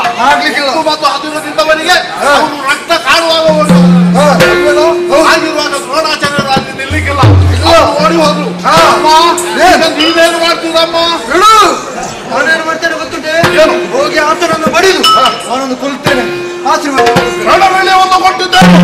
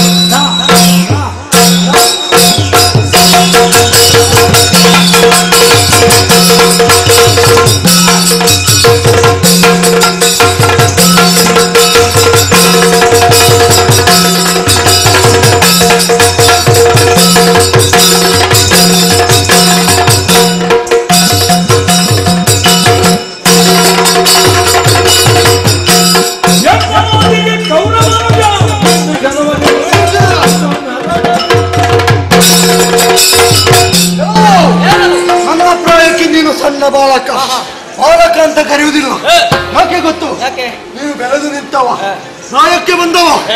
ನನ್ನ ಯೋಗ್ಯತೆಗೆ, ನನ್ನ ಘನಶ್ರೀಕೆಗೆ ನೀನು ಯುದ್ಧಕ್ಕೆ ಬರಬಾರದಿತ್ತು. ನಿನ್ನ ದೊಡ್ಡಪ್ಪ ಇದ್ದಾನಲ್ಲ ಭೀಮಸೇನ, ಆತನೊಡನೆ ಕಾದಾಡುವುದಕ್ಕೆ ಸಮರ್ಥನಾಗಿದ್ದೇನೆ.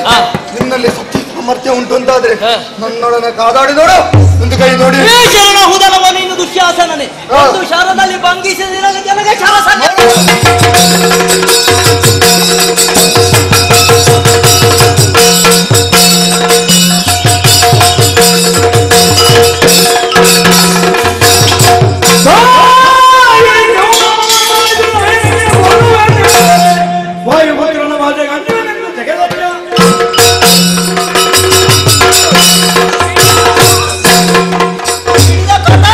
ಶಿರವನ್ನು ಜಾರಿಸ್ತಾ ಇದ್ದೆ, ಆದ್ರೆ ಏನು ಮಾಡೋಣ ಹೇಳು? ನನ್ನ ದೊಡ್ಡಪ್ಪ ಒಂದು ಪ್ರತಿಜ್ಞೆ ಹಾಕಿದ್ದಾರೆ, ನಿನ್ನ ಶಿರವನ್ನು ಕತ್ತರಿಸ್ತೇನೆ ಎನ್ನುವ ಹಾಗೆ. ಆದ್ರಿಂದ ನಿನ್ನನ್ನು ಬಿಡ್ತಾ ಇದ್ದೇನೆ. ನಿನ್ನ ಕರುಣನ್ನು ಬಗೆಯುವಂತಹ ದೃಶ್ಯವನ್ನು ನಾನು ಕಣ್ಣಾರೆ ಕಾಣಬೇಕು. ದುಶ್ಯಾಸನ ಅಲ್ವಾ ನೀನು? ನಡ, ಎದ್ದಾಳು ಎದ್ದಾಳು. ಅದು ಇಲ್ಲಿ ಏನು ಪ್ರಯೋಜನ ಇಲ್ಲ, ಬೇರೆಲ್ಲಿಗಾದ್ರೂ ಹೋಗ. ನೀನು ದುಶ್ಯಾಸನ ಅಲ್ವಾ? ಇಲ್ಲ, ನಿನ್ನ ಹೆಸರೆಂತ? ದುಶ್ಯಾಸನ. ಎಂತದು? ದುಶ್ಯಾಸನ. ನೋಡುವ ಕಾಲ ನನಗೂ ಬಂದಿತ್ತು. ಇಂದೆಲ್ಲ ನಾಳೆ ಆದರೂ ಕೂಡ ಈ ಪಾಂಡವರನ್ನು ಗೆಲ್ಲುವಂತ ಶಕ್ತಿ ಸಾಮರ್ಥ್ಯ ನನ್ನಲ್ಲಿತ್ತು. ನೋಡ್ತೇನೆ.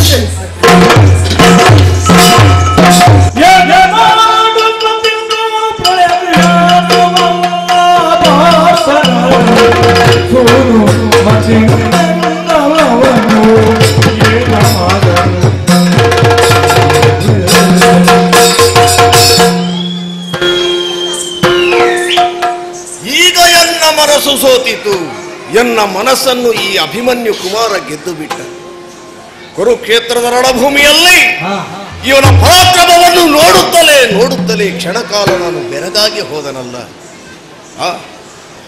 ಕದಳಿ ವನದಲ್ಲಿ ಮದ್ದಾನೆ ಪ್ರವೇಶ ಮಾಡಿ ಚಾಣಹಾನಿ ಗೈವ ರೀತಿಯಲ್ಲಿ ಇಕ್ಕೆಲದಳಿಹ ಕದನ ಕಲಿಗಳನ್ನು ಸೀಳಿ ತನ್ನ ಪರಾಕ್ರಮವನ್ನು ಮೆರೆಸ್ತಾ ಇದ್ದಾನೆ, ಕಾಲನಂತೆ ಕುಣಿಯುತ್ತಾ ಇದ್ದಾನೆ ಅಂತೇಳಿ ಆದರೆ, ಈ ರಣರಂಗವನ್ನೇ ವಿಷಮ ಸಮರಂಗವಾಗಿಸ್ತಾನೆ ಅಂತೇಳಿ ಆದರೆ ಇವನೊಂದು ಸಣ್ಣವ ಅಂತ ಹೇಳಲಿಯೋ? ಸುಮ್ಮನೆ ಅಲ್ಲ, ಈ ಹುಡುಗನಿಗೆ ಭೀಷ್ಮಾಚಾರ್ಯರು ಭಾರತ ರತ್ನ ಅನ್ನುವಂತಹ ಪ್ರಶಸ್ತಿಯನ್ನು ಸಮ್ಮಾನವನ್ನು ಮಾಡಿದ್ದು. ಆದರೆ ಏನು ಮಾಡೋಣ, ನಿನ್ನೆ ದಿವಸ ನಾನೇ ಹೇಳಿದ್ದು, ಕುರುಕುಲಾಗ್ರಣಿಯ ಕೇಳಯ್ಯ ಪರೀಕ್ಷಿಸಬೇಕು ಎನ್ನಯ್ಯ ಶೌರ್ಯವನ್ನು, ಎನ್ನ ಮಾತು ಉಳಿಯಬೇಕು ಅಂತೇಳಿ. ಆದರೆ ಏನು ಮಾಡುವುದು ಅನ್ನುವ ಪ್ರಶ್ನೆ ನಮ್ಮ ಮನಸ್ಸಿನಲ್ಲಿ ಹುಟ್ಟುವುದು ಸಹಜ, ಸ್ವಾಭಾವಿಕ. ಒಂದು ದಾರಿ ಉಂಟು.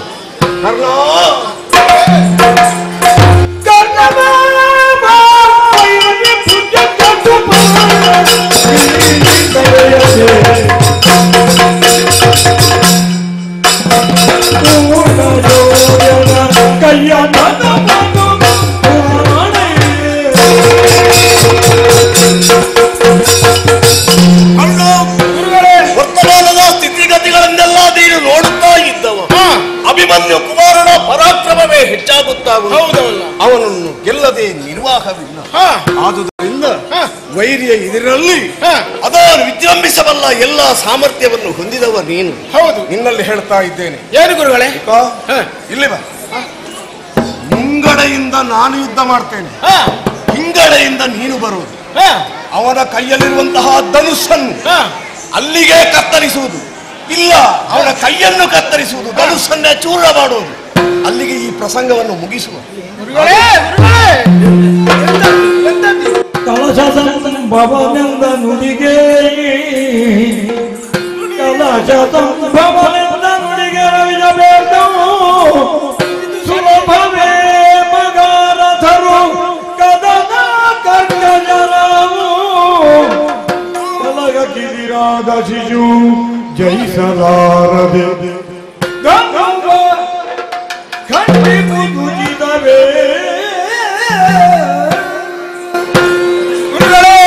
ಓ, ಈ ಕರ್ಣನ ಮಾತೊಂದು ನೀವು ಕೇಳಬೇಕು. ಏನು? ನಿಮ್ಮಲ್ಲಿ ಹೇಳುವಂತ ಯೋಗ್ಯತೆ ನನಗಿಲ್ಲ. ಯಾಕೆ ಅಂತ ಹೇಳಿದ್ರೆ ನೀವು ಗುರುಗಳು. ನೀನು ಹೇಳು ವಿಷಯ. ನಿಮಗೆ ಧರ್ಮ, ನೀತಿ, ನ್ಯಾಯ ಇದರ ಬಗ್ಗೆ ನಾನು ಹೇಳಬೇಕಾದ ವಿಚಾರ ನೀನು ಹೇಳಿದ್ರು ಕೇಳುವುದೂ ಇಲ್ಲ ನಾನು. ಹೌದು. ಹಾಗಿರುವಾಗ ಧರ್ಮಕ್ಷೇತ್ರವಾದಂತಹ ಈ ಕುರುಕ್ಷೇತ್ರದಲ್ಲಿ ಧರ್ಮ ಯುದ್ಧವೇ ನಡಿಬೇಕು ವಿನಃ ಅಧರ್ಮ ನಡಿಬಾರದು ಎಂಬುದಾಗಿ ನೀವು ಹೇಳಿದವರು ನಿಮಗೆ ಗೊತ್ತಿದೆ. ನಾವಲ್ಲ, ಮೊದಲೇ ನಿರ್ಣಯ ಆಯ್ತು, ನಿರ್ಣಯವಾದಂತಹ ವಿಚಾರ. ಹಾಗಿರುವಾಗ ಅಭಿಮನ್ಯು ಕುಮಾರನ ಕೈಯನ್ನು ಅವನ ಧನುಸನ್ನು ಹಿಂದಿನಿಂದ ಬಂದು ನಾನು ಕತ್ತರಿಸಬೇಕು ಎಂಬುದಾಗಿ ಹೇಳ್ತಾ ಇದ್ದೀನಿ. ಇದು ಸರಿಯೇ ಗುರುಗಳೇ? ನಾವು ಯಾರಿಗೆ ಬೇಕಾಗಿ ಯುದ್ಧ ಮಾಡುತ್ತಿರುವುದು? ಕೌರವೇಶ್ವರನಿಗೆ. ಕೌರವೇಶ್ವರ ಯಾರು? ನಮ್ಮೆಲ್ಲರ ಭೂಮಿ ಪಾಲಕ. ಅವನ ಉಳಿವಿಗೋಸ್ಕರವಾಗಿ ನಾವು ಹೋರಾಡಲೇಬೇಕಾಗುತ್ತದೆ. ಪಾಪವಾಗಲಿ ಪುಣ್ಯವಾಗಲಿ ಅದು ಕೌರವನಿಗೆ ತಟ್ಟಲಿ. ಆದ್ರಿಂದ ಆಡಿನ ಮಾತನ್ನು ಉಳಿಸಿಕೊಳ್ಳುವುದಕ್ಕೆ ಅಲ್ಲ, ಒಬ್ಬ ಸೇನಾಧಿಪತಿಯಾಗಿ ನಿನಗೆ ಆದೇಶವನ್ನು ಕೊಡ್ತಾ ಇದ್ದೇನೆ.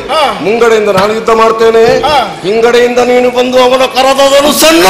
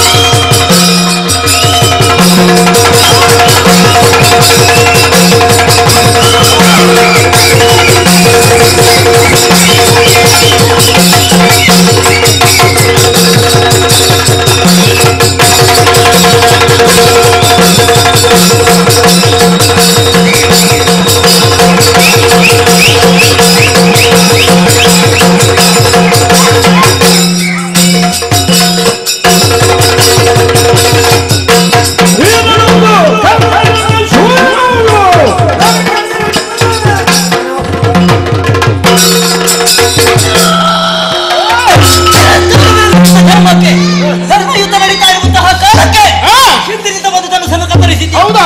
ಎಷ್ಟು ದಿವಸ ಅಭ್ಯಾಸ ಮಾಡಿದ್ಯಾ? ಅಷ್ಟು ಹೋದ್ರೆ ನಾನು ಸುಮ್ಮನೆ ಇರ್ತೇನೆ ಅಂತ ಭಾವಿಸಬೇಡ.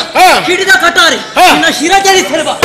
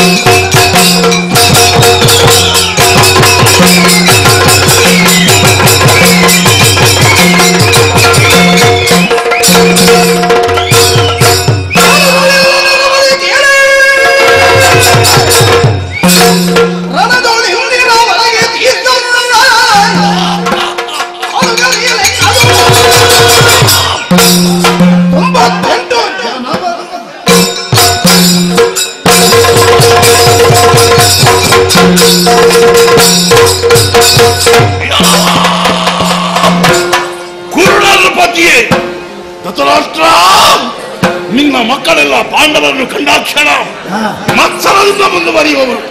ಯುದ್ಧ ಭೂಮಿಯಲ್ಲಿ ಒಬ್ಬೊಬ್ಬರಾಗಿ ಬಂದರು. ಅವರನ್ನೆಲ್ಲ ಯಮನಾರಾಯಿ ಕಟ್ಟಿ ಬಿಟ್ಟಿದ್ದೇನೆ. ಎಷ್ಟು ಜನ ಆಯಿತು ಅಂತ ಲೆಕ್ಕ ಮಾಡಿದ್ರೆ 98 ಜನವಾಯಿತು. ಹಾಗಾದ್ರೆ ನನ್ನಲ್ಲಿ ಯುದ್ಧವನ್ನು ಮಾಡುವುದಕ್ಕೆ ಯಾರು ಇಲ್ಲವೇ?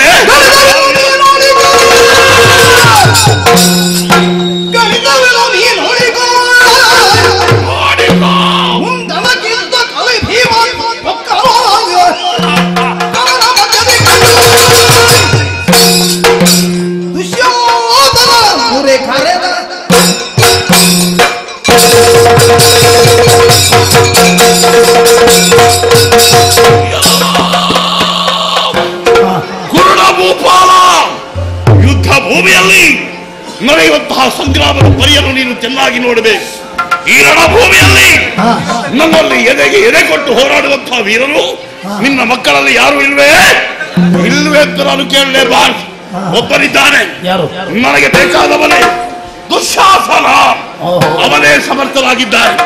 ಎದೆಗೆ ಎದೆ, ಕಣ್ಣಿಗೆ ಕಣ್ಣು, ಮುಷ್ಟಿಗೆ ಮುಷ್ಟಿ, ಒಂದು ಕ್ಷಣದಲ್ಲಿ ಕೊಡುವುದಕ್ಕೆ ಸಾಮರ್ಥ್ಯ ಉಳ್ಳವ ಅವನೇ. ಹಾಗಾಗಿ ದೀರ್ಘ ಧ್ವನಿಯಿಂದ ಆತನನ್ನು ಕರೀತೇನೆ, ದುಶ್ಯಾಸನ.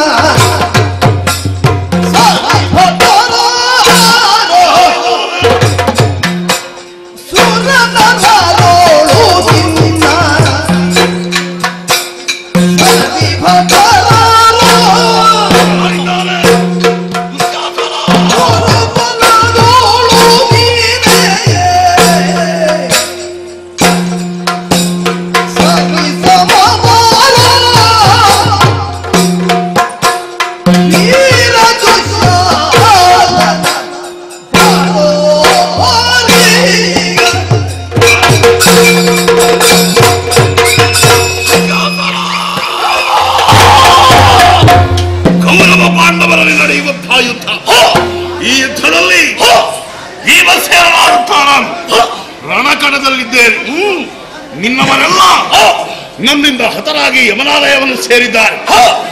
ಆಮೇಲೆ ನನ್ನ ಜೊತೆಗೆ ಹೋರಾಡುವಂತಹ ಸಾಮರ್ಥ್ಯವುಳ್ಳವರು ಯಾರು ಎಂಬುದನ್ನು ಯೋಚನೆ ಮಾಡಿದ್ರೆ ನಿನ್ನ ನೆನಪಾಯಿತು. ಹಾಗಾಗಿ ದೀರ್ಘ ಧ್ವನಿಯಿಂದ ಕರೆದೆ, ದುಶ್ಯಾಸನ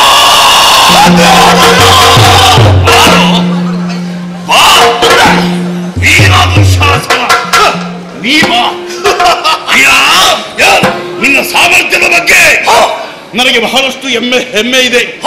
ಏನು ಗೊತ್ತಾ? ಸುರ ನರ ಕಿನ್ನರ ಕಿಂಪುರುಷ ಮುಂತಾದ ಜಾತಿಗಳಲ್ಲಿ ಇನ್ನಷ್ಟು ಪರಾಕ್ರಮಶಾಲಿಗಳು ಮತ್ತೊಬ್ಬರಿಲ್ಲ ಎಂಬುದನ್ನು ತೀರ್ಮಾನಿಸಿದ್ದೇನೆ. ಹಾಗಾಗಿ ನಿನ್ನನ್ನು ಕರೆಯುವುದಕ್ಕೆ ಕಾರಣ ನಾವಿರುವರು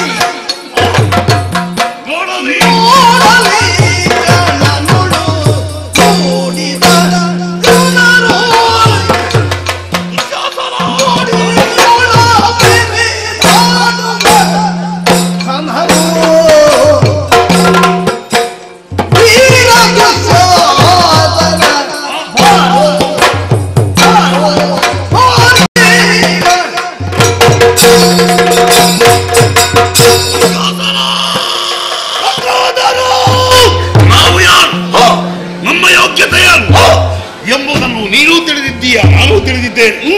ಆದ್ರೆ ಈ ಜಗದಲ್ಲಿರುವಂತಹ ಜನರಿಗೆ ಇಷ್ಟರವರೆಗೆ ನಮಗೆ ಪರಿಚಯವಾಗಲಿಲ್ಲ. ನಾವಿರುವರು ಕಲಿಗಳು. ಆ ಕಲಿತ್ವವನ್ನು ಕಾಣುವುದಕ್ಕಾಗಿ ಇಲ್ಲಿ ಸೇರಿದ್ದಾರೆ ನೋಡು. ಇಂತಹ ಸಭೆ, ಇಂತಹ ಜನ ಇಷ್ಟರವರೆಗೆ ಸೇರ್ತಾರಂತ ಯಾರಾದ್ರೂ ನಿರೀಕ್ಷೆ ಮಾಡಿದ್ರ?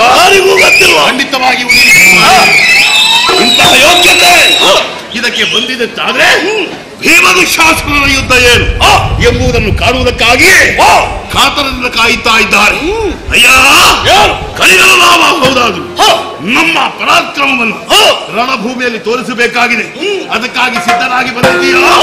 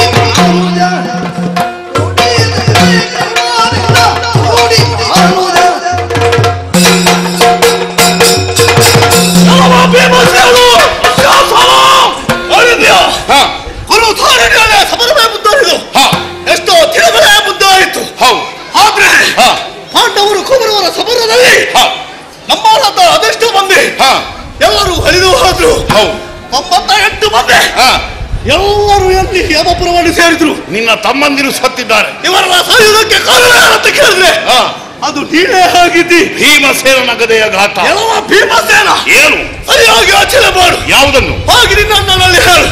ನೀವು ಹೇಳಿದ್ದವರು ಹೇಗಿದ್ದವರು ಎಂಬುದನ್ನು ಚೆನ್ನಾಗಿ ತಿಳಿದ್ರಿ. ಹೇಗೆ? ಈ ಸಮರವೇ ನಿಮಗೆ ಅಗತ್ಯಲ್ಲ. ಅಂದ್ರೆ ಕಾರಣವಾಗಿ ಹುಟ್ಟಿದವರು ನೀವು. ನಾನನ್ನೇ ಬಯಸಿ ನಾನಲ್ಲೇ ಆಳ್ವಿಕೆಯನ್ನು ಮಾಡಬೇಕು ಎಂಬ ರಾಜಕೀಯ ಮಾಡಿ ಸಮರದಲ್ಲಿ ಕೊಲ್ಲಕ್ಕಾಗಿ ಬಂದ್ರೆ ಎಲ್ಲ ಎಲ್ಲ ಈ ದುಶ್ಯಾಸನ ಏನು ಮಾಡಿರ ಗೊತ್ತಾ? ನಿನ್ನ ಕರುಣನ್ನು ತೋರಿದ್ದಾಗಿ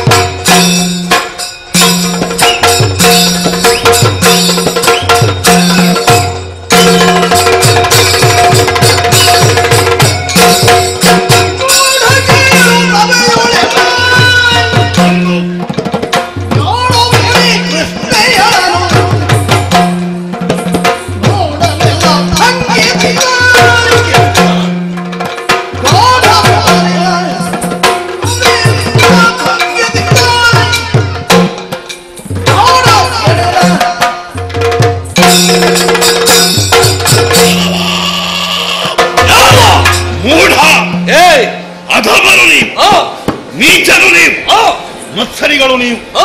ಕಾಡಿನಲ್ಲಿ ಹುಟ್ಟಿದ್ದೇವೆ. ಕಾರಣ ಯಾರು? ನೀವುಗಳೇ ಹೌದು.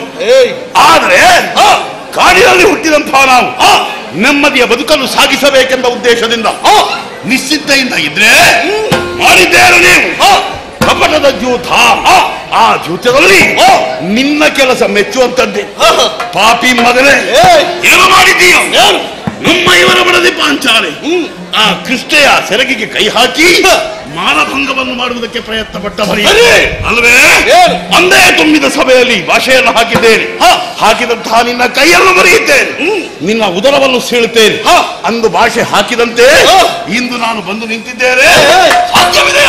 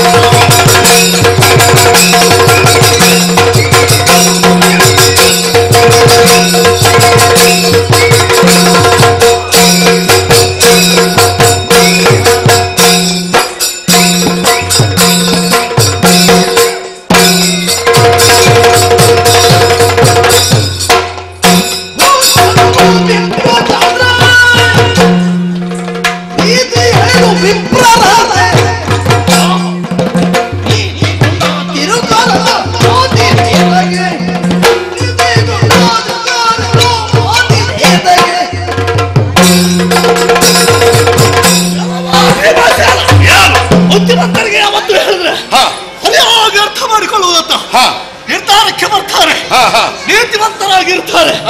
ಆದ್ರೆ ನೀವು ಹಾಗಲ್ಲ. ಪಾಂಡವರಲ್ಲಿ ನೀರಪ್ಪ ಬಲಿಷ್ಠನೆಂಬಂತ ತೀರ್ಮಾನದಿಂದ ಕೌರವರನ್ನೇ ಕೊಂದು ನಾನೇ ರಾಜ್ಯವನ್ನು ಆಳುತ್ತೇನೆ, ಅಣ್ಣನಿಗೆ ಪಟ್ಟವನ್ನು ಕೊಡ್ತೇನೆ ಅಂತ ತೀರ್ಮಾನಕ್ಕೆ ಬರ್ತೀಯ. ಕೆಲವ ಮೂಜಾಳೆ ನಿನಗೆ ಬುದ್ಧಿಲ್ಲ, ಶಕ್ತಿ ಮಾತ್ರ ಇರುವುದು. ಹಾಗಾಗಿ ಹೇಳಿದಂತ ಮಾತಾಡಿ ಕೇಳು. ಸಮರವನ್ನು ನಿಲ್ಲಿಸಿ ಬದುಕಬೇಕಂತ ಆಸೆಯಿಂದ ಹೋದ್ರೆ ನೀನು ಬದುಕಿದ್ದಿ, ಇಲ್ಲದಿದ್ರೆ ನಿನ್ನ ಏನು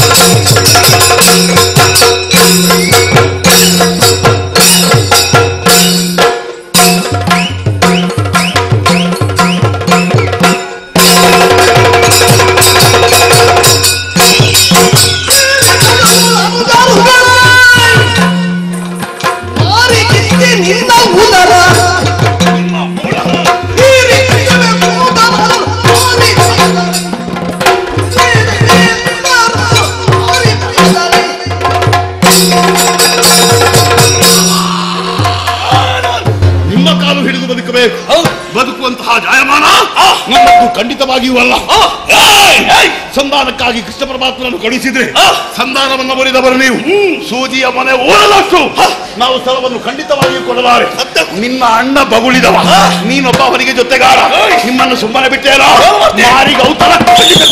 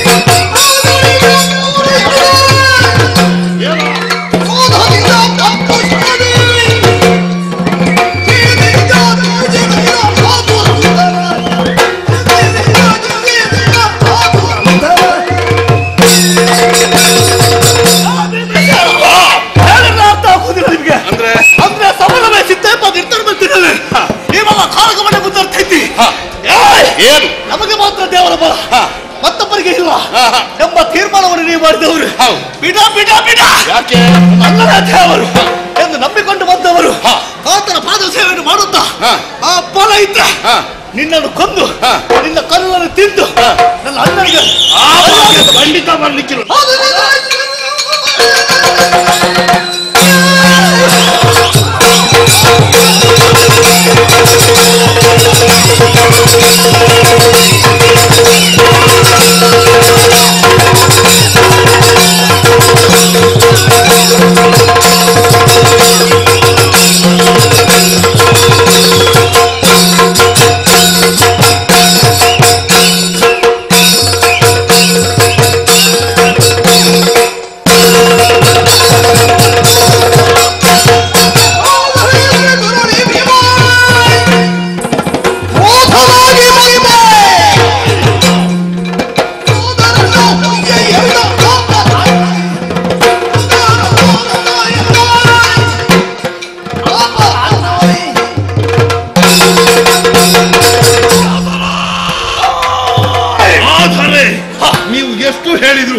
ದೇವರ ಪೂಜೆಯನ್ನು ಮಾಡುವುದಕ್ಕೆ ಸಮರ್ಥರಲ್ಲೇ ಅಲ್ಲವೇ ಅಲ್ಲಪ್ಪ, ನೀವೇ ತೋರಿಸಿಕೊಟ್ಟಿದ್ದೀರಿ.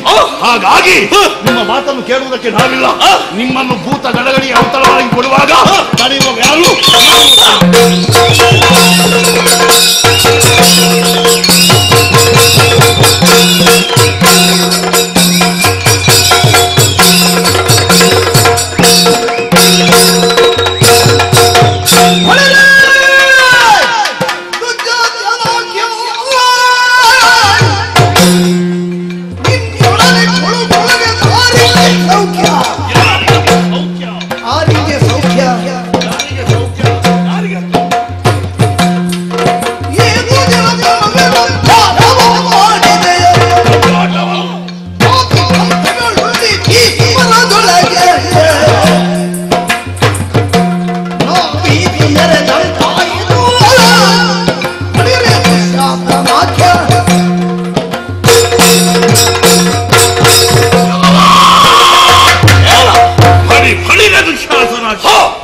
ನಿನ್ನ ಶೌರ್ಯವನ್ನು, ನಿನ್ನ ಎದೆಗಾರಿಕೆಯನ್ನು ಮೆಚ್ಚಲೇಬೇಕಾದಂತಹ ವಿಷಯ. ಎದೆ ಉಬ್ಬಿಸಿ ಕಾಳಗ ಮಾಡುವುದಕ್ಕಾಗಿ ಮುಂದುವರಿಯುತ್ತಾ ಇದ್ದೀವಿ. ಮೂಗು ನೆಲಕ್ಕೆ ತಾಗಿದ್ರು ಮೀಸೆಗೆ ಮಣ್ಣಾಗಲಿಲ್ಲ ಅಂತ ಹೇಳುವ ಜಾತಿ ನೀವು. ಇರಲಿ, ಇಂದು ತುಂಬಿದ ಸಭೆಯಲ್ಲಿ ಹಾಕಿದ ಭಾಷೆಯಂತೆ ನಾವು ಬಹಳವಾಗಿ ತಿರುಗಾಡುತ್ತೇವೆ. ಈಗ ಈ ಒಂದು ಕತೆ ಹೇಳ್ತೇನೆ ಕೇಳು. ನೀನೀಗ ಯಾಕೆ ಬೇಕು? ನೀನು ಯುದ್ಧ ಮಾಡ್ತು. ಯುದ್ಧದಲ್ಲಿ ಒಂದು ವೇಳೆ ಜಯಿಸಿದ್ರೆ ಯಾರಿಗೆ ಸೌಖ್ಯ? ನೀನು ನಿನ್ನ ಅಣ್ಣನಿಗಾಗಿ ದುಡಿಯುತ್ತಾ ಇದ್ದೆ. ನಾನು ನನ್ನ ಅಣ್ಣನಿಗಾಗಿ ದುಡಿಯುತ್ತಾ ಇದ್ದೇನೆ. ನಾವೀರಿಯರು ಯುದ್ಧ ಮಾಡಬೇಕು ಅಂತಾದ್ರೆ ಇದೇ ರೀತಿ ಆಗುವುದಿಲ್ಲ. ನಾವು ಗದಾ ಯುದ್ಧದಲ್ಲಿ ಪ್ರವೀಣರು, ಮಲ್ಲರು. ನಾವು ಮಲ್ಲರು ಏನ್ ಮಾಡಬೇಕು?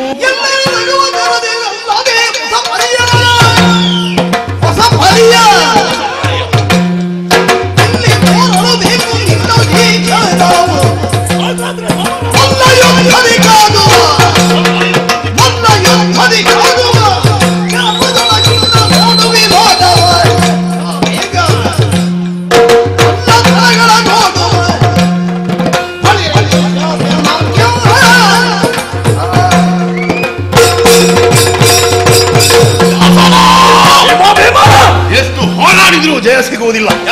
ನಿನಗೂ ಇಲ್ಲ ನನಗೂ ಇಲ್ಲ. ಹಾಗಾದ್ರೆ ಏನು ಮಾಡೋಣ? ಇಲ್ಲಿ ಅವರಿಗೆ ಹೊಸ ರೀತಿಯಾದಂತಹ ಯುದ್ಧ ಆಗಬೇಕು. ತುಂಬಾ ನೋಡ್ಬೇಕು. ಯುದ್ಧ ನಿಲ್ಲಿಸುವುದಲ್ಲ. ನಾವು ಯಾರು ಗದಾ ಯುದ್ಧ ಮಾತ್ರವಲ್ಲ, ನಾವು ಮಲ್ಲ ಯುದ್ಧವನ್ನು ಬಲ್ಲವರು. ನಾವು ಜಗದೊಳಗೆ ಮಲ್ಲರು ಅಂತ ಯಾರಂತ ತೋರಿಸಿದೆ ಅಲ್ವಾ? ಭೀಮಸೇನ ದುಶ್ಯಾಸನ ಮಲ್ಲರು ಅವರ ಮಲ್ಲತ್ವವನ್ನು ತೋರಿಸುವುದಕ್ಕೆ ಇದೊಂದು ರಣಭೂಮಿ. ಈ ರಣರಂಗದಲ್ಲಿ ನಾನು ನೀನು ಜೊತೆಯಾಗಿ ಮಲ್ಲ ಯುದ್ಧವನ್ನು ಮಾಡಬೇಕು.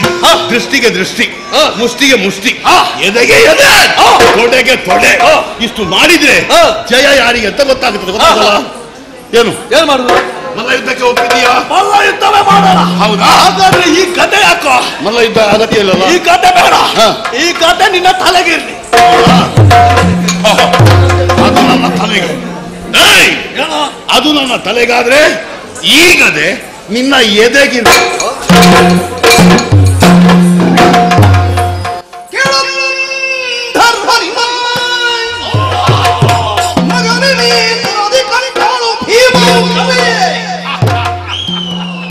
ಕಂಡು ನಗು ಕ್ಷಣವೇ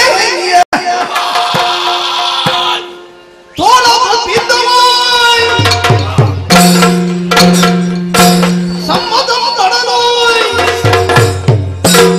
ರಥದಿಂದ ಇಳಿದು ನಿಂದು ತಾಳಿಯ ತೆಗೆದು ಚಲ್ಲಣವ ಬಿಗಿದು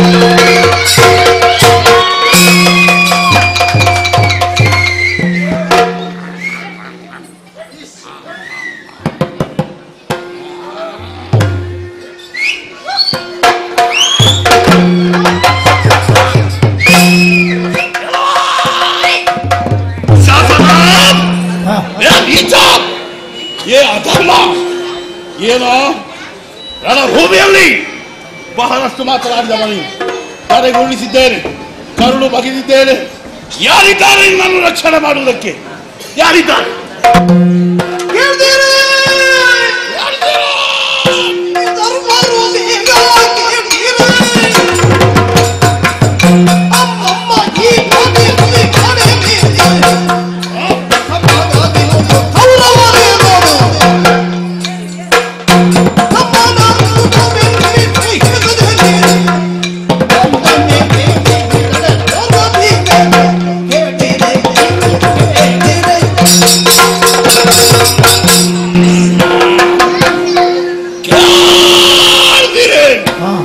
ಇಲ್ಲಿ ನೆರೆದಂತಹ ವೀರ ಭಟರೆಲ್ಲ ಕೇಳಿದಿರೆ. ಹಸ್ತಿನಾವತಿ ಅವರು ನೀವು ಗೌರವೇಶ್ವರ ಕೊಟ್ಟಂತಹ ಉತ್ಪನ್ನವನ್ನು ಉಂಡವರು. ರಣಭೂಮಿಯಲ್ಲಿ ನಿಮ್ಮ ಒಡೆಯರಾದಂತಹ ದುಶ್ಯಾಸನದಲ್ಲಿ ಕಾಳಗವನ್ನು ಮಾಡುತ್ತಾ ಇದ್ದವರಾರು. ಅವರನ್ನು ದಾರಿಗೆ ಪಡೆದು ಉದರ ಸೀಳಿ ಕರುಳನ್ನು ಎಳಿಸುತ್ತೇನೆ. ಅಯ್ಯ ಬನ್ನಿ ಬನ್ನಿ, ವೀರ ಭಟರು ನೀವು. ನಿಮ್ಮ ಒಡೆಯರನ್ನು ಉಳಿಸಿಕೊಳ್ಳುವುದಕ್ಕೆ ಹತ್ತಿರ ಬನ್ನಿ. ಯಾರು ಹತ್ತಿರ ಬರುವುದಿಲ್ಲ. ಅಲ್ಲಲ್ಲಿ ಅಲ್ಲಲ್ಲಿ ಎಲ್ಲ ಅವರವರ ಮುಖ ನೋಡ್ತಾ ಇದ್ದಾರೆ. ನಿಮ್ಮ ಶೌರ್ಯಕ್ಕೆ ಧಿಕ್ಕಾರ. ನೋಡಬೇಕಾದವ ಇಲ್ಲ, ಇಲ್ಲಿ ಇದ್ದಾನಲ್ಲ ಗೌರವ. ನೋಡಿದ ಯಾರಿಲ್ಲ ತಮ್ಮನ ವ್ಯವಸ್ಥೆ.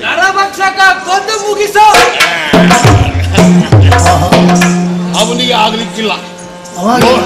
ನೋಡಿದ ಕ್ಷಣವೇ ಎದ್ದು ಓಡಿ ಹೋಗಿದ್ದಾನೆ. ಈ ದೃಶ್ಯವನ್ನು ನೋಡುವುದಕ್ಕೆ ಅವನಿಂದ ಆಗಲಿಕ್ಕಿಲ್ಲ. ಹಾಗಾದ್ರೆ ಇವ ಇದ್ದ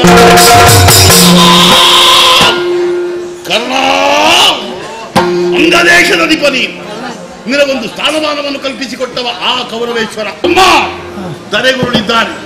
ಏ ಕರ್ಣ, ನೀನು ಆಟದಲ್ಲಿ ಕರ್ಣ, ಊಟದಲ್ಲಿ ಕರ್ಣ, ಓಟದಲ್ಲಿ ಕರ್ಣ. ಕರ್ಣ ಕರ್ಣ ಕರ್ಣ, ತೂ ಕ್ಯಾ ಕರ್ಣ.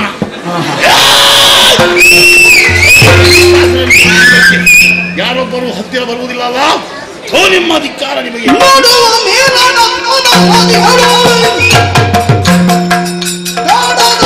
ಓ ದೇವತೆಗಳೇ, ಇಳಿದು ಬನ್ನಿ, ಇಳಿದು ಬನ್ನಿ. ನಿಮ್ಮ ಮನಸ್ಸು ಹೂವಿನಂತದ್ದು ಅಂತ ಹೇಳ್ತಾರೆ. ಹಾಗಾಗಿ ನಿಮಗೆ ಸುಮನಸರು ನಿಮಗೆ ಹೆಸರನ್ನು ಇರಿಸಿದ್ದಾರೆ. ಬನ್ನಿ, ನಿಮಗೆ ಕನಿಕರವಿಲ್ವೇ? ಈ ಕೌರವ ಅವನ ಪ್ರೀತಿಯ ತಮ್ಮ ದುಶ್ಯಾಸನ ತಲೆಗುರುಳಿ ಬಿದ್ದಿದ್ದಾನೆ. ಅವನ ಉದರ ಸೀಳಿ ಕರುಳನ್ನು ಬಗೆದಿದ್ದೇವೆ. ರಕ್ತವನ್ನು ಮುಗೆ ಬಗೆದು ಕುಡಿಯುತ್ತಾ ಇದ್ದೇವೆ. ಅವನನ್ನು ಉಳಿಸುವುದಕ್ಕಾಗಿ ಇಳಿದು ಬನ್ನಿ, ಬನ್ನಿ, ಇಳಿದು ಯಾರು ಮಾತನಾಡುವುದಿಲ್ಲ.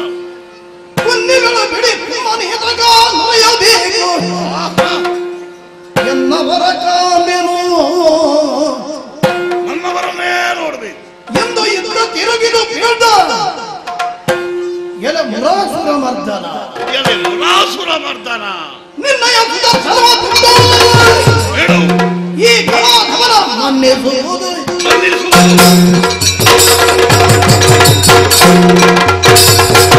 ಯಾರೊಬ್ಬರು ಇವನನ್ನು ಉಳಿಸುವುದಕ್ಕಾಗಿ ಹತ್ತಿರ ಬರುವುದಿಲ್ಲ.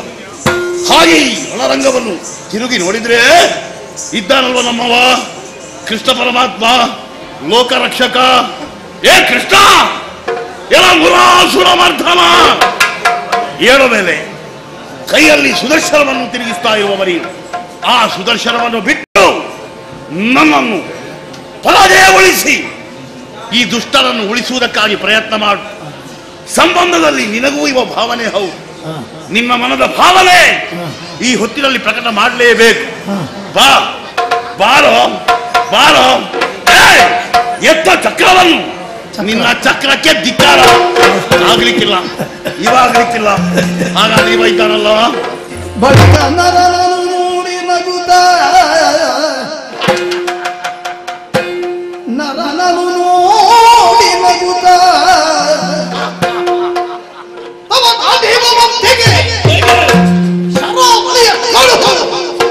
ಎಂದನು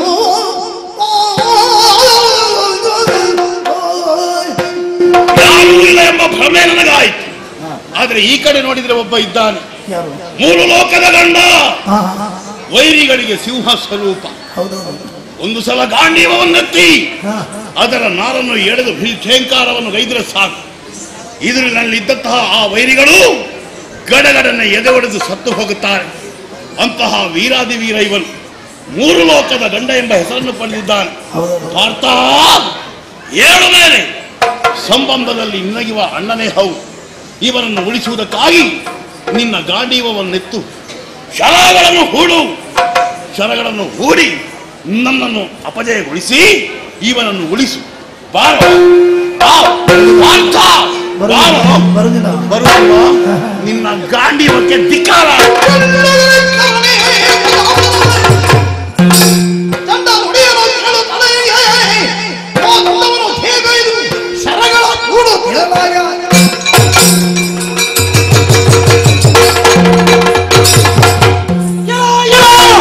ನೀನು ಏನಂದೆ?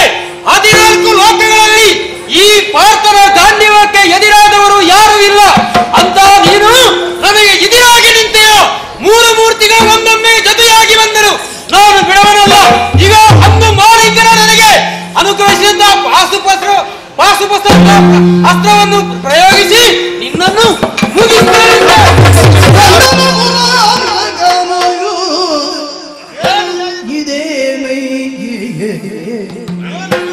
ಪುಂಡುತನವೇ ಪಾಥ ಲೋಕದ ಭಂಡನಲ್ಲ ನೀನು, ನೀನು ಮರುತ ಜನರು ನೋಡೆಂದ. ಏನು ಏನಯ್ಯ ಇದು? ಯಾಕೆ ಯಾಕೆ ನೀನು ಗೆದ್ದೆ ಹೋರಾಟಕ್ಕೆ? ಕೈಯಲ್ಲಿ ಗಾಂಡೀವವನ್ನು ಹಿಡಿದೆ, ಹೌದೇನು? ಏನು ಹೋರಾಟಕ್ಕೆ ನೀನೋರ್ವನು ಸಮರ್ಥನಾದ ಭಟನೆಂದು ಎನಿಸಿದೆಯಾ? ಯಾಕೆ ಉಳಿದವರು ಯಾರು ಕೈಲಾಗದವರನ್ನು ತಿಳಿದೆಯಾ? ಆ ಭೀಮನೊಂದಿಗೆ ಹೋರಾಟ ಮಾಡುವುದಕ್ಕೆ ನಿನಗೆ ಸಾಧ್ಯ ಉಂಟೇ ಹೇಳು. ಆತನ್ಯಾರು? ಆತನನ್ನು ಬಹಿರಂಗವಾಗಿ ಮಾತ್ರ ನೀನು ಕಂಡದ್ದು, ಆದರೆ ಆಂತರಂಗಿಕವಾಗಿ ಆತನನ್ನು ನೀನು ಕಂಡದ್ದಿಲ್ಲ. ಆತ ಸಾಮಾನ್ಯನಾದವನಲ್ಲ. ಮತ್ತೆ ಯಾರು? ಮೃಡ. ಆತನೊಂದಿಗೆ ಹೋರಾಡುವುದಕ್ಕೆ ನಿನಗೆ ಸಾಧ್ಯ ಉಂಟೇ ಹೇಳು. ಆಗುವುದಿಲ್ಲ. ಆತನನ್ನು ನೋಡುವುದಕ್ಕೆ ನಿನ್ನ ಈ ದೃಷ್ಟಿ ಸಾಕಾಗುವುದಿಲ್ಲ. ಹಾಗಾಗಿ ನಿನಗೂ ನಿನ್ನ ದೃಷ್ಟಿಯನ್ನು ಅನುಗ್ರಹಿಸಿದ್ದೇನೆ. ಯಾರು ಎಂಬುದನ್ನು ತಿಳಿ ಹೋಗು.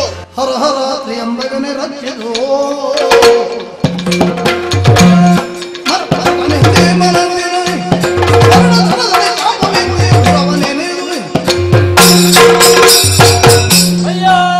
ನಿನ್ನ ಯೋಗ್ಯತೆಯನ್ನು ತಿಳಿಯದೆ ಈ ರೀತಿ ನಿನ್ನಲ್ಲಿ ವರ್ತಿಸಿಕೊಂಡೆ.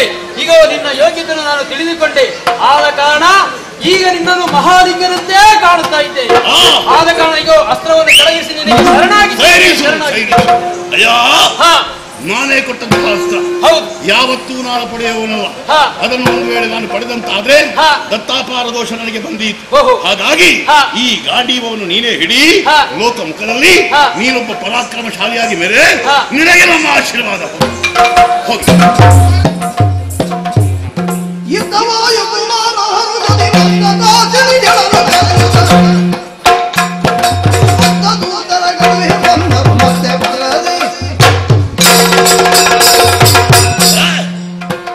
ಈ ರಣಭೂಮಿ ಬರಿದಾಗಿದೆ, ಯಾರೊಬ್ಬ ಯೋಧನೂ ಕಾಣುವುದಿಲ್ಲ.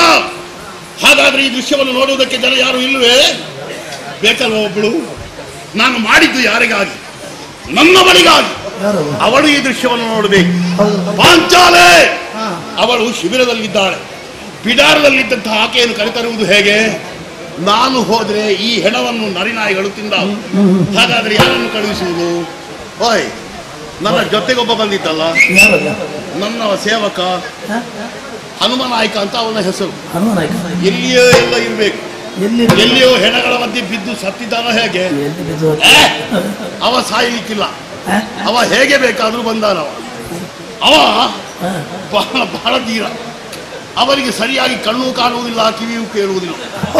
ಆದ್ರೂ ನಿಪುಣನೇ. ಆನೆ ಅಡಿಗೆ ಬಿದ್ದು ಸತ್ತಿರಬಹುದೇ? ಹಾಗಾಗುತ್ತದೆ ಸಾಧ್ಯವೇ ಇಲ್ಲ. ಬಹಳ ಚಾಣಕ್ಷಾವ. ಎಲ್ಲಿಯೋ ಅಡಗಿರ್ಬೇಕು. ನೋಡೋಣ. ಅವನಿಗೂ ನನಗೆ ಗೊತ್ತಾಗುವಂತಹ ಸಂಜ್ಞೆಯ ಧ್ವನಿಯಲ್ಲಿ ನಾನು ಆತನನ್ನು ಕರೆಯುತ್ತೇನೆ.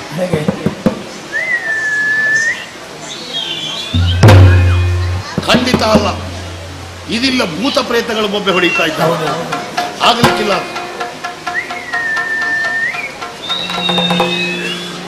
ಭೂತ ಪ್ರೇತಗಳ ಜೊತೆಯಲ್ಲಿ ಶಾಕಿನಿ ಡಾಕಿನಿಯರು ಬಂದಿದ್ದಾರೆ. ಅವರಲ್ಲ, ಸ್ವರದ ಪರಿಚಯ ನನಗಿದೆ. ಬೇರೆ ಭಾಷೆಯಲ್ಲಿ ಕರೀತೇನೆ.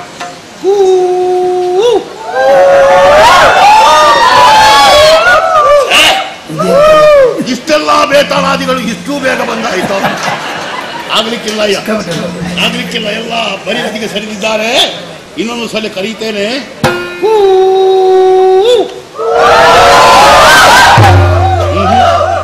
ನನ್ನ ದೂತನ ಸ್ವರವೇ ಅಲ್ಲ, ಅದು ಬೇರೆ ಬೇರೆ ಕಾಣ್ತಾ ಇದೆ. ಬೇಡ, ಹೆಸರಿಡದೆ ಕರೀತೇನೆ. ಹನುಮನಾಯಕ,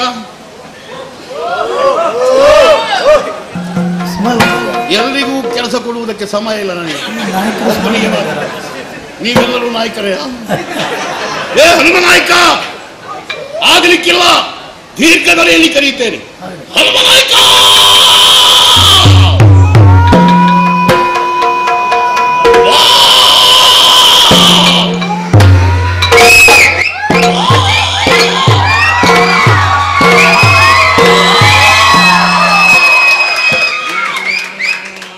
ಭೀಮಸೇನರಾಯರು ನಮ್ಮನ್ನು ಕರ್ನಾಗಾಯಿತು. ಎಲ್ಲಿದೆ?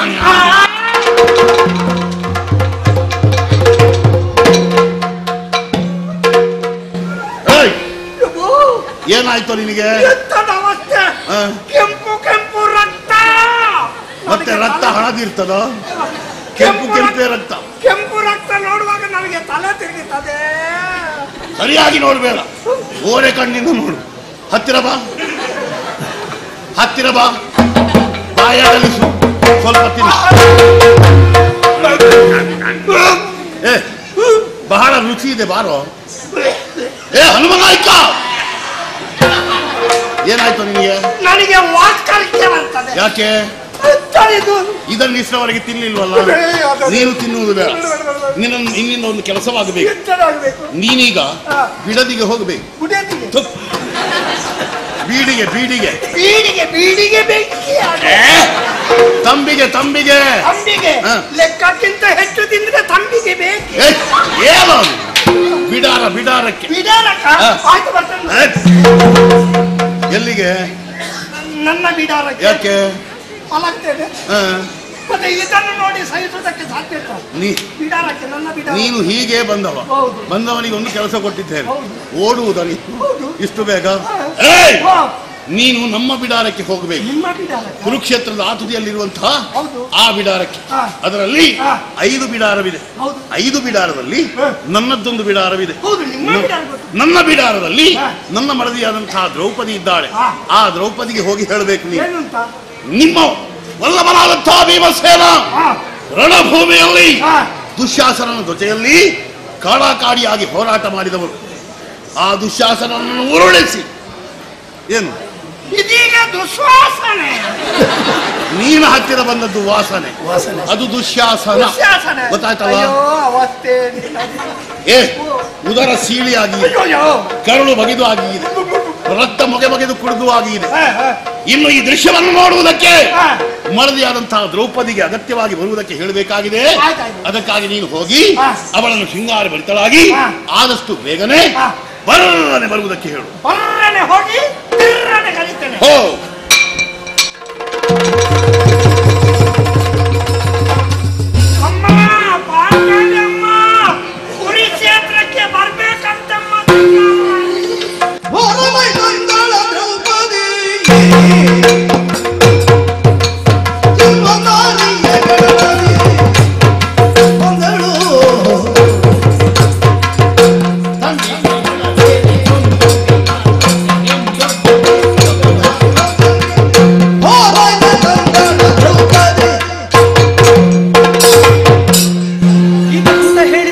ಮಾತು. ನನ್ನ ಪತಿದೇವರು ರಣಕ್ಷೇತ್ರದಲ್ಲಿ ಆ ಅಧಮನಾದಂತಹ ದುಷ್ಟನಾದಂತಹ ದುಶ್ಯಾಸನನನ್ನು ಕೊಂದು ಕರುಳನ್ನು ಬಗೆದಂತಹ ದೃಶ್ಯವನ್ನು ನೋಡುವುದಕ್ಕಾಗಿ ನನ್ನನ್ನು ರಣರಂಗಕ್ಕೆ ಹೋಗುವುದಕ್ಕೆ ಹೇಳಿದ್ದಾರೆ. ಹಾಗೆ ಬಂದು ರಣರಂಗದ ಹತ್ರ ತಲುಪಿದ್ದೇನೆ. ನೋಡಬಾರದೆ ಅಲ್ಲಿ ಹೆಣಗಳ ರಾಶಿ, ಇಲ್ಲಿ ನೋಡಬಾರದೆ ಹೆಣಗಳ ರಾಶಿ. ಎಲ್ಲೂ ನನ್ನ ಪತಿದೇವರು ಕಾಣುತ್ತಾ ಇಲ್ಲ. ಹುಡುಕಬೇಕಾಗಿದೆ. ಮುಂದೆ ಹೋಗ್ತೇನಂತೆ.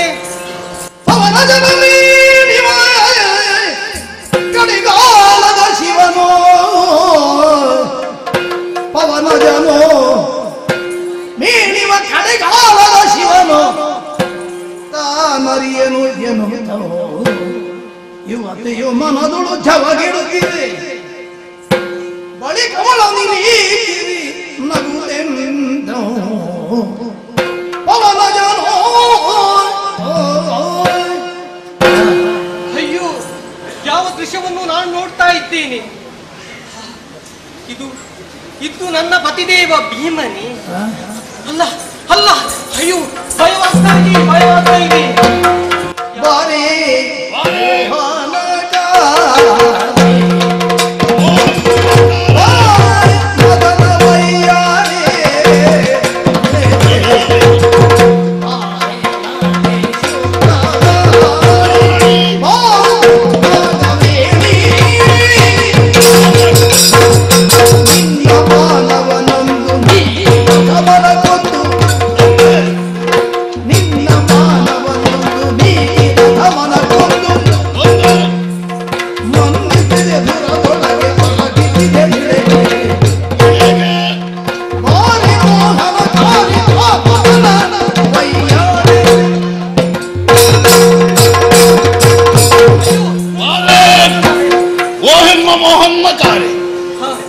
ಮದನನ ವಯ್ಯಾರೆ ಶುಕವಾಣಿ ಮಂದ ಘಮನೆ ನಾಗವೇಣಿ ಹತ್ತಿರ ಬಾರಿ ನೋಡಿಲ್ಲಿ ತುಂಬಿದ ಸಭೆಯಲ್ಲಿ ನಿನ್ನ ತುರುವಿಗೆ ಕೈ ಇಕ್ಕಿ ದರದರನೆ ಎಳೆದುಕೊಂಡು ಬಂದಂತಹ ದುಶ್ಯಾಸನ ಅಂದು ನಿನ್ನ ಸೆರಗಿಗೆ ಕೈ ಹಾಕಿ ಮಾನಭಂಗವನ್ನು ಮಾಡುವುದಕ್ಕೆ ಬಂದಂತಹ ಈ ದುಷ್ಟ ಇಂದು ರಣಭೂಮಿಯಲ್ಲಿ ಆತನಲ್ಲಿ ಕಾಡಾಕಾಡಿಯಾಗಿ ಹೋರಾಡಿ ಅವನನ್ನು ದರೆಯುರುಳಿಸಿದ್ದೇನೆ. ಉದರ ಸೀಳಿ ಕರುಳನ್ನು ಬಗೆದು ರಕ್ತವನ್ನು ಕುಡಿದಿದ್ದೇನೆ. ಈ ದೃಶ್ಯವನ್ನು ನೋಡುವುದಕ್ಕಾಗಿ ಬಾರೆ, ಹತ್ತಿರ ಬಾರೆ. ಹೆದರಿಕೆ ಈ ರುದ್ರ ಅವತಾರವನ್ನು ನೋಡುತ್ತಿದ್ದಂತೆ ನನ್ನಿಂದ ನೋಡುವುದಕ್ಕೆ ಅಸಾಧ್ಯವಾಗ್ತಾ ಉಂಟು. ಹತ್ತಿರ ಬಂದು ನೋಡುವುದಕ್ಕೆ ನಿನಗೆ ಕಷ್ಟವಾಗುತ್ತದೆ. ನೋಡುವ ಆಶೆ ನಿನಗಿದೆಯೋ? ಹಾಗಾದ್ರೆ ಒಂದು ಕೆಲಸ ಮಾಡು. ನಿನ್ನ ಈ ವೇಷ ಬೇಡ, ನಿನಗೆ ಆವೇಶ ಉಂಟಲ್ಲ, ಆವೇಶದಲ್ಲಿ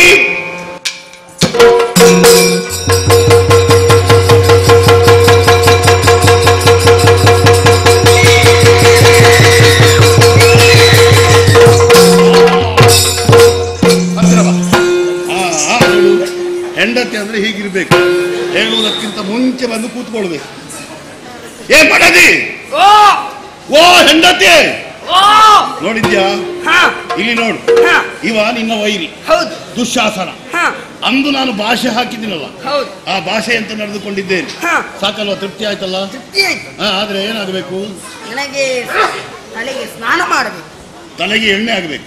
ಸ್ನಾನ ಮಾಡಿ ಎಣ್ಣೆ ಹಾಕಬೇಕಲ್ಲ? ಎಣ್ಣೆ ಹಾಕುವುದಕ್ಕೆ ಇದು ಸ್ಥಳ. ಈ ರಣಭೂಮಿಯಲ್ಲಿ ಎಣ್ಣೆಯಲ್ಲಿ ಸಿಗಬೇಕು. ಅವನ ರಕ್ತವಿದೆಯಲ್ಲ ಸ್ವಾಮಿ. ಅಂದು ತುಂಬಿದ ಸಭೆಯಲ್ಲಿ ಭಾಷೆಯನ್ನು ಹಾಕಿದ್ದೇನೆ. ಇವನ ರಕ್ತವನ್ನು ತೆಗೆದು ನಿನ್ನ ತಲೆಯಲ್ಲಿ ಎಣ್ಣೆಯೋಪಾದಿಯಲ್ಲಿ ಹಾಕುತ್ತೇನೆ. ನೋಡೋಣ. ರಕ್ತ ಎಲ್ಲ ಕುಡ್ದಾಗಿದೆ. ಪಸೆ ಉಂಟ ಕೊಡ್ತೇನೆ. ಸ್ವಲ್ಪ ಅಲ್ವಾ ಭಾಷೆಗೆ ಅಲ್ವಾ? ಸಾಕಲ್ಲ? ಏನು ಇನ್ನೇನಾಗಬೇಕು? ನನಗೆ ಹಸಿವೆ ಆಗುತ್ತಿದೆ. ಮತ್ತೇನು? ತಲೆ ಬಾಚಬೇಕಾ? ಆಮೇಲೆ ಹೂ ಮುಡಿಸಬೇಕಾ? ಯೋಚನೆ ಮಾಡಬೇಡ. ತಲೆ ಬಾಚುವುದಕ್ಕೆ ಇಲ್ಲಿ ಸಲಕರಣೆಗಳಿಲ್ಲ. ಬಾಚಣಿಗೆ ಎಲ್ಲಿಂದ ತರುವುದು? ಆದ್ರೂ ಭಾಷೆ ಹಾಕಿದ್ದೇನೆ. ಇವನ ಹಲ್ಲಿನಿಂದಲೇ ನಿನ್ನ ತಲೆಯನ್ನ ಬಾಚುತ್ತೇನೆ. ನೋಡೋಣ. ಒಂದು ಕಾಣೋದಿಲ್ವೇ? ಎಲ್ಲ ನಾನು ಗುದ್ದಿ ಗುದ್ದಿ ಪುಡಿ ಮಾಡಿ ಆಗಿದೆ. ಎಂತದಂದ್ರೆ ಗುದ್ದುವುದಲ್ವಾ? ಆಗ್ಲಿ, ಒಂದಾದ್ರೂ ಕಾಣ್ತದೆ. ನೋಡ್ತೇನೆ. ಒಂದು ಕಾಣ್ತದೆ. ಆ ಹಲ್ಲನ್ನು ನಾನು ತೆಗಿತೇನೆ, ನೋಡೋಣ. ನೋಡು, ಒಂದೇ ಒಂದು ಹಲ್ಲಿದ್ದದ್ದು. ಈ ಹಲ್ಲನ್ನು ಬಾಚಣಿಗೆ ಮಾಡಬೇಕು. ಹೇಗೆ ಮಾಡುವುದು? ನನ್ನ ಹಲ್ಲಿನಿಂದ ಕಚ್ಚಿ ಇದನ್ನು ಬಾಚಣಿಗೆ ಮಾಡ್ತೇನೆ, ಗೊತ್ತಾಯ್ತಲ್ಲ? ಸಾಕಲ್ಲ? ನೀನು ಕಚ್ಚುವುದು ಬೇಡ, ನಾನು ಕಚ್ಚಿದ್ದು. ನೀನು ಹೆಂಡತಿ, ನೀನು ಕಚ್ಚಲಿಕ್ಕೆ ಸಾಕಲ್ಲ? ಇನ್ನು ನಿನ್ನ ಮುಡಿ ಕಟ್ಟಬೇಕು. ಕಟ್ಟಿದ್ದೇನೆ, ಇನ್ನು ಹೂ ಮುಡಿಸಬೇಕು. ಕರುಳನ್ನು ತೆಗೆದು ಹೂ ಮುಡಿಸ್ತೇನೆ ಅಂತ ಹೇಳಿದ್ದೇನಲ್ಲ, ಸಾಕಲ್ಲ? ಇನ್ನೇನಾಗಬೇಕು? ಆಯ್ತಲ್ಲ, ನಿನ್ನ ಭಾಷೆ ಬೇರೆ. ಇನ್ನೊಂದು ಕೆಲಸ ಮಾಡಬೇಕು. ನೀನು ನನ್ನ ಹೆಂಡತಿ, ವೇಷ ಬೇರೆ ಆಗಿದೆ. ಈ ವೇಷಕ್ಕೆ ತಕ್ಕ ಒಂದು ಅಟ್ಟಹಾಸ ಕೊಡು ನೋಡುವ. ನಾರಿ ಸಂತಾನದವಳು ನೀನು, ಭೀಮಸೇನನ ಹೆಂಡತಿ ಹೌದಾ? ನೀನೀಗ ಕಾಳಿ ಹೌದಾ? ನೀನು ಹೇಗಿರ್ಬೇಕು? ನಿನ್ನ ಅಟ್ಟಹಾಸಕ್ಕೆ ಗಡಗಡ ನಡಗಬೇಕು 3 ಲೋಕ. ಒಂದು ಅಟ್ಟಹಾಸ ಕೊಡು. ಬಿಸಿನೀರು ಕಾಯಿಸಿ. ಮಡದಿಯನ್ನು ಸಂತಸಿಯಾದ ಅವಳು ಬಿಡಾರವನ್ನು ಸೇರಿಕೊಂಡಿದ್ದಾಳೆ. ಇನ್ನು ಎಲುಬಿನ ಹಂದವನ್ನು ಯಾಕೆ ಇದನ್ನೆತ್ತಿ ಆ ಕಡೆ ಬಿಸಾಡಿ ಹರಿಯುತ್ತಿರುವ ನದಿಯಲ್ಲಿ ಕೈಕಾಲನ್ನು ತೊಳೆದು ಆಮೇಲೆ ಬಿಡಾರವನ್ನು ಸೇರಿಕೊಳ್ತೇನೆ. ಇದನ್ನೆತ್ತಿ